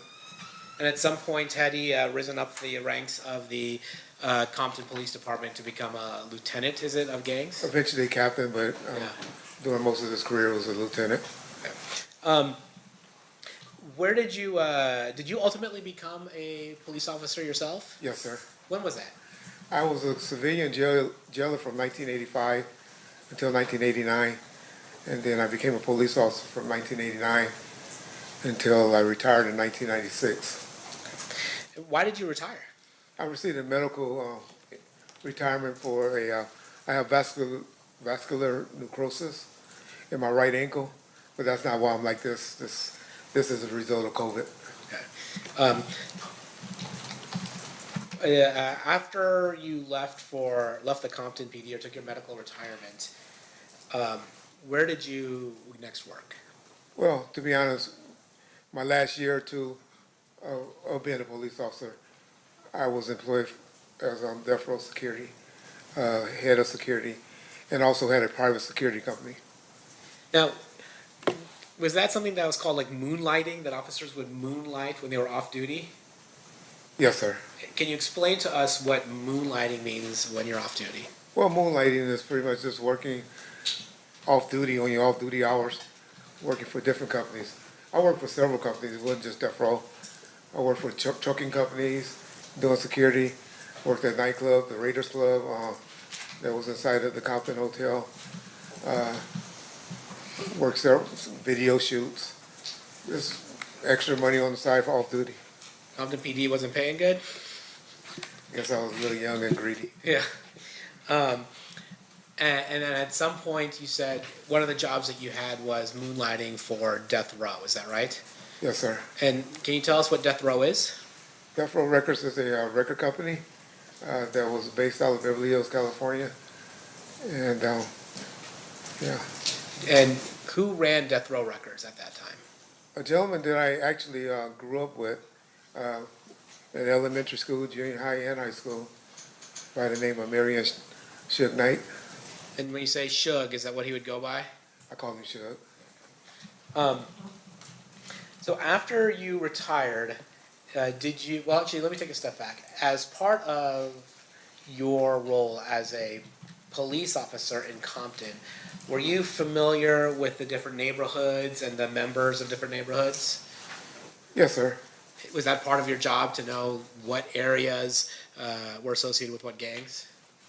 Pretty much a job, and like I said, I started in like 1985, so kind of got familiar while I was working the jail, and it was something that was curious to me, you know, being that my father was active with the gangs, and it was something that was intriguing to me as well. When you said you grew up with Suge, did you grow up in the same neighborhood that Suge grew up in? Yes, about 2 blocks away.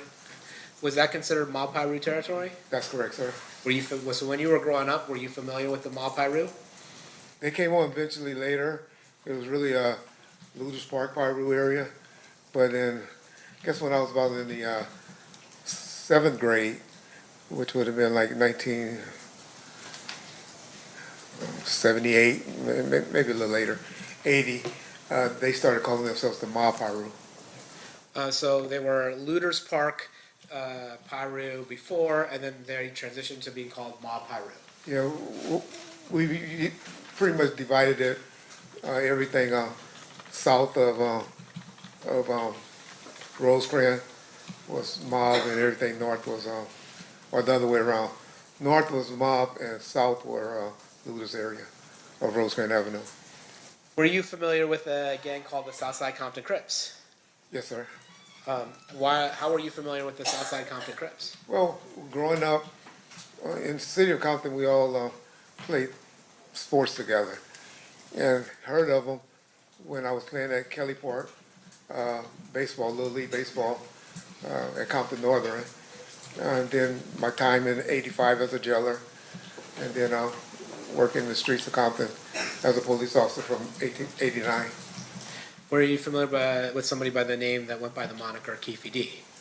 Well, heard of him. Had no personal interactions with him at that point, especially as in law enforcement. Heard of him, knew of him, but I had no personal contact with Keefy at that time. So he was somebody that was on your radar, even though you had never met him or any had personal interaction with him. Heard of him. He was mainly known as well, at one point he was known as a crackhead, but then later on he was known as a drug dealer. And I mainly was a gang guy, and didn't really enforce on the level of narcotics he was working. All right, so then you had mentioned that after you had left the Compton PD, you formed a company. Can you tell us about that? Yes, sir. So, in '94, initially I was using a private security company because I was kind of in charge for security for Death Row, called Code 4. But once I saw I was about to get retired, I opened up my own private company called Right Way Protective Services. And that didn't really get started until about 1995. But in '94, I was using another private company. And who were your clients? Was your client just Death Row, or did you do anything else? I had a couple of clients, like Honda of Pasadena, which was a automotive dealership, a dealership in Compton that they were repoing people's cars and they needed a car. But my biggest, 95% of my clientele was Death Row Records. Now, tell me about that. What were you doing when you're saying you're security, or you're a security company that's working for Death Row Records or getting contracted by Death Row Records? What does that mean, actually? It grew over a time period. In '94, it was just mainly just special events. And then I have a couple of off-duty or retired police officers hanging with the artists in '94. '95, '96, it got a little bigger. Had security at the office. at the recording studios, driving Mr. Knight around, two with Mr. Shakur, two with Snoop Dogg, Mr. Brodus, and other artists when they went to promotional events like that. So I could pretty much have about 10 officers working a day. And when you say 10 officers, were the people that you would contract with or work for you in this world, were they largely off-duty police officers? Off-duty or reserves or retired. And why is that? Because they were able to carry guns concealed, where it's not exposed. We had exposed officers at the studio, but mainly the bodyguards carried their weapons concealed. And we heard... And for the training as well. We heard from James McDonald just before you hit the stand. Was it fair to say that they were Mob Piru gang members also around Death Row Records? That's correct. Mob, looters, West Side, generally Pirus from the city of Compton. And are these gangs that are generally associated with the Bloods? Is that right? That's correct, sir. Okay. And the Crips are, let me ask you, Crips and Bloods, are they an alliance or are they typically in conflict? Typically in conflict. However, Death Row was a unique situation because one of their main artists, prior to Mr. Shakur coming to the label, was Snoop Dogg, who was a known Crip from Long Beach. And they all seemed to have a great working relationship prior to my arrival and even during my arrival. All right. I want to ask you about Bad Boy Records. Are you familiar with a company called Bad Boy Records? Yes, I am. And who, to your knowledge, was running Bad Boy Records in the mid-90s? P. Diddy, Sean Combs, Puffy. I don't know what name he's going by today. All right. So we'll go with Mr. Combs for now. Okay. So Mr. Combs was running Bad Boy Record, and then who would you say his most prominent artist at that time was? Christopher Wallace, Biggie Small. Okay. And then was there tension between Death Row Records and Bad Boy, the Bad Boy Entertainment label? At what time period? Well, you tell me. At any point, did tension develop between Bad Boy Records and Death Row Records? Initially, when I was around in '94, there wasn't. However, some things happened in '95 that started tension between Death Row and Bad Boys. There's a famous speech that Mr. Knight gives at the Source Awards in New York in 1995. Does that contribute to it? Yes, sir. That was August the 6th, 1995. But yes, sir. That was when he let the world know. And then there's another incident where one of Suge's associates was killed in Atlanta. Is that right? That was in September 25th, I believe. Yes, sir. And then, is it fair to say that your perception of as security for Death Row Records was that somebody associated with Bad Boy Entertainment may have had something to do with the murder of one of Suge's friends in Atlanta? That was always the story that was told to us. Yes, sir. And so, is it fair to say by 1995, the end of 1995, that there was significant tension between Bad Boy and Death Row? Yes, sir. And to the extent that it even involved violence with regards to Suge Knight's friend being killed. Correct. That was the first time something escalated to that point. Yes, sir. As security for Death Row, how did you handle this? Well, we was always on some type of tension when it came to Bad Boys or going to the East Coast, which Suge and I continuously went to the East Coast because he had a lot of business. His distributor, the main distributor, was located out there. The big trade, like the magazines and stuff, was out there. So I can honestly say he and I, and maybe a few of his homeboys, went out there at least once a week, once a month, I'm sorry, during that time. When Mr. Shakur came home, we went down a little bit, but we were still going out there, but we didn't come go as much. And when you say when Mr. Shakur came home, at some point did Death Row sign Mr. Shakur to its record label? It's debated how that happened, but. I'm not asking about the how, I'm just saying, Yeah. did it happen? Yes, sir. I believe he came home October the 12th of 1995. Now, as security for Death Row, were you aware that Mr. Shakur was actually out on a bond, an appeals bond from prison from New York? Yes, sir. And I believe the allegation has something to do with sexual misconduct. Is that right? Yeah. If you don't know. I mean, something like that. I wouldn't call it that, but yes. Okay, whatever it was, there was some kind of issue. Mr. Shakur is in prison in New York, and then Death Row Records posts an appellate bond for Mr. Shakur. Down with some other companies, but yes, sir. Okay. And then Mr. Shakur does he move to where Death Row is, or does he stay in the New York area, or where does he go?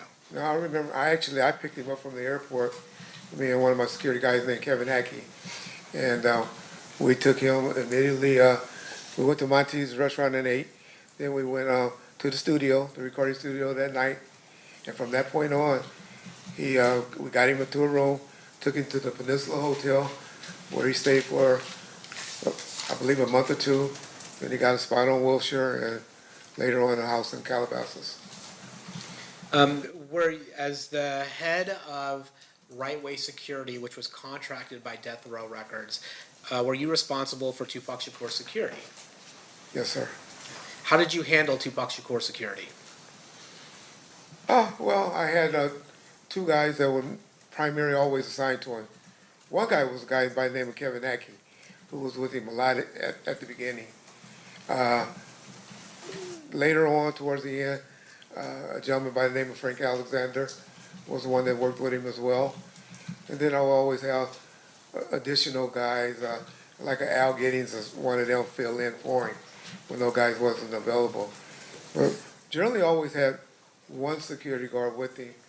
After this particular song came out, in about May or June, we upped it to 2 security officers. Now, you mentioned a particular song came out that changed how you handled Tupac Shakur's security. What song are you talking about? It was a song called Hit 'Em Up. And is it fair to say that in that song, Tupac is aggressively expressing his dislike for the members of Bad Boy Entertainment as well as other artists? That's fair to say. And as a result of that, you decided to change the security for Tupac or increase it? Well, I was a part of the discussion and ultimately had to approve it, but I'm sure Mr. Knight, possibly Mr. Shakur, and maybe the security officer that was primarily with them, we all agreed that he probably needed another guy with him. Okay. Were you aware during this time a gang from Compton being used by Bad Boy Entertainment when they came to the West Coast? We had heard those rumors and we were familiar. And what gang was that? Compton Southside Crips. Now, Southside Crips, that was the same gang that you had told us earlier that Mr. Davis belonged to. Is that correct? Yes, sir. And by Mr. Davis, I mean Keefe D.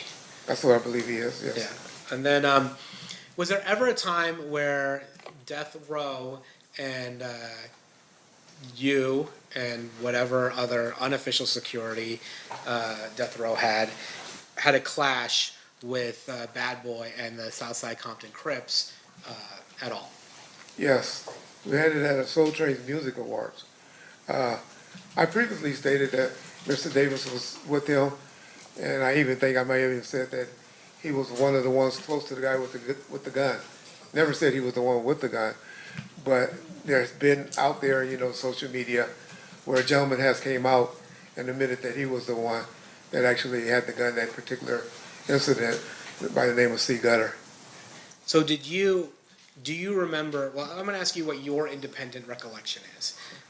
Tell us about that incident. So we're at the Soul Train what is it, the Soul Train Music Soul Awards? Train Music Awards, yes. And approximately what timeline are we looking at? April, May of 95. Of 95? I'm sorry, 96. Okay, of 96. I'm sorry. And you had mentioned before the song Hit 'Em Up. Was this before or after the song Hit 'Em Up? That was before Hit 'Em Up. Okay, that was before Hit 'Em Up. Yes, sir. Okay, tell us what happened at the Soul Train Music Awards. We pulled in. Originally, we had an entourage of about 50 people with us, but they only allowed two cars of us to get back in the back parking lot, because that's where they had all the setup and the motorhomes and stuff like that. So we drove in the back. Mr. Knight, Mr. Shakur, and a few of the outlaws was inside of a Hummer, and myself as Frank, which was Tupac's security that night, Mr. Shakur's security that night. We drove in behind them. As we was getting out of the vehicle, or getting ready to park, Mr. Shakur saw Christopher Wallace and Puffy and a group of people, a few guys that I recognized from the South Side, in that entourage. As they were, Mr. Shakur immediately became enraged and started yelling, and confrontation between Mr. Small, Biggie, and Mr. Shakur took place, to the point where one of their guys brandished a weapon. And then that's when I pulled my firearm and towards him and begged with him, pleaded with him not to raise the gun. There was some security from the Nation of Islam there. They got in the middle of it, broke us up. The gentlemen took off and ran towards the street in the parking lot. I'm sorry, who ran towards the street? The gentleman with the gun and a couple of the people that was with him took off and ran. Now, you said that South Side was providing that type of backup? They were with them in entourage, yes, sir. Do you recall whether Dwayne Davis was one of those people? Believe he was. I know he was with them, but like I said, I don't believe he was the one with the gun. All right, let's fast forward to September 7th, 1996, or that weekend. When do you come to Las Vegas for that weekend? I came out that Friday. I believe that was the 6th. The Friday was the 6th. I think the 7th is the day. Yes. Oh, okay. So I came out that Friday. So we had a nightclub that was in the process of being open. And out here, I guess, there's some type of cars that everyone that work around people that's having alcohol, I think they were called town cars or something like that at the time. I had to get all my security guards to have those particular cars for that night, because the attorney that was assisting us in getting the club open said, hey, y'all got to be really on y'all P's. We got to have everything on point, because if everything goes smoothly tonight, there's a good chance we're going to be able to get the permits transferred from the previous owners to Mr. Knight's name. Okay, and so I want to stop you there. Okay. First, you're talking about you got advice from an attorney. Do you remember who that attorney was? Yes, sir. Who was that attorney? George Calise. Okay. And then when you got the advice from the attorney was generally telling you got to be on your P's and Q's, so to speak? Yes. When you're talking about being on your P's and Q's so that the club can be transferred to Suge Knight, was Club 662 at that time in Mr. Knight's name? No, it was perceived that it was. People believed it, even because of the name change. Excuse me. But it hasn't officially been, the paperwork hasn't officially, or never was completed. It was never done. Now, you talk about the name change. Explain to us a little bit about the name change. Well, we had a sign and all of that called Club 662. Explain to us what 662 means. 662 on the keyboard of your phone, it will spell out the word MOB, which means Members of the Bloods. Well, nobody has keyboards on their phones anymore. I forgot about that. And so the club itself, the name of the club itself rang out that it was a blood-affiliated club. That's correct. Now, what advice did Mr. Kalisis give you regarding being on your P's and Q's for that night in order for Suge Knight to be able to obtain approval for running that club? So he advised, and the main thing that came out of that meeting was he advised all of my security guards, even though that they were authorized to carry guns, being off-duty police officers and stuff, that we shouldn't have guns on our possession inside of the club on that night. So your understanding was, or at least the advice that you got was, inside Club 662, if you're working it for right-way security, Correct. you're not carrying a gun. Yes, sir. Did you communicate that to the people working for you? So we had a meeting in Mr. Khalif's office. He said it. Mr. Khalif said it. My guys probably wouldn't have did anything if I didn't echo it. Today I can't say I echoed it and agreed to it, but I'm sure I did. What you're saying is you don't have an independent recollection, but you think you probably did echo Mr. Khalif's advice. Yes, sir. And when was this meeting? That Friday after they had all came from the town cars meeting, because I took them all to Fridays, and we went and ate at Fridays after that meeting. So it was that Friday. Okay. And then so the process was with your folks, people working with you, was that they had to get their TAM cards or whatever temporary work cards required to do the work that you needed them to do in 662, then have a meeting with the attorney. The attorney tells them, hey, we're trying to get this club transferred to Suge's name, let's keep it clean and don't carry a firearm. That's correct. Did you do anything else that Friday at all relevant to the events that occurred on September 7th, 1996? The club actually opened on Fridays and Saturdays, but for some reason we didn't get a big attendance on Friday nights. But Saturday night, it was a different night. So you knew that that night, September 7th, 1996, was the night that Mike Tyson was fighting Bruce Thompson. Is that correct? Yes, sir. And was that part of the reason why you guys were going to have the club open because of that fight? Those were the only times the club, under Mr. Knight, the Club 662 banner, we only did that about 3 times. And that would have been the 4th time. And so we only opened those 4 times, the Friday and the Saturday.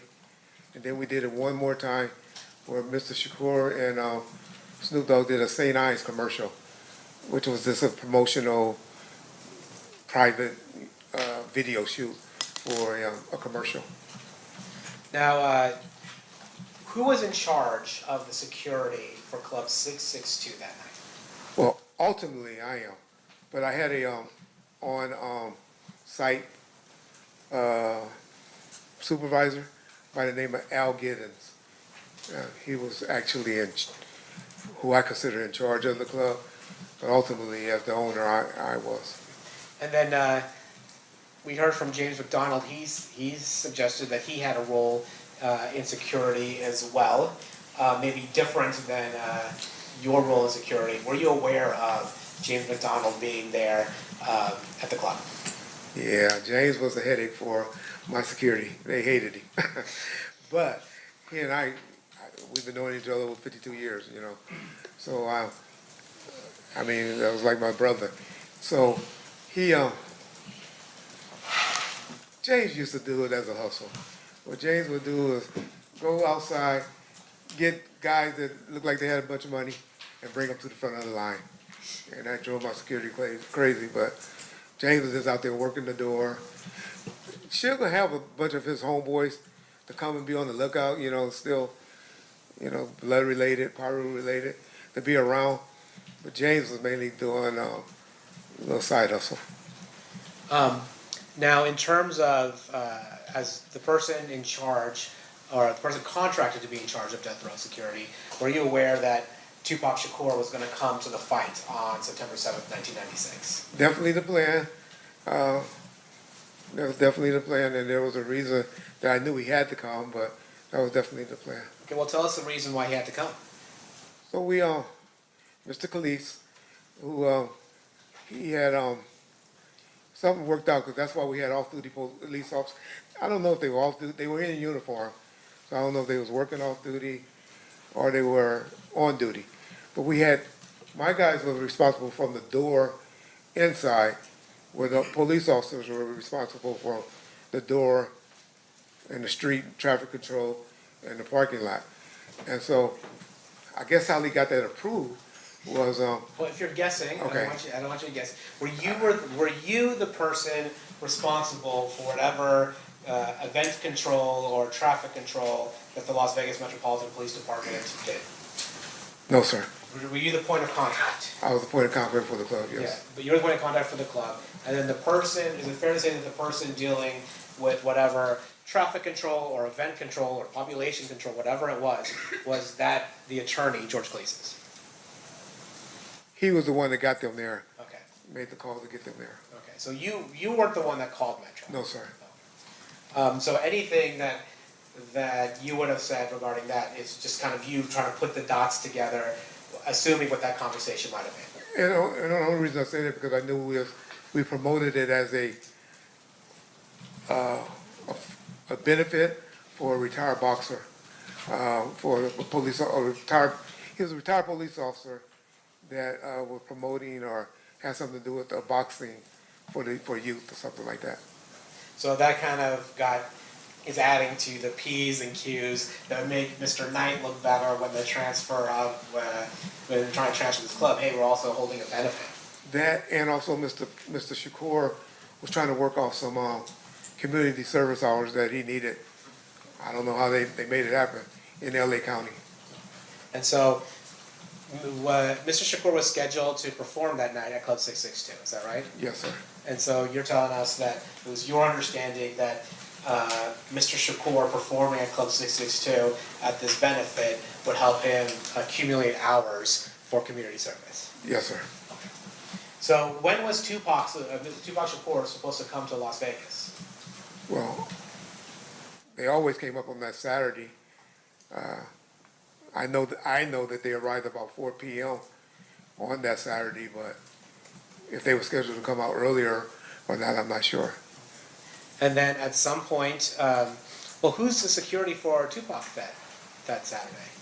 Mr. Alexander, but he was out there with me, getting the town cars and everything. Mr. Shakur actually rode up with, I guess, his fiance and a few members of the Outlaws. And who are the Outlaws? The Outlaws is a bunch of people actually, but it's a group of rappers that works with Mr. Shakur that he was trying to help get their careers going. And was Malcolm Greenidge one of the members of the Outlaws? Yes, sir. And I think he goes by the name Edie Amin. That's correct, sir. And Katari Cox, was he one of the members of the Outlaws? Yes, sir. And then Afula, and I always get the name wrong, but Mr. Afula, was he also one of the members of the Outlaws? He was as well. Okay. And you said Mr. Alexander was the person that's supposed to be working security, or the person assigned for security for Mr. Shakur, but that he was with you. So on Saturday, was anybody with Mr. Shakur? No, sir. And you had mentioned earlier that after the song Hit 'Em Up had come out, and that was probably, 3-4 months before this, you had assigned 2 security officers to Mr. Shakur. That's correct. Where's the other one? Well, that was Mr. Hackey, Kevin Hackey. He was scheduled to also be attending and writing, and that's who I actually thought was going to be with him, coming up with him, because he normally was with him. You know, him and Mr. Alexander, they kind of worked out who would be with Mr. Shakur.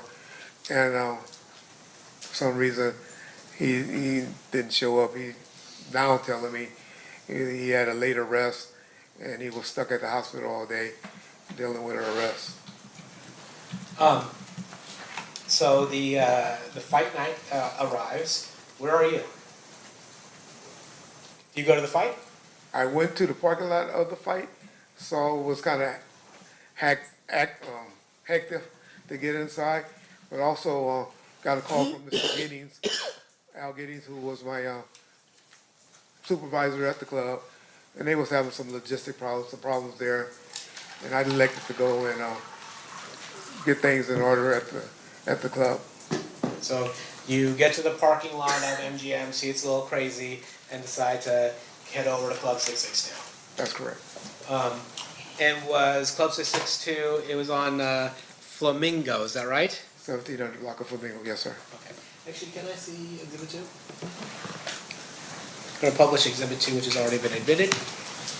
All right, actually, Mr. Wright, you're not positioned great for any of this, but there we have, can you see 662 up there?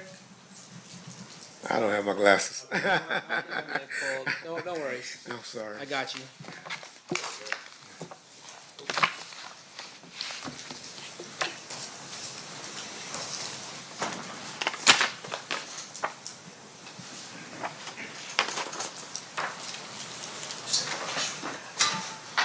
Commissioner Brooks, Your Honor?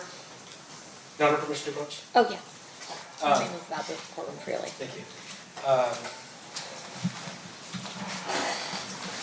You see clubs, there's a red 662 club on this map. You see it? Yes, sir. Is that accurately representing where Club 662 was? Yes, sir.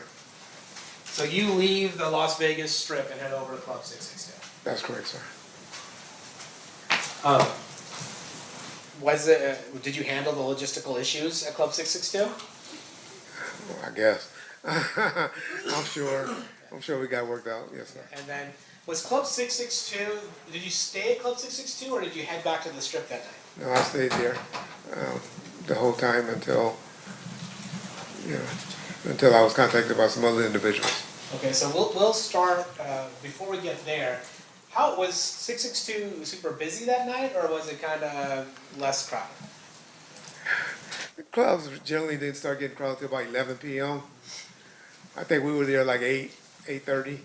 So it eventually got there, but I wouldn't call it super crowded at that point.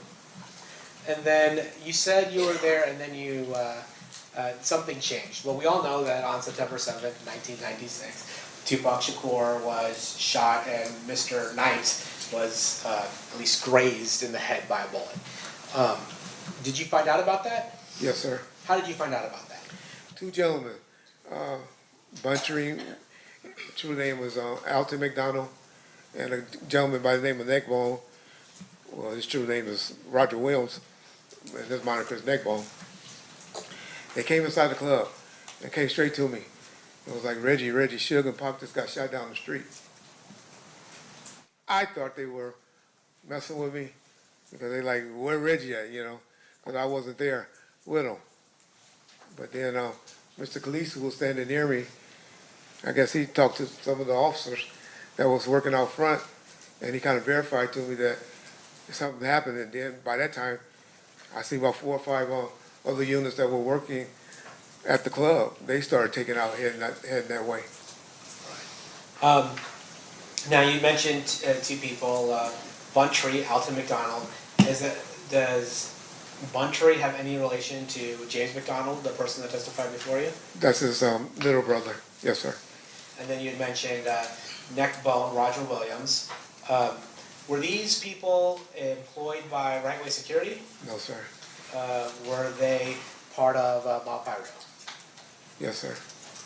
Is it fair to say, as we talked about earlier, that Suge would have members of Mob Pyro around? Correct. And while they weren't official security, would you say they provided a different form of security? That would be a fair, yes, that's correct. So upon hearing the fact that, well, at that time when Suge Knight and Tupac Shakur were headed to Club 662, were you aware of their movements? Were you aware that they were headed over to the club at that point? Not at that point. I hadn't heard anything. Frank hadn't communicated anything with me, and I just knew they would eventually get there. But no, I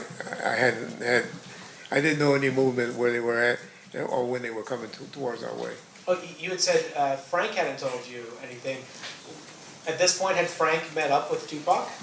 Oh, I'm sorry. Frank was with Mr. Shakur since about 4 p.m. on that day, 4 to 5 p.m. on Saturday.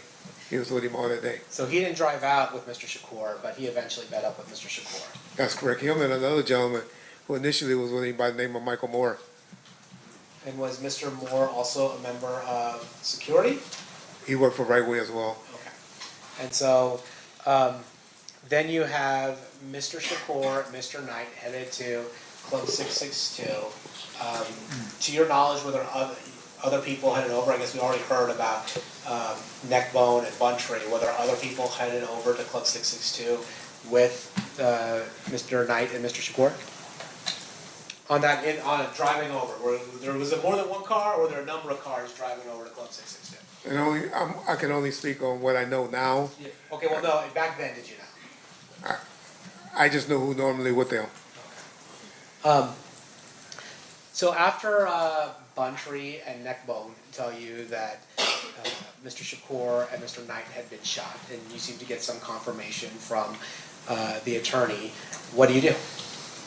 Me and Mr. Calise and Michael Moore, who was with Mr. Shakur earlier, who got, his primary job was to work at the club. He and I jumped in the car with Mr. Calise and headed towards the scene where we were told Mr. Shakur and Mr. Knight was. However, en route, Mr. Calise was on the phone and we was notified that they were headed to UMC.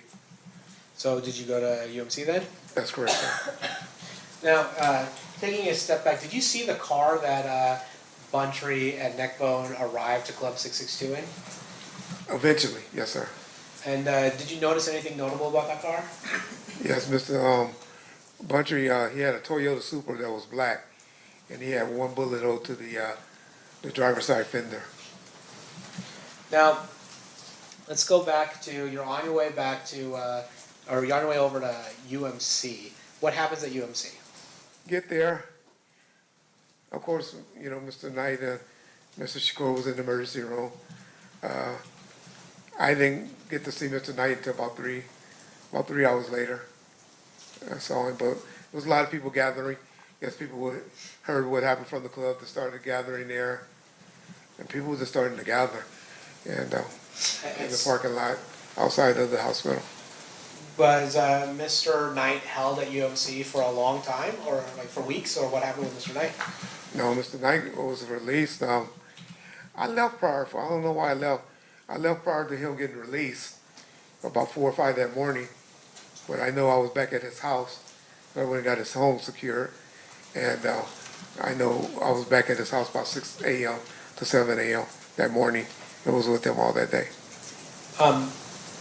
After all this, or sometime during this, do you make contact with your father? Yes, sir. How do you do that? By phone. I called him a couple of times throughout that night. Told him when it just happened to Shug and Mr. Shakur.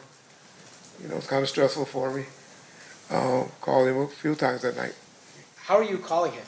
By cell phone. Oh, you had a cell phone at the time? Yes, sir. Okay. And was there anything that you felt you had to relate to him in order to let him know what might be happening the next day in Compton? Well, during that night, or that early morning, I was getting information from people in the parking lot and around that, hey, they got into it at the MGM with some guys from Southside Compton Clubs. And so I relayed that to him. Didn't know who the people were, just that they got into it from some guys from Southside. And I told him, hey, it's going to be trouble back in Compton. When did you go back to Compton? Or when did you go back to California? About 2 weeks later. So you were in town while Mr. Shakur was at the hospital? The whole time he was at the hospital, and that following week as well. What was your role while Mr. Shakur was in the hospital? I had 2 guys assigned outside his door the whole time he was fighting for his life. And they were there just we had problems with, I remember a candy striper tried to sneak up and take a picture of him while he was lying, fighting for his life. And we were just trying to keep people out. Of course, Ms. Shakur, his mother, was in charge, but just mainly trying to keep people out that she didn't want in or got her permission to come in to see Mr. Shakur while he was fighting for his life. And then you had said after Mr. Shakur had passed, you stayed in Vegas for another week? That's correct. Why is that? Well, I'm the one that actually received his ashes, and had one of my security guys by the name of James Green fly back with the ashes, and eventually delivered them to someone in the family. I believe it was the mother, but if it wasn't her, it was somebody that she authorized to receive the ashes. Okay, but you weren't the person that delivered the ashes. James Green was. You received the ashes and Yes. then gave it To Mr. James. Gray. Yeah. You know, I want to ask you this just straight. Did you have anything to do with the murder of Tupac Shakur? Absolutely not. Courtney Williams. Orlando Anderson, the revocation hearing.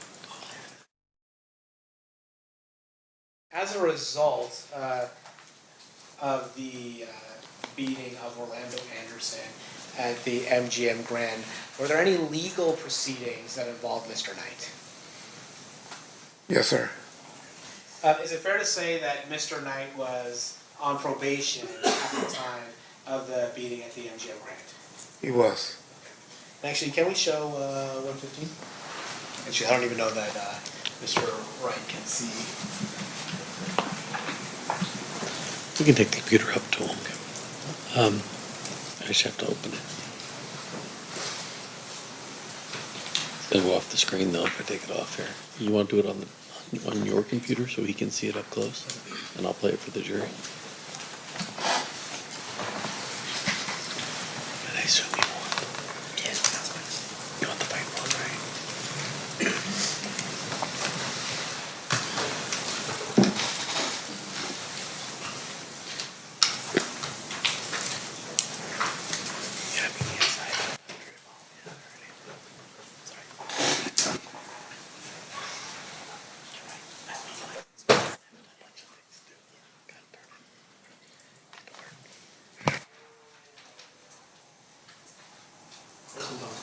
Sure.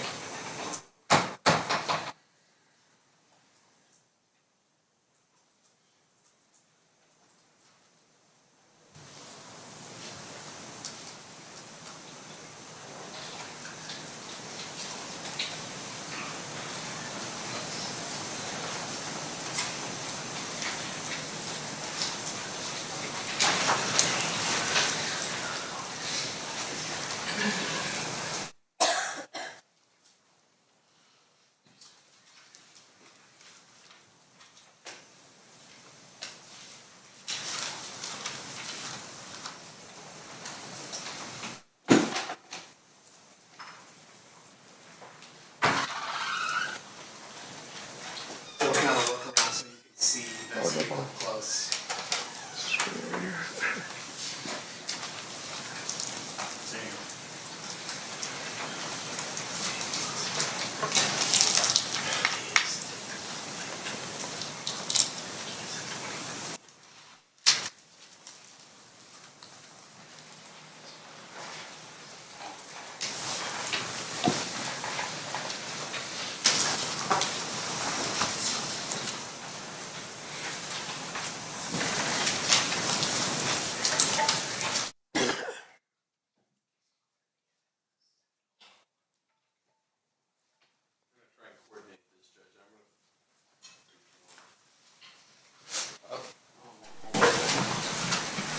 I'll show it to you up close, Mr. Wright, while Mr. DiGiacomo shows it to the members of the jury. And Mr. DiGiacomo. Before you said you want to start it? Yeah, for the record, this is State's Exhibit 115B at 7 minutes and 4 seconds. Okay.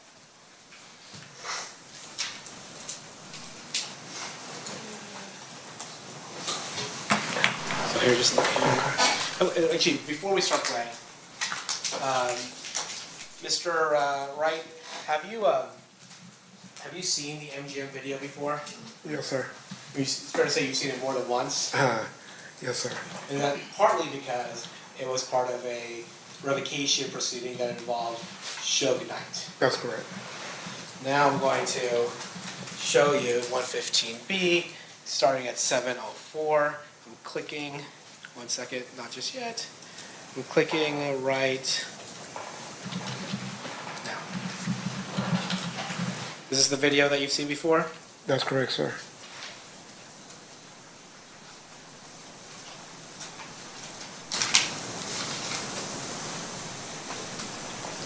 I'm gonna pause. Starting at 7:20. 7:20. Did you recognize the folks that were hitting Mr. Anderson there? Hitting or kicking? Hitting or kicking, yeah. Yes, I do. Who were they? The gentleman in the white with the black hat on was We'll try and coordinate this again.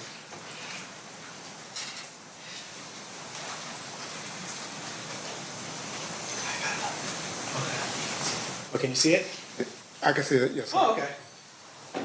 Well, then can you tell us the people who are involved in this? That gentleman right there in the white is Buntry, Alton McDonald.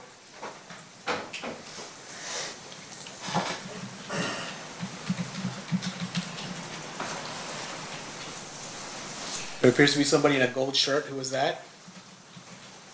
That appeared to be Mr. Shakur.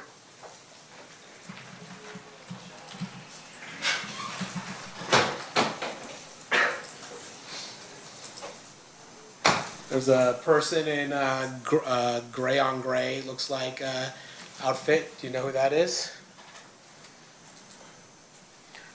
The one that I saw that's right in front of Mr. McDonald right now is Roger Williams. Okay. I thought it was blue. I saw Okay, it blue. maybe I'm talking about the wrong thing. You're talking about this. Yeah. I'm gonna approach her. Okay. Show again.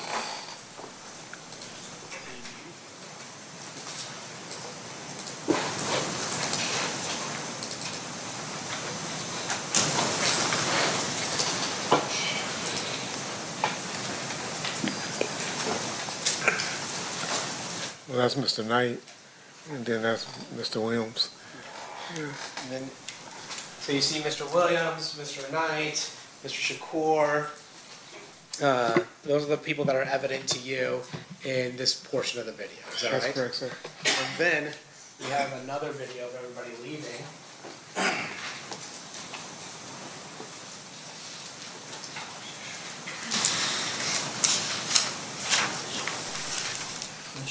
Can you see that? I can see it, but That's fair. That's a different question.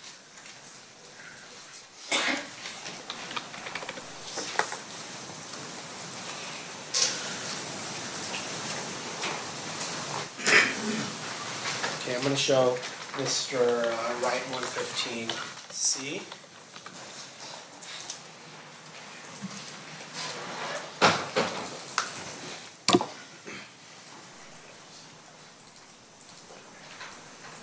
and Mr. Shakur, Mr. Knight, Buntry, Mr. Williams.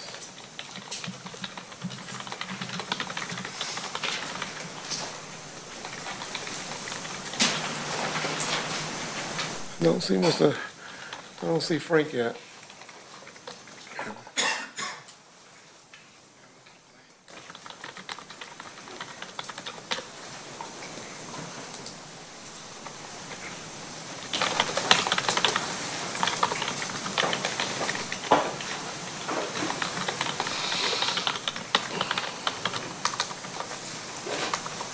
Okay, there you go. Mr. Alexander is the one with no sleeves on his shirt. And he's leading the pack now. Did you see Trayvon Lane? I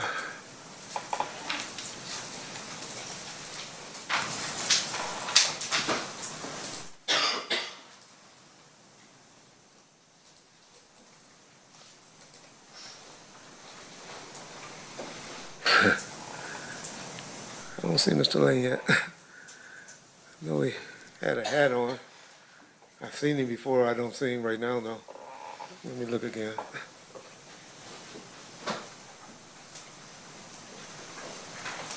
Frank, Mr. Shakur.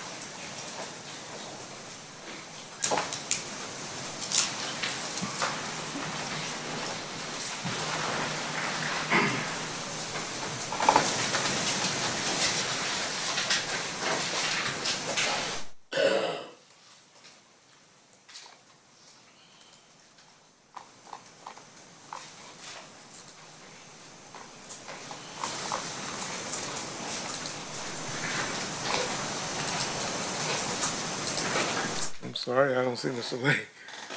It's all right. I'm sorry.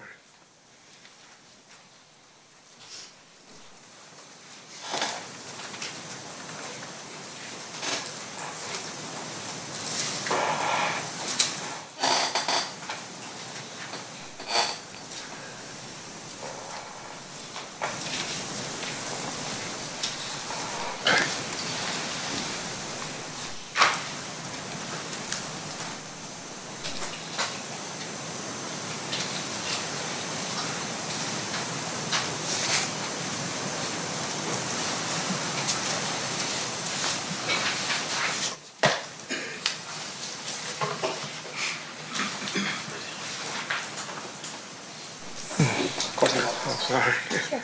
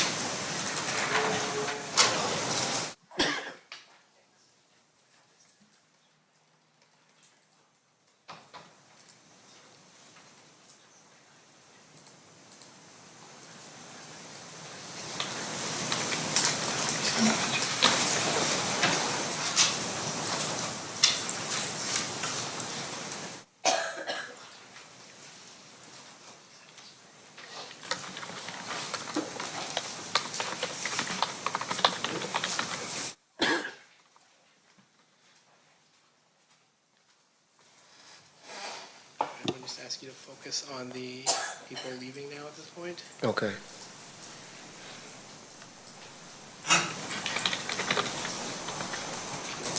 Right there, upper right. Yeah. So you see him. Yeah, he has the hat on. Upper right corner is Mr. Lane. So you see him leaving the scene, but you don't actually see him during The altercation. You don't see him actually hitting I didn't see him, no. Mr. Anderson. I didn't see him do that. But he's with the group that's fleeing the beating of Mr. Anderson. That's correct. I'm going to show you what's been marked as State Proposed Exhibit 16. Do you recognize who that person is? That's Mr. Lane. Do you recognize the person in State's Exhibit 7? Actually, no, I gave you the wrong one. State's Exhibit 2. Yes, I recognize him. That's Mr. Davis. Okay. I'm going to show you the person depicted in State's Exhibit number 3. Mr. Anderson. And lastly, I'm going to show you what's been marked as State's Exhibit 72. Do you recognize what's in that? It's a Death Row chain, yes. Okay.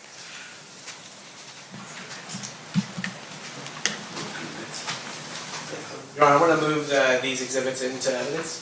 No objection, Your Honor. So admitted. Can you show number 6? This is Mark 6, but I think it's 060. There you go. Is that the person you identified as Trayvon Lane? Yes, sir.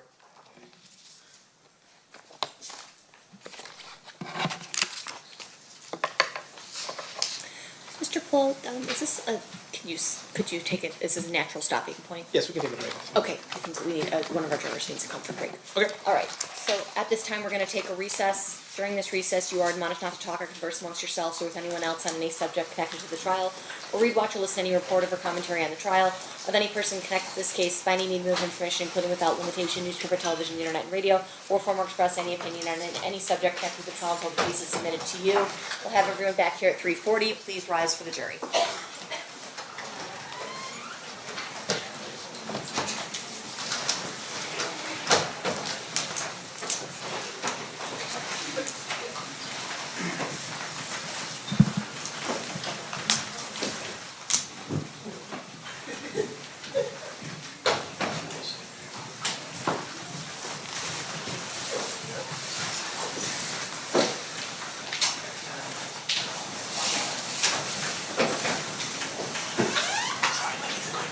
For the record, the jury has exited the room and will be in recess. Mr. Wright, did you need any water bottle or anything? I have one. Thank you, You've ma'am. got one? Okay. Thank you, ma'am. All right, no problem. And Your Honor, if we could just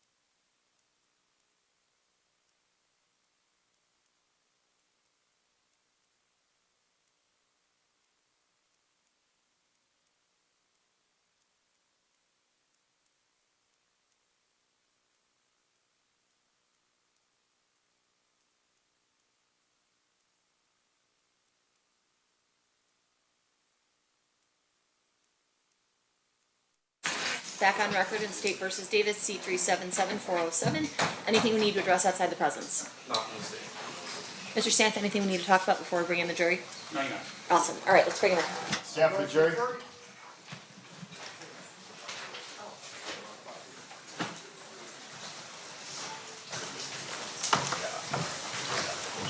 We're on the record and stand for the jury, please.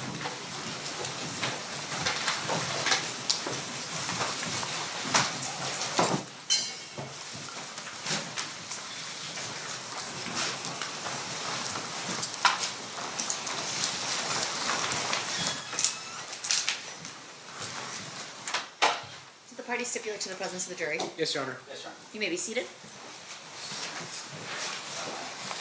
You may proceed. Thank you, Your Honor. Mr. Wright, would it be easier to look at the monitor on the witness stand, or are you able to see that better? Pictures this size, I can see both ways. Okay, all right. So you're now looking at State's Exhibit number 60. Who is that? That's Trayvon Lane. All right, and can Mr. DiGiacomo, do you mind putting up 62? Showing you State's Exhibit number 62. Who is that? That's Mr. Davis. You mind putting up 63? Showing you State's Exhibit 63. Who is that? That's Mr. Anderson. And then we had talked briefly about it, so I want to just show it. Showing you State's Exhibit 72. What is that? That's a defo chain medallion. And we'll touch on that in a minute. But we were talking about the beating of Orlando Anderson at the MGM. Mr. Knight was on probation at the time you had mentioned. Is that correct? That is correct, yes. And then after you guys got back from Las Vegas back to the Southern California area, did Mr. Knight have a legal problem as a result of his alleged participation in that beating? That's correct, sir. And can you explain that to us? They brought him in. Initially, they brought him in, they said, for a 30 test for, that he had did with his probation officer. But while he was still in custody, they then added the charge of he violated his probation for assaulting Mr. Anderson. So he's on probation, he's on video, at least what appears to be participating in the beating of Mr. Anderson. And so he is charged with violating his probation. That's correct, sir. And do you participate in any of the preparation for Mr. Knight's hearing on his probation violation? With his attorney, Mr. Kenner, I attended several meetings, yes. And then, are you aware of a meeting with Mr. Anderson? That's correct. Can you tell us about that? So we met him at his attorney office, Mr. E.D. Fall. It was in Seal Beach, I believe, where his office was. And we met with him. The attorneys had an agreement where I guess they were going to make a settlement or something for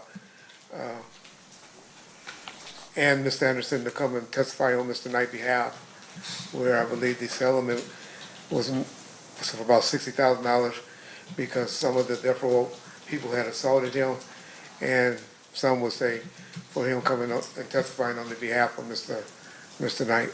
Okay, so just to be clear, prior to Mr. Knight's revocation hearing, there was a meeting with Orlando Anderson, the person who was beaten in that video. Is that right? That's correct. And then there was an agreement that $60,000 would change hands between Suge Knight or Death Row or some aspect of that side to Mr. Anderson. Is that correct? That's correct, but that was made between the attorneys, Mr. Kenner, who was also present, and Mr. Fall. Okay. I'm not saying that you're the person that did that. I'm just saying you were that. I was at the meeting, myself and Norris Anderson, who was the general manager of the company at the time. Okay. And then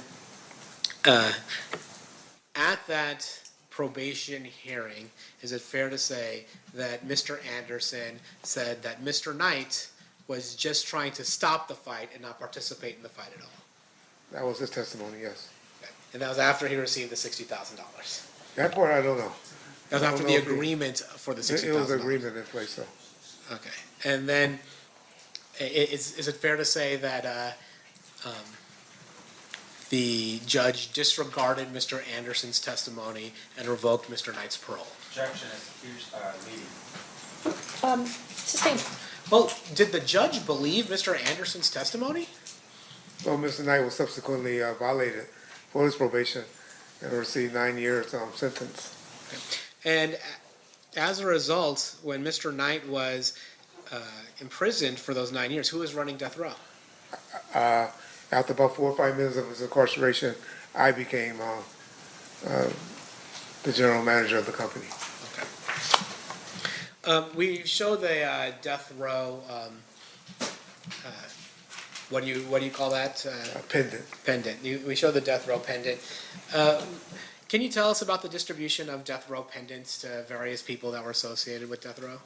Mainly the artists received them, and then people, close associates of Mr. Knight, they were given out to different people for Christmas presents of 1995.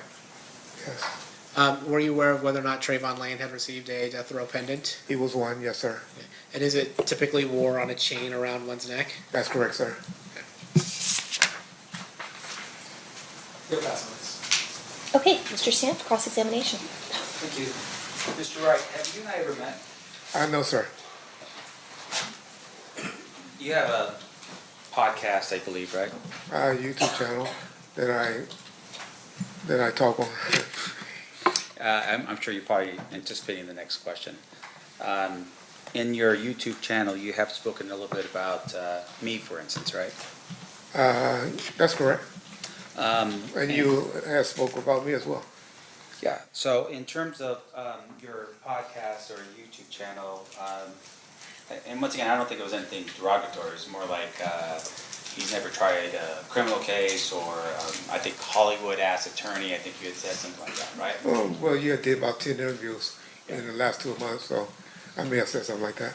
Now, in terms of your podcast stuff, it's very, this pretty good point. At some point, you had actually instructed Keith that, hey, he can actually make money doing the YouTube stuff. Remember that? It didn't go quite like that, but I did pass his number to a few YouTube channels after he and I had this discussion about doing something on my channel, but I refused to pay him because I'm not giving someone I believe is Tupac Killer money. Sure. You had a interview with a Mr. Mogg. Do you remember that?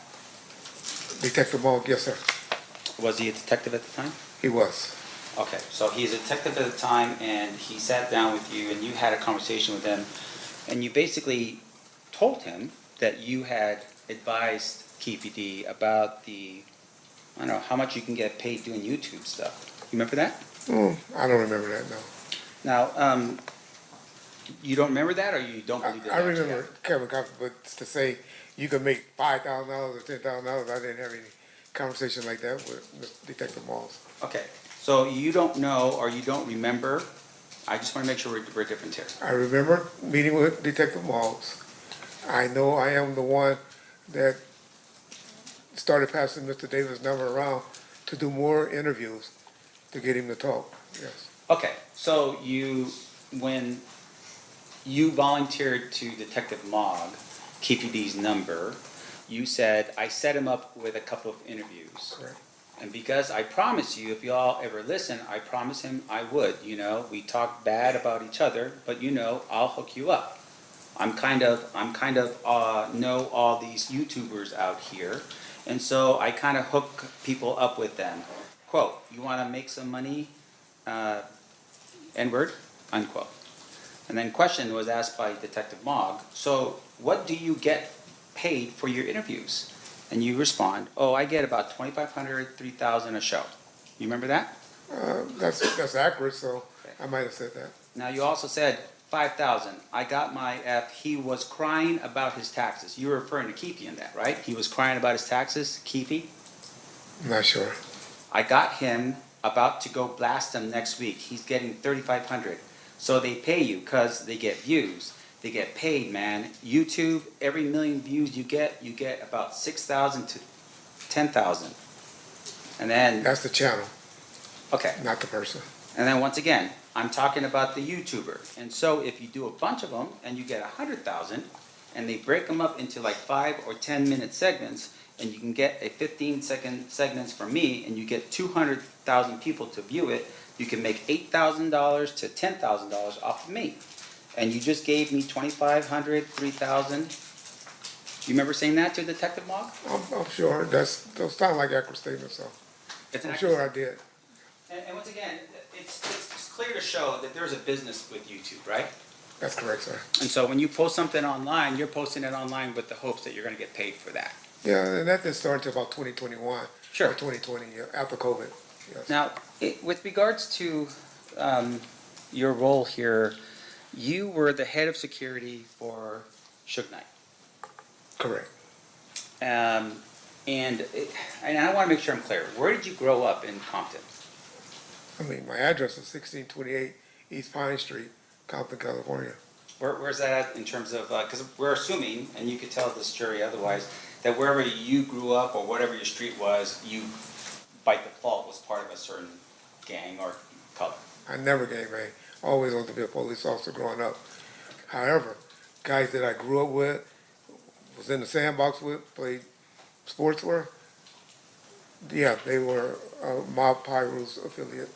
Okay. Some police officers, some football players, several type of people grew up in our community. And at some point, you get yourself out of it, you become a police officer. I never was in it. Okay. All right. Thank you for correcting me. You become a police officer for about 5 years? 90 to 96, 6 years, yeah. 6 years, and you have to retire medically. Correct. And you had shared with us earlier that you created this security company. You were moonlighting, sort of doing your job during the day and then doing this other side hustle at night. That's accurate. And that side hustle became your full-time gig when you were no longer a police officer. That's correct, sir. And so in terms of who you were, the main service you provided services for would have been Death Row Records. 95%. That's correct, sir. And in essence, I mean, this was your number one client, right? I agree with you. Okay. And you spent a lot of time with Suge. Eventually that grew, but yes. 94, not as much. 95, 96, yes, sir. Okay. And you're providing services for Suge in terms of security, right? For Suge or his company? For the Death Row label. That's correct, sir. And you actually had created a company specifically for the security aspect of it, right? That's fair. And that's the Right Way Protective Services. Protective Services, okay. Now, as you're going about doing that, you had shared with us a little bit about some of the things you had done. And you shared with us that, hey, there was something that happened at one of the award ceremony. You talked about that, right? At the Soul Train, that's correct. And you said that at that Soul Train incident that my client was present when some other guy flashed a gun or something like that. That's correct. It wasn't your client, no, sir. And once again, your security, you're a former police officer. Did you ever report that incident to police? They ran, actually, police detained the subjects outside the gate or towards the gate. What happened to them, I don't know, because I was more interested in getting my clients inside the war show. And your father, just to correct my memory, is a lieutenant at the time with Compton? Or was he captain? At that time, a lieutenant, sir. Yes, sir. And his role and what he was responsible for was the gangs in Compton. That's correct, sir. So it would have been information he would have maybe picked up or you would have told him? That's what people get confused about law enforcement. Compton is a city about 8 to 10 miles away from, well, that's by USC is where this incident happened. That's about 20 miles away from Compton. And so Compton PD and LAPD don't share information with each other like people think in law enforcement. Right, but you're talking about someone who's from Compton. You're saying that guy right up there who's from Compton was present at that particular event. Wasn't a big thing. It was just a guy that brandished a weapon. Right, so in your mind, it's not about this idea that this is a gang sort of thing, it's just some idiot with a gun flashing a gun, right? I agree with you. Okay. And But they so, were also protecting Bad Boys Records. okay, well, we can talk about that in a Okay. second. In terms of your role though in your company, you, at some point, you obviously are now working with Suge, and there's this idea with Death Row Records that there may be sort of, tension in the air. Was there anything going on during that time period prior to, September of 1996 that was happening that was telling you, hey, I need to make sure that Death Row Records is protected? You always had an element because of incidents when you go out to nightclubs, the party scene. There's always some issue, Yeah. unfortunately. And because you're dealing with someone like Suge Knight, and at that particular point, any of his other people that was working for him, like say the entertainers, right? You're talking Snoop, you're talking Tupac, that you would have adequate security to protect them, like say from fans and that kind of stuff. I called it, my cell was to be good witnesses. Mr. Knight had just went through a situation with one of his artists, Snoop Dogg, that was on trial for murder. And they ended up beating the case. But they had got a large judgment, mainly because of the qualifications or the lack of qualifications of the security officer that was acting as security officer that shot him and killed the person. And so when you have a big company like Mr. Knight had, I thought it was best, and he thought it was best, or maybe his attorneys, I don't know, his label, that let's get some professional people around you. And so for the most part, your practice was to hire people that were either off-duty police officers or retired police officers. That's correct, sir. And you did that because they were properly trained and you could trust them in terms of their judgment. That and my cell was to be a good witness. Gotcha. Yes, sir. But with regards to their roles obviously at the end of the day were to protect the people that were your clients. That would have been Death Row Records and whoever you assigned them to do. As best you can. So in terms of what happens here in Las Vegas, right? Your testimony is you arrive here to Las Vegas and you're here on Friday. Correct. And you're here to get ready for what's happening on Saturday. Friday night, the Coke Club did open. Like I said, it wasn't majorly attended, but definitely for Saturday night, yes, sir. Yeah. And in fact, Tupac and Suge didn't arrive until Saturday anyways. They didn't come up until Saturday, that's correct, sir. And they drove up. They drove up, yes, sir. So they drove up, you're there, you're working, and you're at 662, right? I'm at 662, yes, sir. Okay. So I'm going to show you here an image. And I'm going to ask the clerk to mark as proposed defense exhibit next in order. C, I think? Yes. C? Yep. May I approach, Your Honor? You may. You recognize this? That's Club 662, yes, sir. Okay. And with regards to, I'm sorry, and with regards to that photograph, would that been an accurate depiction of 662 around the time period that we're talking about here? I agree with you, sir. Yes, sir. Now, let's get this one. Your Honor, at this point, I move for the admission of proposed defense exhibit C. Any objections, State? Nope. So admitted. May I publish, Your Honor? You may. I'll show this to the jury here real quick. So this is a picture of 662. Now, you had shared with us a little bit about what was happening on Saturday night. Attorney basically says, hey, if we really want to get this club, I guess, passed in terms of its licensing, maybe we do something that helps the community or at least does an outreach. Is that what we're doing? I think that was mainly to get the police officers there. Okay. And with regards to that particular night and so forth, you said it's something to do with boxing. This is a Barry's boxing benefit. Is that what that was? That's correct, yes, sir. Okay.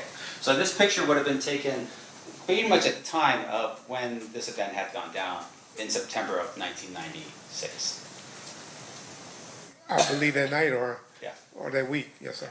And with regards to Barry's boxing, do you know anything about what Barry's boxing is about? Just that he was a retired police officer that was helping young kids in the area with boxing. That was about it. or, you know, association or a foundation to raise money for youth coming up, is what I remember. So, Mob James just testified a little while ago. Okay. If his representation was there was no event like that was happening in September of 1996, would he be wrong? Let me just say this, they don't be in the know like that, you know. We're not as transparent as maybe we should be with you know, the homeboys. I mean, but obviously this is sitting on the front sign of the entrance going into the facility, right? I went in that club that night and I ain't never noticed that. Well, let me ask you this though, in terms of what was happening, was Mob James the head of security that night? So James' responsibility is he had a lot of juice with the homeboys, and they have something they call Code Red, where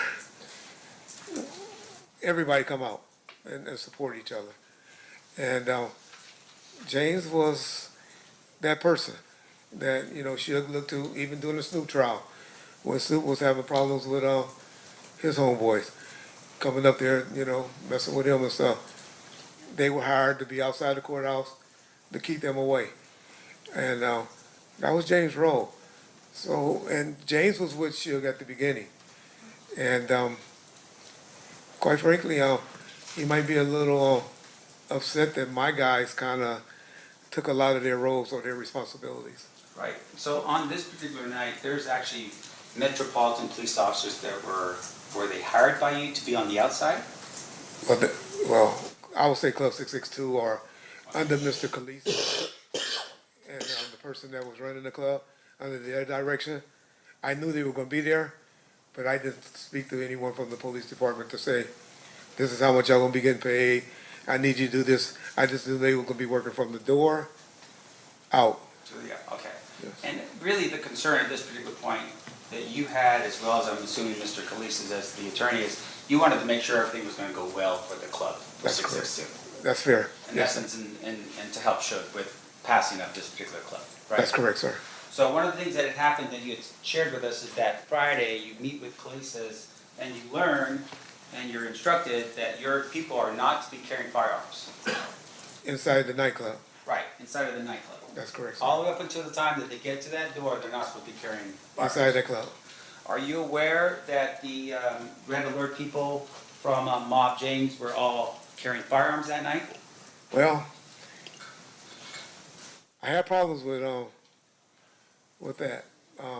My guys were strict, law enforcement.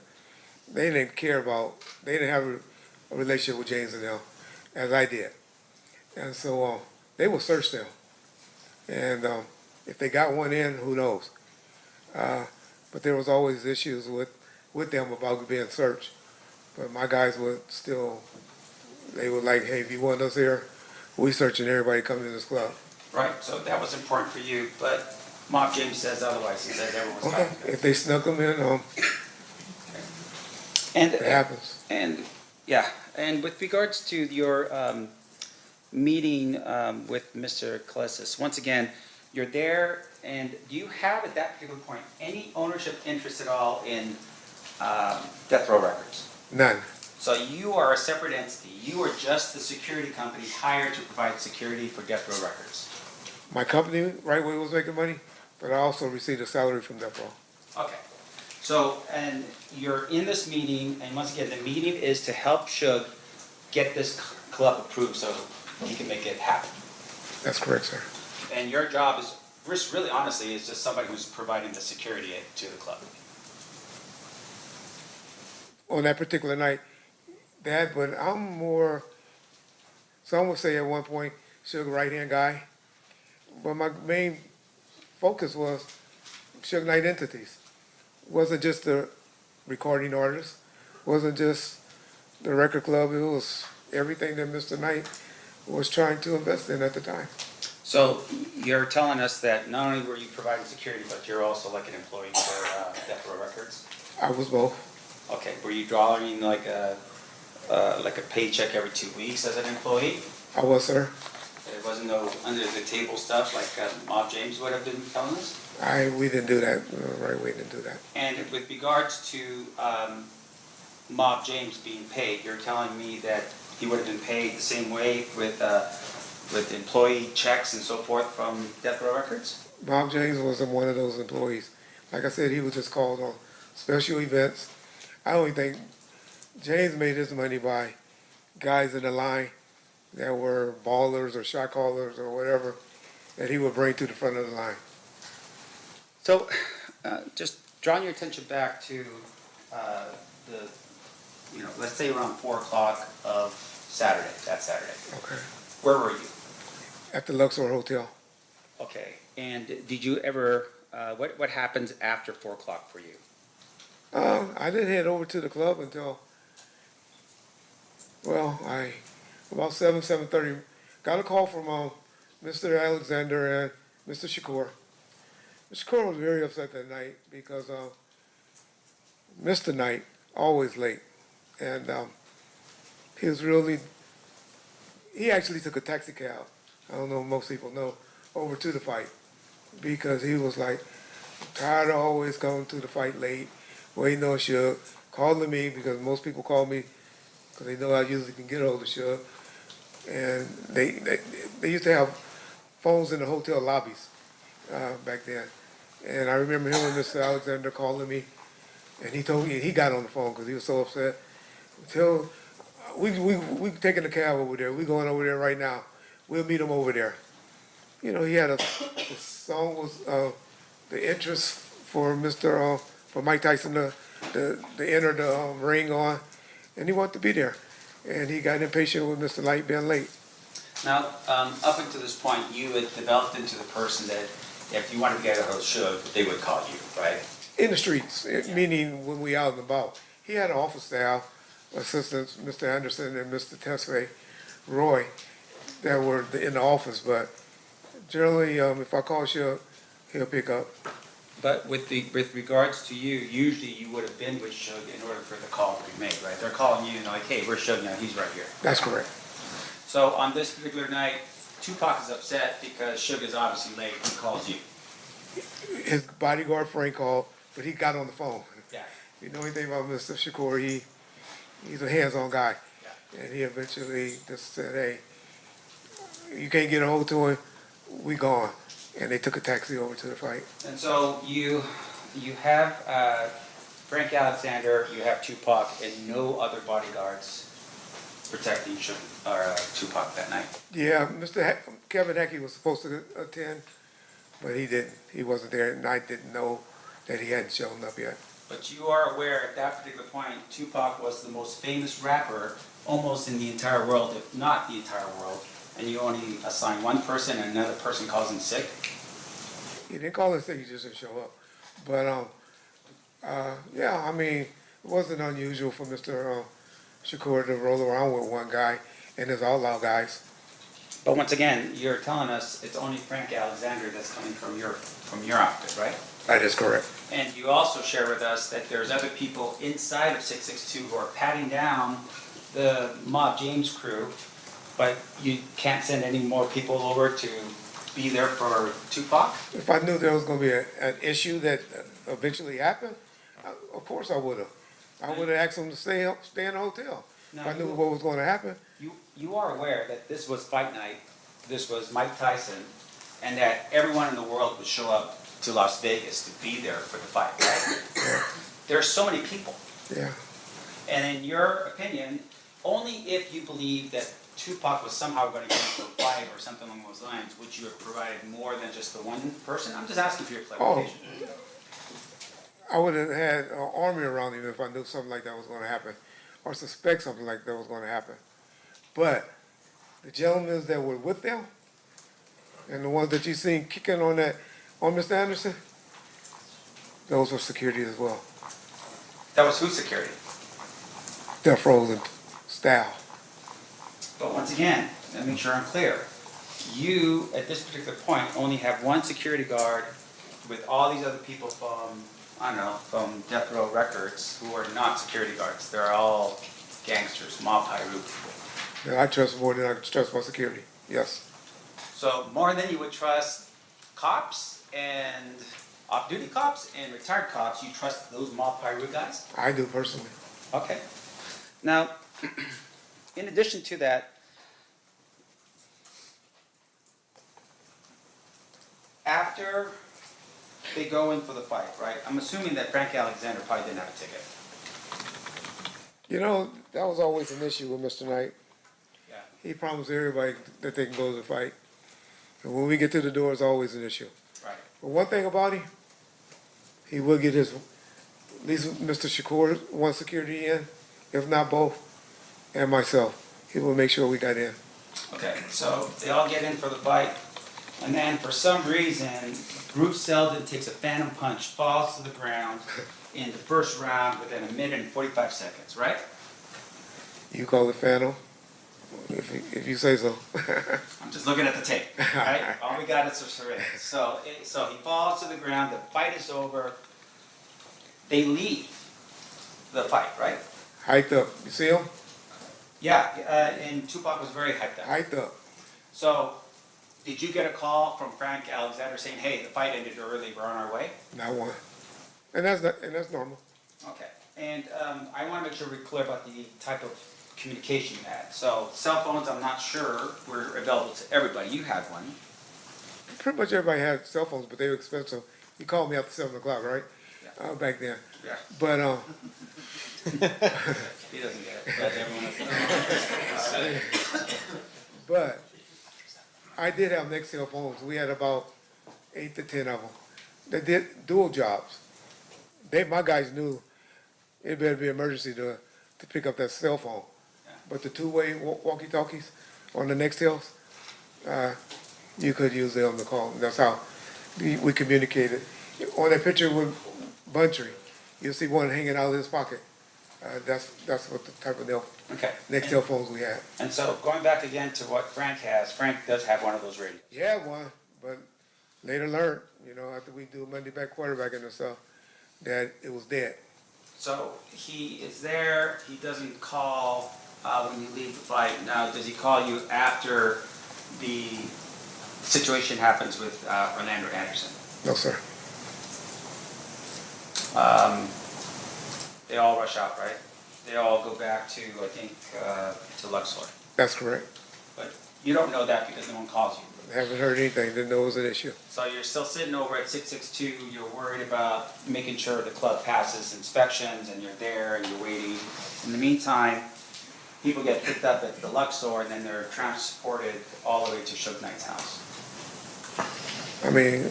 But again, if you don't know, you can just tell me. Yeah. I just assume You're not just... Yeah. I don't know. I don't know. Okay. Now, at some point, they're traveling down Flamingo, and the shots occur at that particular point, right? But you don't know. Correct. And so you're sitting at the club and you don't know. I wasn't sitting, but yeah. Oh, well, whatever. I mean, I'm sure you're working, right? So you're working, and your concern is making sure the club passes and that the club passes for Suge Knight. Even though his attorney's present, all these cops are on the outside, and you have the security proficiency of Mob James on the inside, right? And about 25 to 30 of my guys. And so, once again, yes, 20 to 30 of your guys. Correct, yeah. Retired police officers or off-duty police officers. Correct. And they're all there. Correct. And at some point, you get notice that Tupac had been shot, right? I got notified. Correct. Was it through the Nextel walkie-talkie stuff? No, sir. How did that happen? Mr. Williams and Mr. McDonald ran up to me and told me. Okay, none of your people, but two of the people that were associated with the death row people? With the entourage. Okay. And they're the ones who told you that, hey, something went down with Tupac. Correct. And so at that particular point, what did you do? Like I said, I didn't believe him at first initially, but we talking seconds now. Mr. Khalees somehow, verified that, yeah, something's going on. And then me observing a few of the police cars that were assigned at the working the parking lot or the taking off license sirens going towards that way made me believe that something's going on. Now, Did Suge Knight ever appear at the club and continue partying that night? I don't know, but I have heard James say that before, but. What about just from your Monday night sitting down with your people and going over what should have been done better? Was there any conversation or any way that you learned that Suge Knight actually showed up to party the night of the shooting? The party was over. The party was over. They probably were still there at the club, but it wasn't like no partying going on, especially after people heard what happened. I can see that. Now, we talked a little bit about the death row chain. Do you recall telling Detective Mogg when he visited with you that you sold your death row chain because of hard times? I had a platinum one. That's correct. Now, later on, when you're testifying in the grand jury, you remember doing that? I still have my gold one, if that's what you're asking.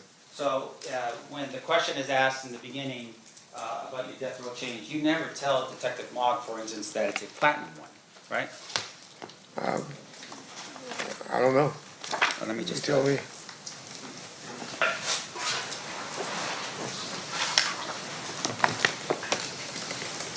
Wait. The camera's on. You want to turn the camera off? Oh, sorry.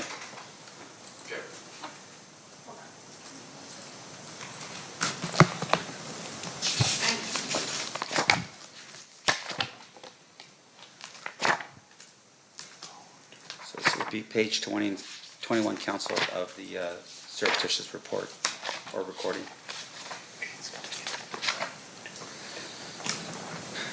So you say, the question that was asked by Detective Mogg, you were describing the chains as cheap.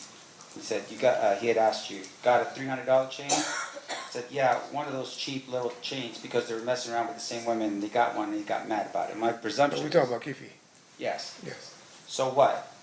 What did expensive ones look like? Do you have a picture of those? And you said, yes, sir, I can show you the one that Tupac would have. And then the question's asked of you by Detective Mogg, did you ever get one of those chains? And you respond, yeah, I had one. And then the question was, what happened to it? And you said, shit, hard times hit. And Detective Mogg commiserates and says, yeah, I hear you. You said, gotta get rid of it somehow. And then Detective Mogg asked, what did you get for it? And you said, I got about $5,000, right? Yeah, that was the platinum one, Okay. or the white gold one. You can watch, and I'm sure you have, several interviews, pictures with me with my gold chain on. I wear them on several YouTube videos. But fair to say, of course, that, when you said you had one, it's not one gold, it's not one platinum in this book, right? Like I said, the one I sold was the platinum one. Now, in addition to that, later on, when you're testifying before the grand jury, the question that was asked by one of the jurors was, and I want to make sure I'm clear because I don't want to mess up I want to be accurate with you. Your Honor, I think this is improper impeachment or refreshing recollection. I'm not quite sure what I'm here in the transcript to Mr. Russ before asking the predicate question. Let me just do this as a refreshing of his recollection, Your Honor. I just didn't want to. So it's sustained. So I don't know that he said he doesn't remember. Okay. So let me ask you this. You were asked by a juror. Again, I think you have to ask the substantive question first. Determine whether or not. Mr. Blog, you're gonna have to talk louder because your mic's not. Okay, I'm sorry. I think you have to. You approach. I can stand. I apologize, Your Honor. Everyone approach.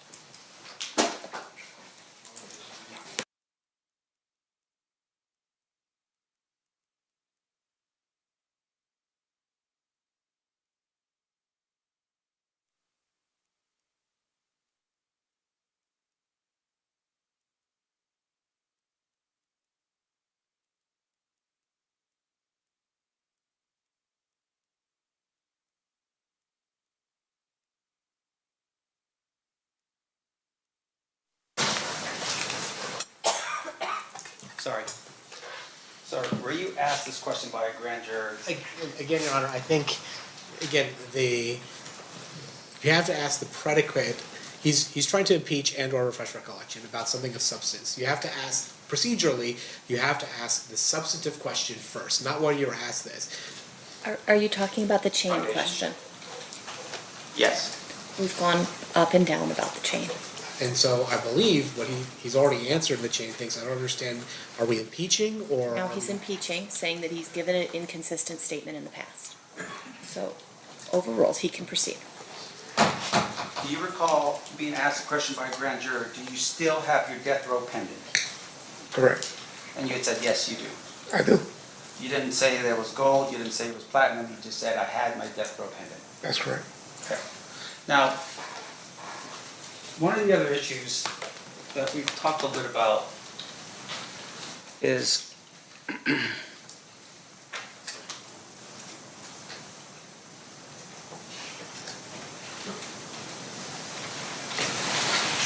and once again, I apologize. Maybe the state can refresh my recollection because maybe I was thinking about something else.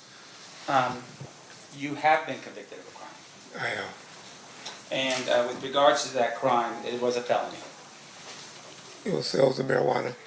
No, back up here real quick. It was sales of marijuana and it was also embezzlement. Is that what it was? No, it money was, laundering? Money laundering. Ah. What money going in? And with regard to those two things, that happened in California.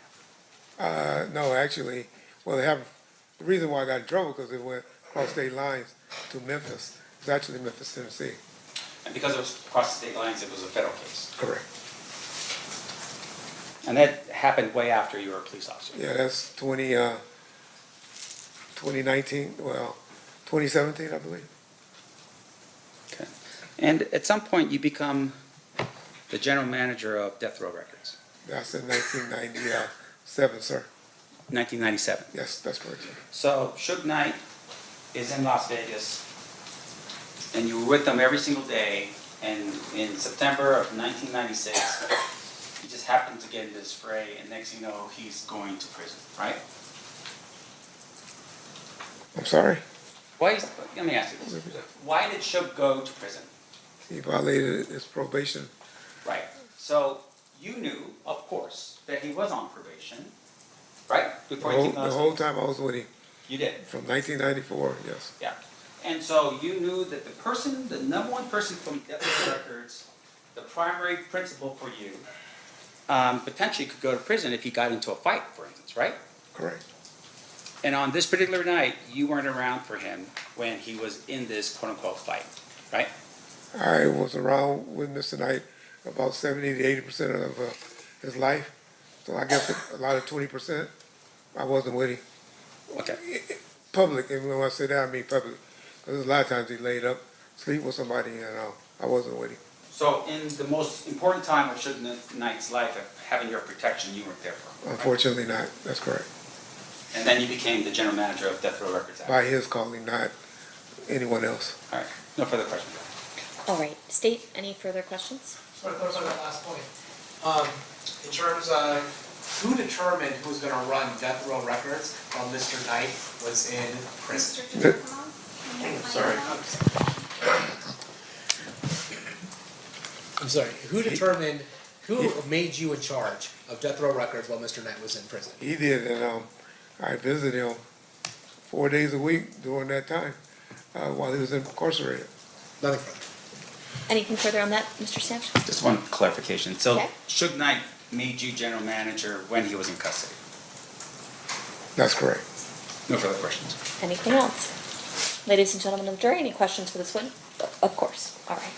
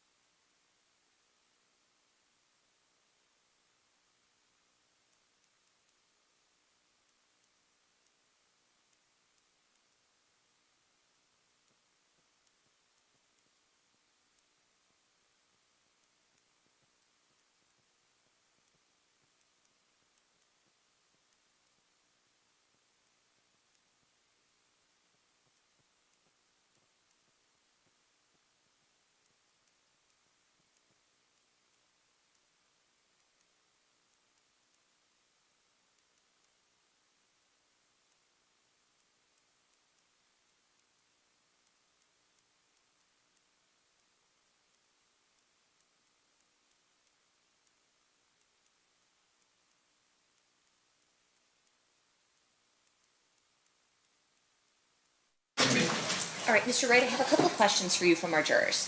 First, if they knew the cell phones were for in case of emergency, why wouldn't they call once the shooting took place? Why did you find out later in person? Not sure, I don't know why they didn't call me. Mr. Alexander's responsibility, and I didn't hear from him. Didn't hear from him. Okay. Was there anything in writing regarding the transfer of management power to you over death row records? I wouldn't call it power, just, dealing with the day-to-day operation. The one that signed people, artists for him. I did everything for him. I dealt with his women. I dealt with his parents. I dealt with pretty much everything while he was incarcerated. And generally, because I was going back and forth, seeing him, the 4 days, I spent hours on the phone with him. And I was just his point of contact person. So was there anything in writing regarding that? Not to my knowledge, other than, Okay, were there any witnesses to it? well, there's a young lady sitting in here right now that I signed, while he was incarcerated to the record label. There was a writing? I'm sorry. You signed some, what did you You don't sign? sign her as an artist. Okay. State any questions based on those answers? Nothing state. Defense? I do. Okay. All right, so I want to make sure I'm clear. You become the general manager of Death Row Records, and what was your job responsibilities? I did everything, to be honest. I brought Miss Shakur up to the prison to meet with them. I was helped talk to several, putting the albums together. When I met with Jimmy Iovine, who was our distributor at the time, negotiated deals with them. Everything I did was approved by Mr. Knight, but I was his point of contact. Did you ever have a power of attorney signed by Mr. Knight to sign on his behalf? No, what I would do is have everything generated, and I would send it. His attorney would come visit him on Tuesdays. If it was something real important, he would sign it on Tuesdays. And if I needed before then, he was married to a young lady by the name of Michelle, or at least she thought they were married. And she was signed. She had the power of attorney to sign, but she didn't deal with anyone. And then we also had a rubber stamp that two of his female friends had to sign checks or to sign some contracts if they would take them. So if there was anything wrong with the bank account, for instance, did you have to get someone else to handle that, not you? I dealt with the bookkeeper, generated the checks, but his two female friends were the ones that stamped them. And with regards to his two female friends here, were they employees of Death Row Records? One was an artist, Michelle, and then the other one, Miss Hawkins. She was just a girlfriend. Now, you are aware that at the time that Mr. Knight was involved in this thing that happened in Las Vegas and finally gets revoked on probation, that his record label was valued somewhere around, what, $500 million? I heard 3, but it was up there. All right, so it's a pretty significant asset, right? Correct. Now, out of all of this, you are the general manager, you have access to all of it. I guess I was the one he trusted at the time. No further questions, Your Honor. Okay. All right, thank you, Mr. Wright. You are excused and you're free to go. Thank you, Bill. You're welcome. All right, ladies and gentlemen of the jury, that's it for the presentation of witnesses today. We'll be in recess. We're going to come back at 1 p.m. tomorrow because I have a calendar in the morning. So I'm going to read the admonishment and then you're excused for the day. During the recess, you are admonished not to talk or converse amongst yourselves or with anyone else on any subject connected to the trial, or read, watch, or listen to any report of or commentary on the trial of any person connected with this case by any medium of information, including without limitation, newspaper, television, the internet, and radio, or form or express any opinion on any subject connected with the trial until the case is submitted to you. We'll see you guys back here at 1 p.m. tomorrow. Thank you. Rise for the jury.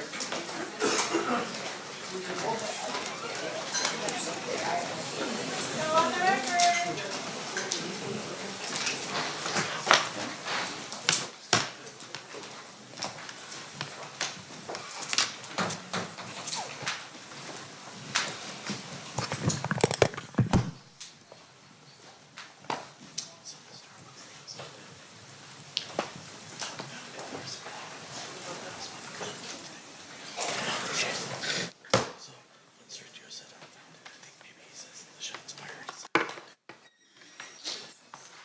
after the troops exited the room, is there anything we need to address outside their presence?